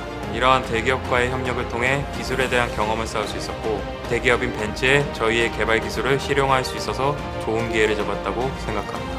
A lot of unicorns based in Seoul are doing very well in the global market now, and I look forward to seeing more. 좋은 창업 생태계는 인재, 시장, 투자자 이렇게 세 가지 요소가 갖춰진 것을 이야기합니다. 서울시는 시장, 인재, 투자자 모두 갖춘 창업하기에 아주 좋은 도시입니다. I think like all startups, we want to become basically a unicorn company and to make a change in the world. And we think that Seoul is probably the best place to do that. 한국에서의 기술 개발을 기반으로 전 세계에 AI 기반의 금융 인프라를 제공하여 또 다른 금융 생태계가 만들어질 수 있도록 하는 것이 저희 목표입니다. 전 세계 사람들이 저희의 제품을 신뢰하고 구매할 수 있도록 좋은 제품을 만들겠습니다. 더 좋은 가치를 만드는 글로벌 기업이 되겠습니다. 창업하기 좋은 도시, 누구나 아이디어만 있으면 꿈을 향해 도전할 수 있는 도시. 이것이 서울시의 목표입니다.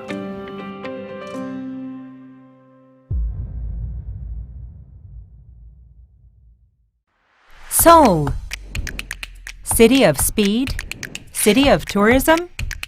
From now on, a city of startups, entrepreneurs, investors. Try Everything 2020 with the Entrepreneur Institute. Lectures and seminars addressing the current global startup ecosystem. Pitching, competitions, and exhibitions. Confirm the development status of startups with your own eyes. Online for 3 days. Try Everything 2020.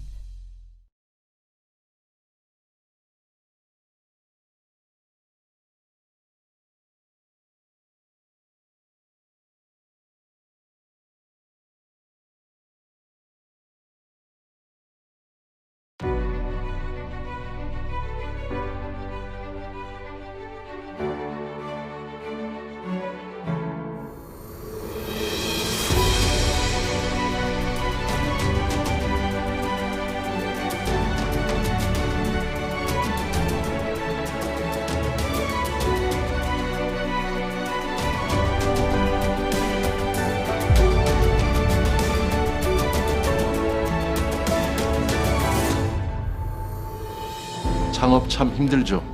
창업이라는 게 아이디어만 가지고 할 수 있는 분야가 아니잖아요.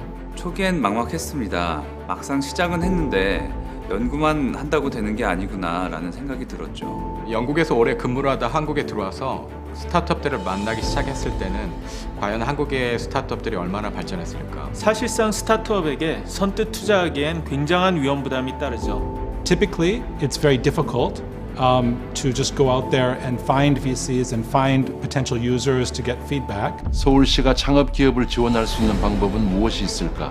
서울시 창업 기업의 혁신 기술과 서비스가 글로벌 시장에서 인정받을 수 있도록 든든한 지원군이 되어주는 것. 그것이 서울시가 해야 할 역할이라고 생각했습니다. 제가 해외 VC에게 서울시 스타트업에 투자를 얘기할 땐 장점으로 이 얘기를 합니다. IT 인프라 기반의 높은 R&D 역량과 기술에 대한 특허 출원율을 가지고 있다고. 적극적인 투자로 AI, 블록체인, 생명과학 분야에서 많은 유니콘 기업들이 생겨났죠. 이런 부분이 현재 서울시 창업 생태계의 강점이 되었다고 생각합니다. 의료, 바이오 분야는 개발 기간이 길다 보니까 결국엔 자금과 연구 장비 부족 문제가 발목을 잡게 되더라고요. 예비 유니콘 레벨에 있는 기업들은 외국인 투자자 유치가 불가피한데 실제 외국인 투자자들이 많이 모이고 있고 그걸 유치하기 좋은 환경이라는 점이 가장 서울시의 장점이라고 생각합니다. 서울시는 서울시 자체 재원과 정부와 민간의 투자를 확대해서 투자 펀드를 조성하고 있습니다.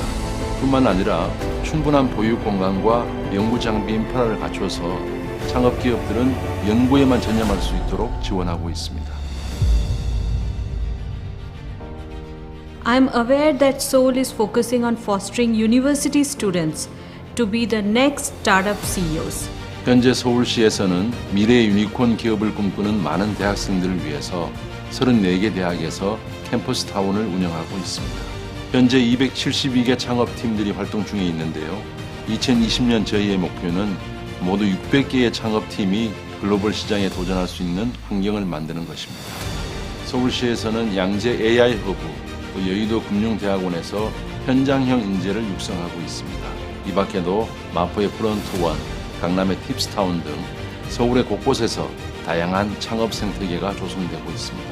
국내외 VC들이 서울시 창업 기업에 투자하고 싶어하는 이유는 예비 유니콘 27개 중 20개 기업이 서울에 위치해 있다는 점입니다. 뛰어난 인재와 인프라를 갖춘 유망 기업들이 서울에서 성장하고 있는 만큼 투자자들 입장에선 매력적인 투자라고 할 수 있죠. Seoul has been very helpful in two major ways. The first is helping us to be a very good test bed for our technology. And then secondly, the access to venture capital resources has been very helpful to our business. Through the network and through the events that Seoul has helped us and invited us to, we've been able to get in touch with those very important people much easier. That startups that benefited from this Seoul incubating program have attracted over 300 billion Korean won investments. Also, it has created over 4,000 jobs. 현재 서울시의 스타트업 입주 공간은 2019년 한 해에만 24,000제곱미터가 늘어났습니다. 한 예로 서울 핀테크 랩은 100개의 기업, 1,000명의 인원이 상주할 수 있게 되었습니다. 필요한 개발 및 사업 관련 인력들을 확충할 수 있었고 그들이 보다 체계적으로 교육을 받을 수 있는 기회들을 제공해 주셔서 개발 진행이 효율적으로 빠르게 진행되었기 때문에 좋은 성과를 낼 수 있었던 것 같습니다. 저희는 스타트업 아우터반에서 기술 역량을 인정받고 다임러 본사와 한국 최초로 MOU를 체결할 수 있었습니다. 이러한 대기업과의 협력을 통해 기술에 대한 경험을 쌓을 수 있었고 대기업인 벤츠에 저희의 개발 기술을 실용화할 수 있어서 좋은 기회를 잡았다고 생각합니다. A lot of unicorns based in Seoul are doing very well in the global market now, and I look forward to seeing more. 좋은 창업 생태계는 인재, 시장, 투자자 이렇게 세 가지 요소가 갖춰진 것을 이야기합니다. 서울시는 시장, 인재, 투자자 모두 갖춘 창업하기에 아주 좋은 도시입니다. I think like all startups, we want to become basically a unicorn company and to make a change in the world. And we think that Seoul is probably the best place to do that.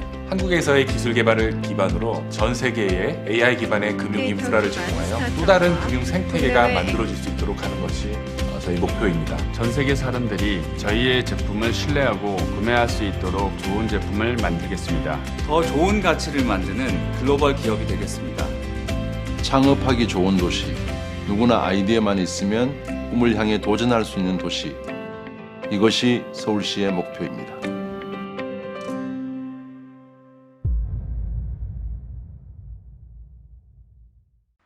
Seoul, city of speed, city of tourism.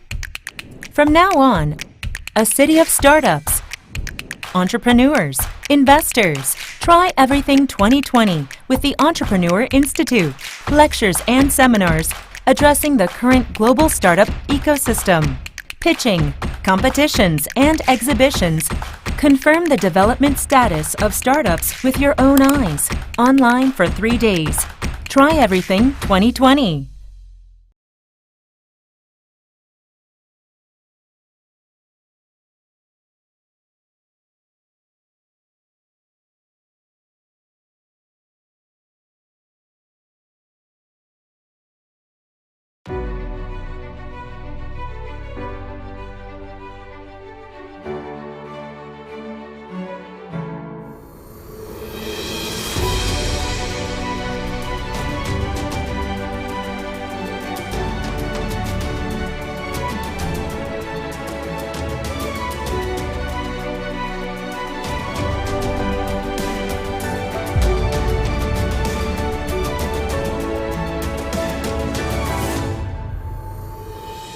창업 참 힘들죠. 창업이란 게 아이디어만 가지고 할 수 있는 분야가 아니잖아요. 초기엔 막막했습니다. 막상 시작은 했는데 연구만 한다고 되는 게 아니구나 라는 생각이 들었죠. 영국에서 오래 근무를 하다 한국에 들어와서 스타트업들을 만나기 시작했을 때는 과연 한국의 스타트업들이 얼마나 발전했을까? 사실상 스타트업에게 선뜻 투자하기엔 굉장한 위험 부담이 따르죠. Typically, it's very difficult to just go out there and find VCs and find potential users to get feedback. 서울시가 창업 기업을 지원할 수 있는 방법은 무엇이 있을까? 서울시 창업 기업의 혁신 기술과 서비스가 글로벌 시장에서 인정받을 수 있도록 든든한 지원군이 되어주는 것. 그것이 서울시가 해야 할 역할이라고 생각했습니다. 제가 해외 VC에게 서울시 스타트업에 투자를 얘기할 땐 장점으로 이 얘기를 합니다. IT 인프라 기반의 높은 R&D 역량과 기술에 대한 특허 출원율을 가지고 있다고. 적극적인 투자로 AI, 블록체인, 생명과학 분야에서 많은 유니콘 기업들이 생겨났죠. 이런 부분이 현재 서울시 창업 생태계의 강점이 되었다고 생각합니다. 의료, 바이오 분야는 개발 기간이 길다 보니까 결국엔 자금과 연구 장비 부족 문제가 발목을 잡게 되더라고요. 예비 유니콘 레벨에 있는 기업들은 외국인 투자자 유치가 불가피한데 실제 외국인 투자자들이 많이 모이고 있고 그걸 유치하기 좋은 환경이라는 점이 가장 서울시의 장점이라고 생각합니다. 서울시는 서울시 자체 재원과 정부와 민간의 투자를 확대해서 투자 펀드를 조성하고 있습니다. 뿐만 아니라 충분한 보유 공간과 연구 장비 인프라를 갖춰서 창업 기업들은 연구에만 전념할 수 있도록 지원하고 있습니다. I'm aware that Seoul is focusing on fostering university students to be the next startup CEOs. 현재 서울시에서는 미래 유니콘 기업을 꿈꾸는 많은 대학생들을 위해서 34개 대학에서 캠퍼스 타운을 운영하고 있습니다. 현재 272개 창업팀들이 활동 중에 있는데요. 2020년 저희의 목표는 모두 600개의 창업팀이 글로벌 시장에 도전할 수 있는 환경을 만드는 것입니다. 서울시에서는 양재 AI 허브, 또 여의도 금융대학원에서 현장형 인재를 육성하고 있습니다. 이 밖에도 마포의 프론트원, 강남의 팁스타운 등 서울의 곳곳에서 다양한 창업 생태계가 조성되고 있습니다. 국내외 VC들이 서울시 창업 기업에 투자하고 싶어하는 이유는 예비 유니콘 27개 중 20개 기업이 서울에 위치해 있다는 점입니다. 뛰어난 인재와 인프라를 갖춘 유망 기업들이 서울에서 성장하고 있는 만큼 투자자들 입장에선 매력적인 투자라고 할 수 있죠. Seoul has been very helpful in two major ways. The first is helping us to be a very good test bed for our technology. And then secondly, the access to venture capital resources has been very helpful to our business. Through the network and through the events that Seoul has helped us and invited us to, we've been able to get in touch with those very important people much easier. That startups that benefited from this Seoul incubating program have attracted over 300 billion Korean won investments. Also, it has created over 4,000 jobs. 현재 서울시의 스타트업 입주 공간은 2019년 한 해에만 24,000제곱미터가 늘어났습니다. 한 예로 서울 핀테크 랩은 100개의 기업, 1,000명의 인원이 상주할 수 있게 되었습니다. 필요한 개발 및 사업 관련 인력들을 확충할 수 있었고 그들이 보다 체계적으로 교육을 받을 수 있는 기회들을 제공해 주셔서 개발 진행이 효율적으로 빠르게 진행되었기 때문에 좋은 성과를 낼 수 있었던 것 같습니다. 저희는 스타트업 아우터반에서 기술 역량을 인정받고 다임러 본사와 한국 최초로 MOU를 체결할 수 있었습니다. 이러한 대기업과의 협력을 통해 기술에 대한 경험을 쌓을 수 있었고 대기업인 벤츠에 저희의 개발 기술을 실용화할 수 있어서 좋은 기회를 잡았다고 생각합니다. A lot of unicorns based in Seoul are doing very well in the global market now, and I look forward to seeing more. 좋은 창업 생태계는 인재, 시장, 투자자 이렇게 세 가지 요소가 갖춰진 것을 이야기합니다. 서울시는 시장, 인재, 투자자 모두 갖춘 창업하기에 아주 좋은 도시입니다. I think like all startups, we want to become basically a unicorn company and to make a change in the world. And we think that Seoul is probably the best place to do that. 한국에서의 기술 개발을 기반으로 전 세계에 AI 기반의 금융 인프라를 제공하여 또 다른 금융 생태계가 만들어질 수 있도록 하는 것이 저희 목표입니다. 전 세계 사람들이 저희의 제품을 신뢰하고 구매할 수 있도록 좋은 제품을 만들겠습니다. 더 좋은 가치를 만드는 글로벌 기업이 되겠습니다. 창업하기 좋은 도시, 누구나 아이디어만 있으면 꿈을 향해 도전할 수 있는 도시. 이것이 서울시의 목표입니다.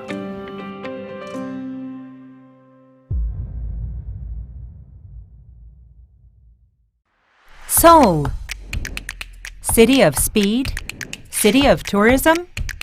From now on, a city of startups, entrepreneurs, investors. Try Everything 2020 with the Entrepreneur Institute.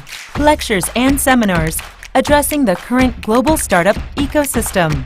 Pitching, competitions, and exhibitions. Confirm the development status of startups with your own eyes. Online for 3 days. Try Everything 2020.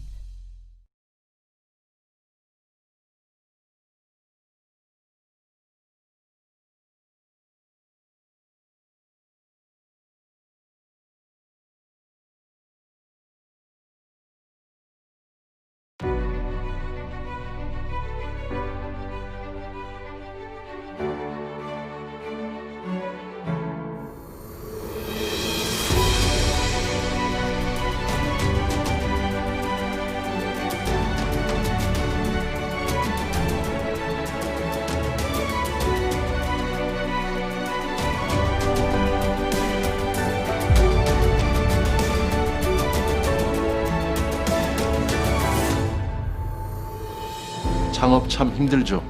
창업이란 게 아이디어만 가지고 할 수 있는 분야가 아니잖아요.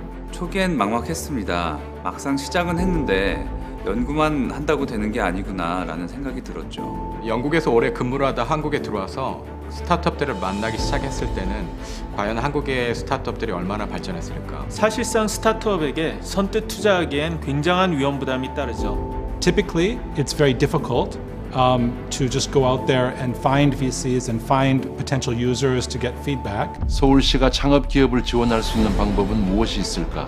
서울시 창업 기업의 혁신 기술과 서비스가 글로벌 시장에서 인정받을 수 있도록 든든한 지원군이 되어주는 것. 그것이 서울시가 해야 할 역할이라고 생각했습니다.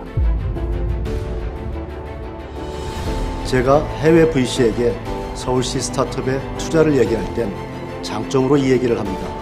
IT 인프라 기반의 높은 R&D 역량과 기술에 대한 특허 출원율을 가지고 있다고. 적극적인 투자로 AI, 블록체인, 생명과학 분야에서 많은 유니콘 기업들이 생겨났죠. 이런 부분이 현재 서울시 창업 생태계의 강점이 되었다고 생각합니다.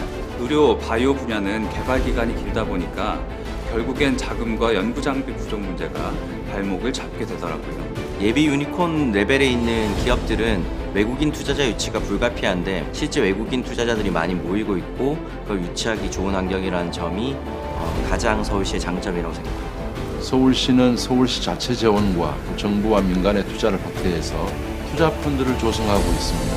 뿐만 아니라 충분한 보유 공간과 연구 장비 인프라를 갖춰서 창업 기업들은 연구에만 전념할 수 있도록 지원하고 있습니다. I'm aware that Seoul is focusing on fostering university students to be the next startup CEOs. 현재 서울시에서는 미래 유니콘 기업을 꿈꾸는 많은 대학생들을 위해서 34개 대학에서 캠퍼스 타운을 운영하고 있습니다. 현재 272개 창업팀들이 활동 중에 있는데요. 2020년 저희의 목표는 모두 600개의 창업팀이 글로벌 시장에 도전할 수 있는 환경을 만드는 것입니다. 서울시에서는 양재 AI 허브, 또 여의도 금융대학원에서 현장형 인재를 육성하고 있습니다. 이 밖에도 마포의 프론트원, 강남의 팁스타운 등 서울의 곳곳에서 다양한 창업 생태계가 조성되고 있습니다. 국내외 VC들이 서울시 창업 기업에 투자하고 싶어하는 이유는 예비 유니콘 27개 중 20개 기업이 서울에 위치해 있다는 점입니다. 뛰어난 인재와 인프라를 갖춘 유망 기업들이 서울에서 성장하고 있는 만큼 투자자들 입장에선 매력적인 투자라고 할 수 있죠. Seoul has been very helpful in two major ways. The first is helping us to be a very good test bed for our technology. And then secondly, the access to venture capital resources has been very helpful to our business. Through the network and through the events that Seoul has helped us and invited us to, we've been able to get in touch with those very important people much easier. That startups that benefited from this Seoul incubating program have attracted over 300 billion Korean won investments. Also, it has created over 4,000 jobs. 현재 서울시의 스타트업 입주 공간은 2019년 한 해에만 24,000제곱미터가 늘어났습니다.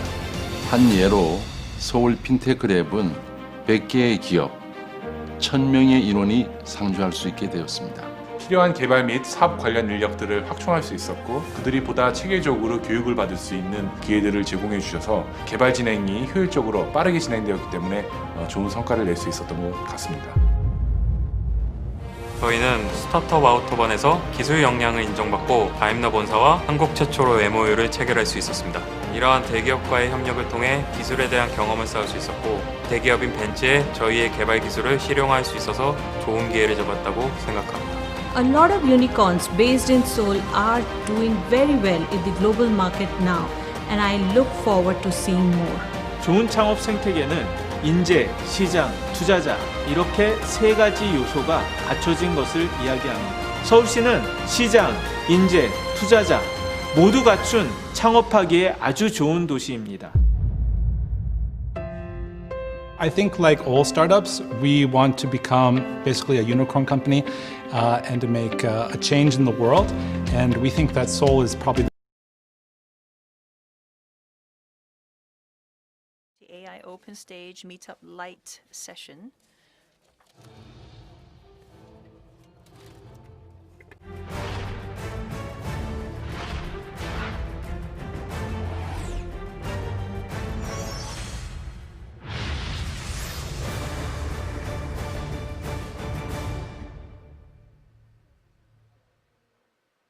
오픈 스테이지 프로그램. Now, the Open Stage program is being operated by the Center of Creative Economic Innovation of Seoul. And we have big and small SMEs as well as investor companies and supporters. And this is a program to support open innovation. We will be talking specifically about AI and big data, which are the important keywords of today. So we have startups as well as large companies that are conducting open innovation as well as investment in the areas of AI and big data.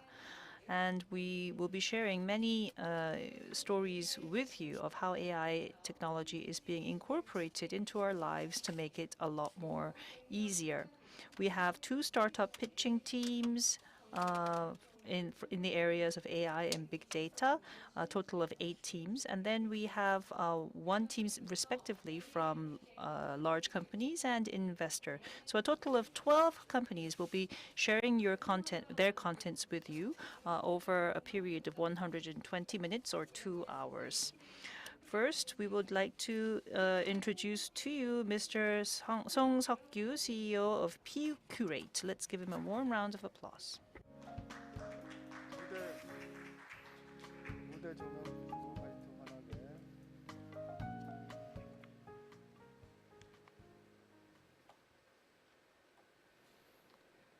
안녕하세요.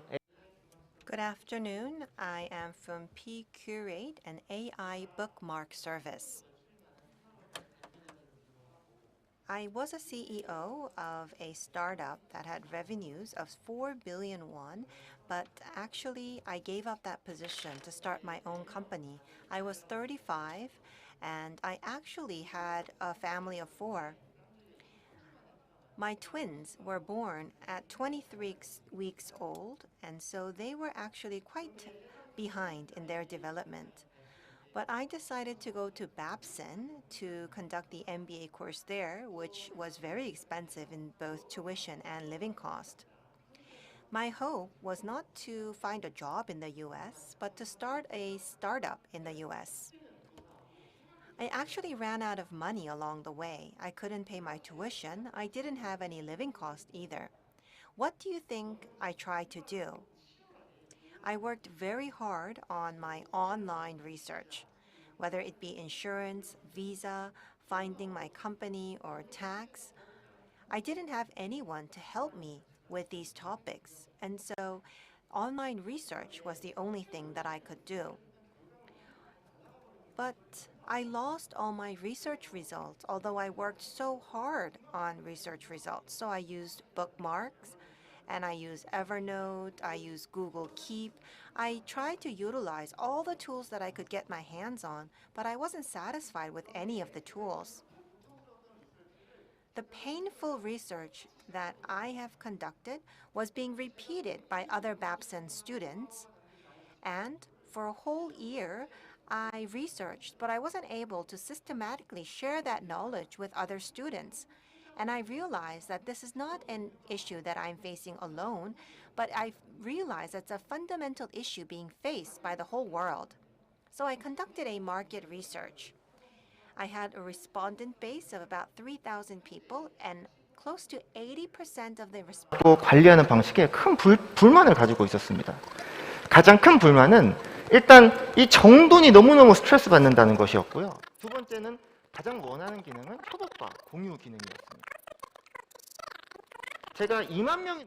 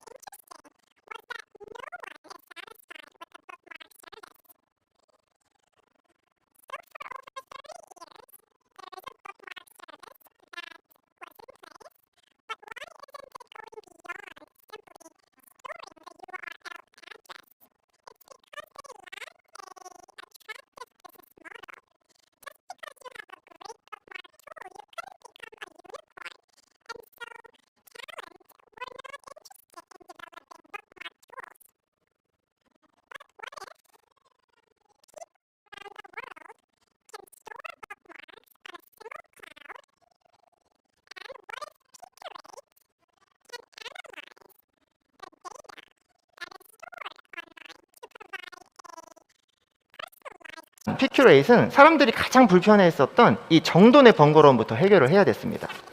보시는 바와 같이 예전에는 수십, 수백 개의 링크들을 정돈을 하려면 하루 종일 걸렸습니다. 그리고 스트레스도 엄청 받았고요.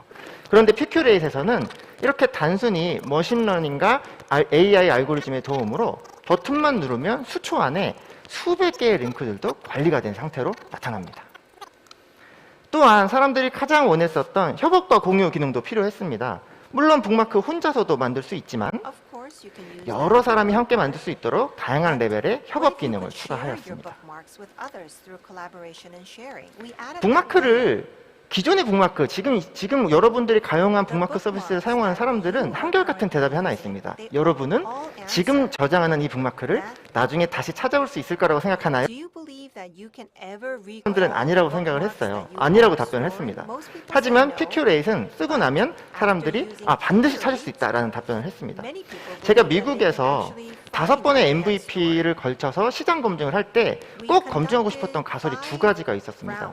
그 첫 번째는 그래, 만약에 AI나 머신러닝 알고리즘의 도움으로 이 정돈하는 부담이 줄어들면 사람들이 훨씬 더 많이 저장할 거야. 두 번째는 공유와 협업 기능 주면 정말 많이 쓸 거야 라는 2 가설이었습니다. 테스트 결과 실제로 피큐레이트를 사용하고 나서는 20배가 넘는 웹페이지를 저장하는 것을 보여줬고요. 60%가 넘는 사람들이 협업과 공유 기능을 사용하였습니다. 많은 리뷰도 보내줬습니다. 대표적인 것은 일단 정보의 오버웰름을 해결할 수 있을 것 같다. 협업 기능이 너무 마음에 든다. 아니면 한정된 시간을 리서치할 땐 정말 도움이 될 것 같다. 아니면 정보를 지식으로 올거나이징 해주는 기분이야 라는 좋은 반응들을 보여줬습니다. 현재 피큐레이트는 반응형 웹, 그리고 브라우저 애드온, 그리고 모바일이 3종이 세트로 배포되고 있습니다. 일단 많은 사람들이 피큐레이트를 쓰게 되면요, 정말 하고 싶은 큐레이션 영역으로 넘어갈 수 있습니다. 내가 지금 관심 있게 하는 리서치를 하고 있는 다른 사람이 능동적으로 저장했던 링크를 기반으로 저에게 딱 맞는 맞춤 큐레이션이 가능하게 됩니다. 이 스테이지에서는 내가 관심 있어하는 분야에 대해서 자주 북마킹하는 사람들을 발견할 수 있고 연결할 수 있고 커뮤니케이션도 할 수 있습니다.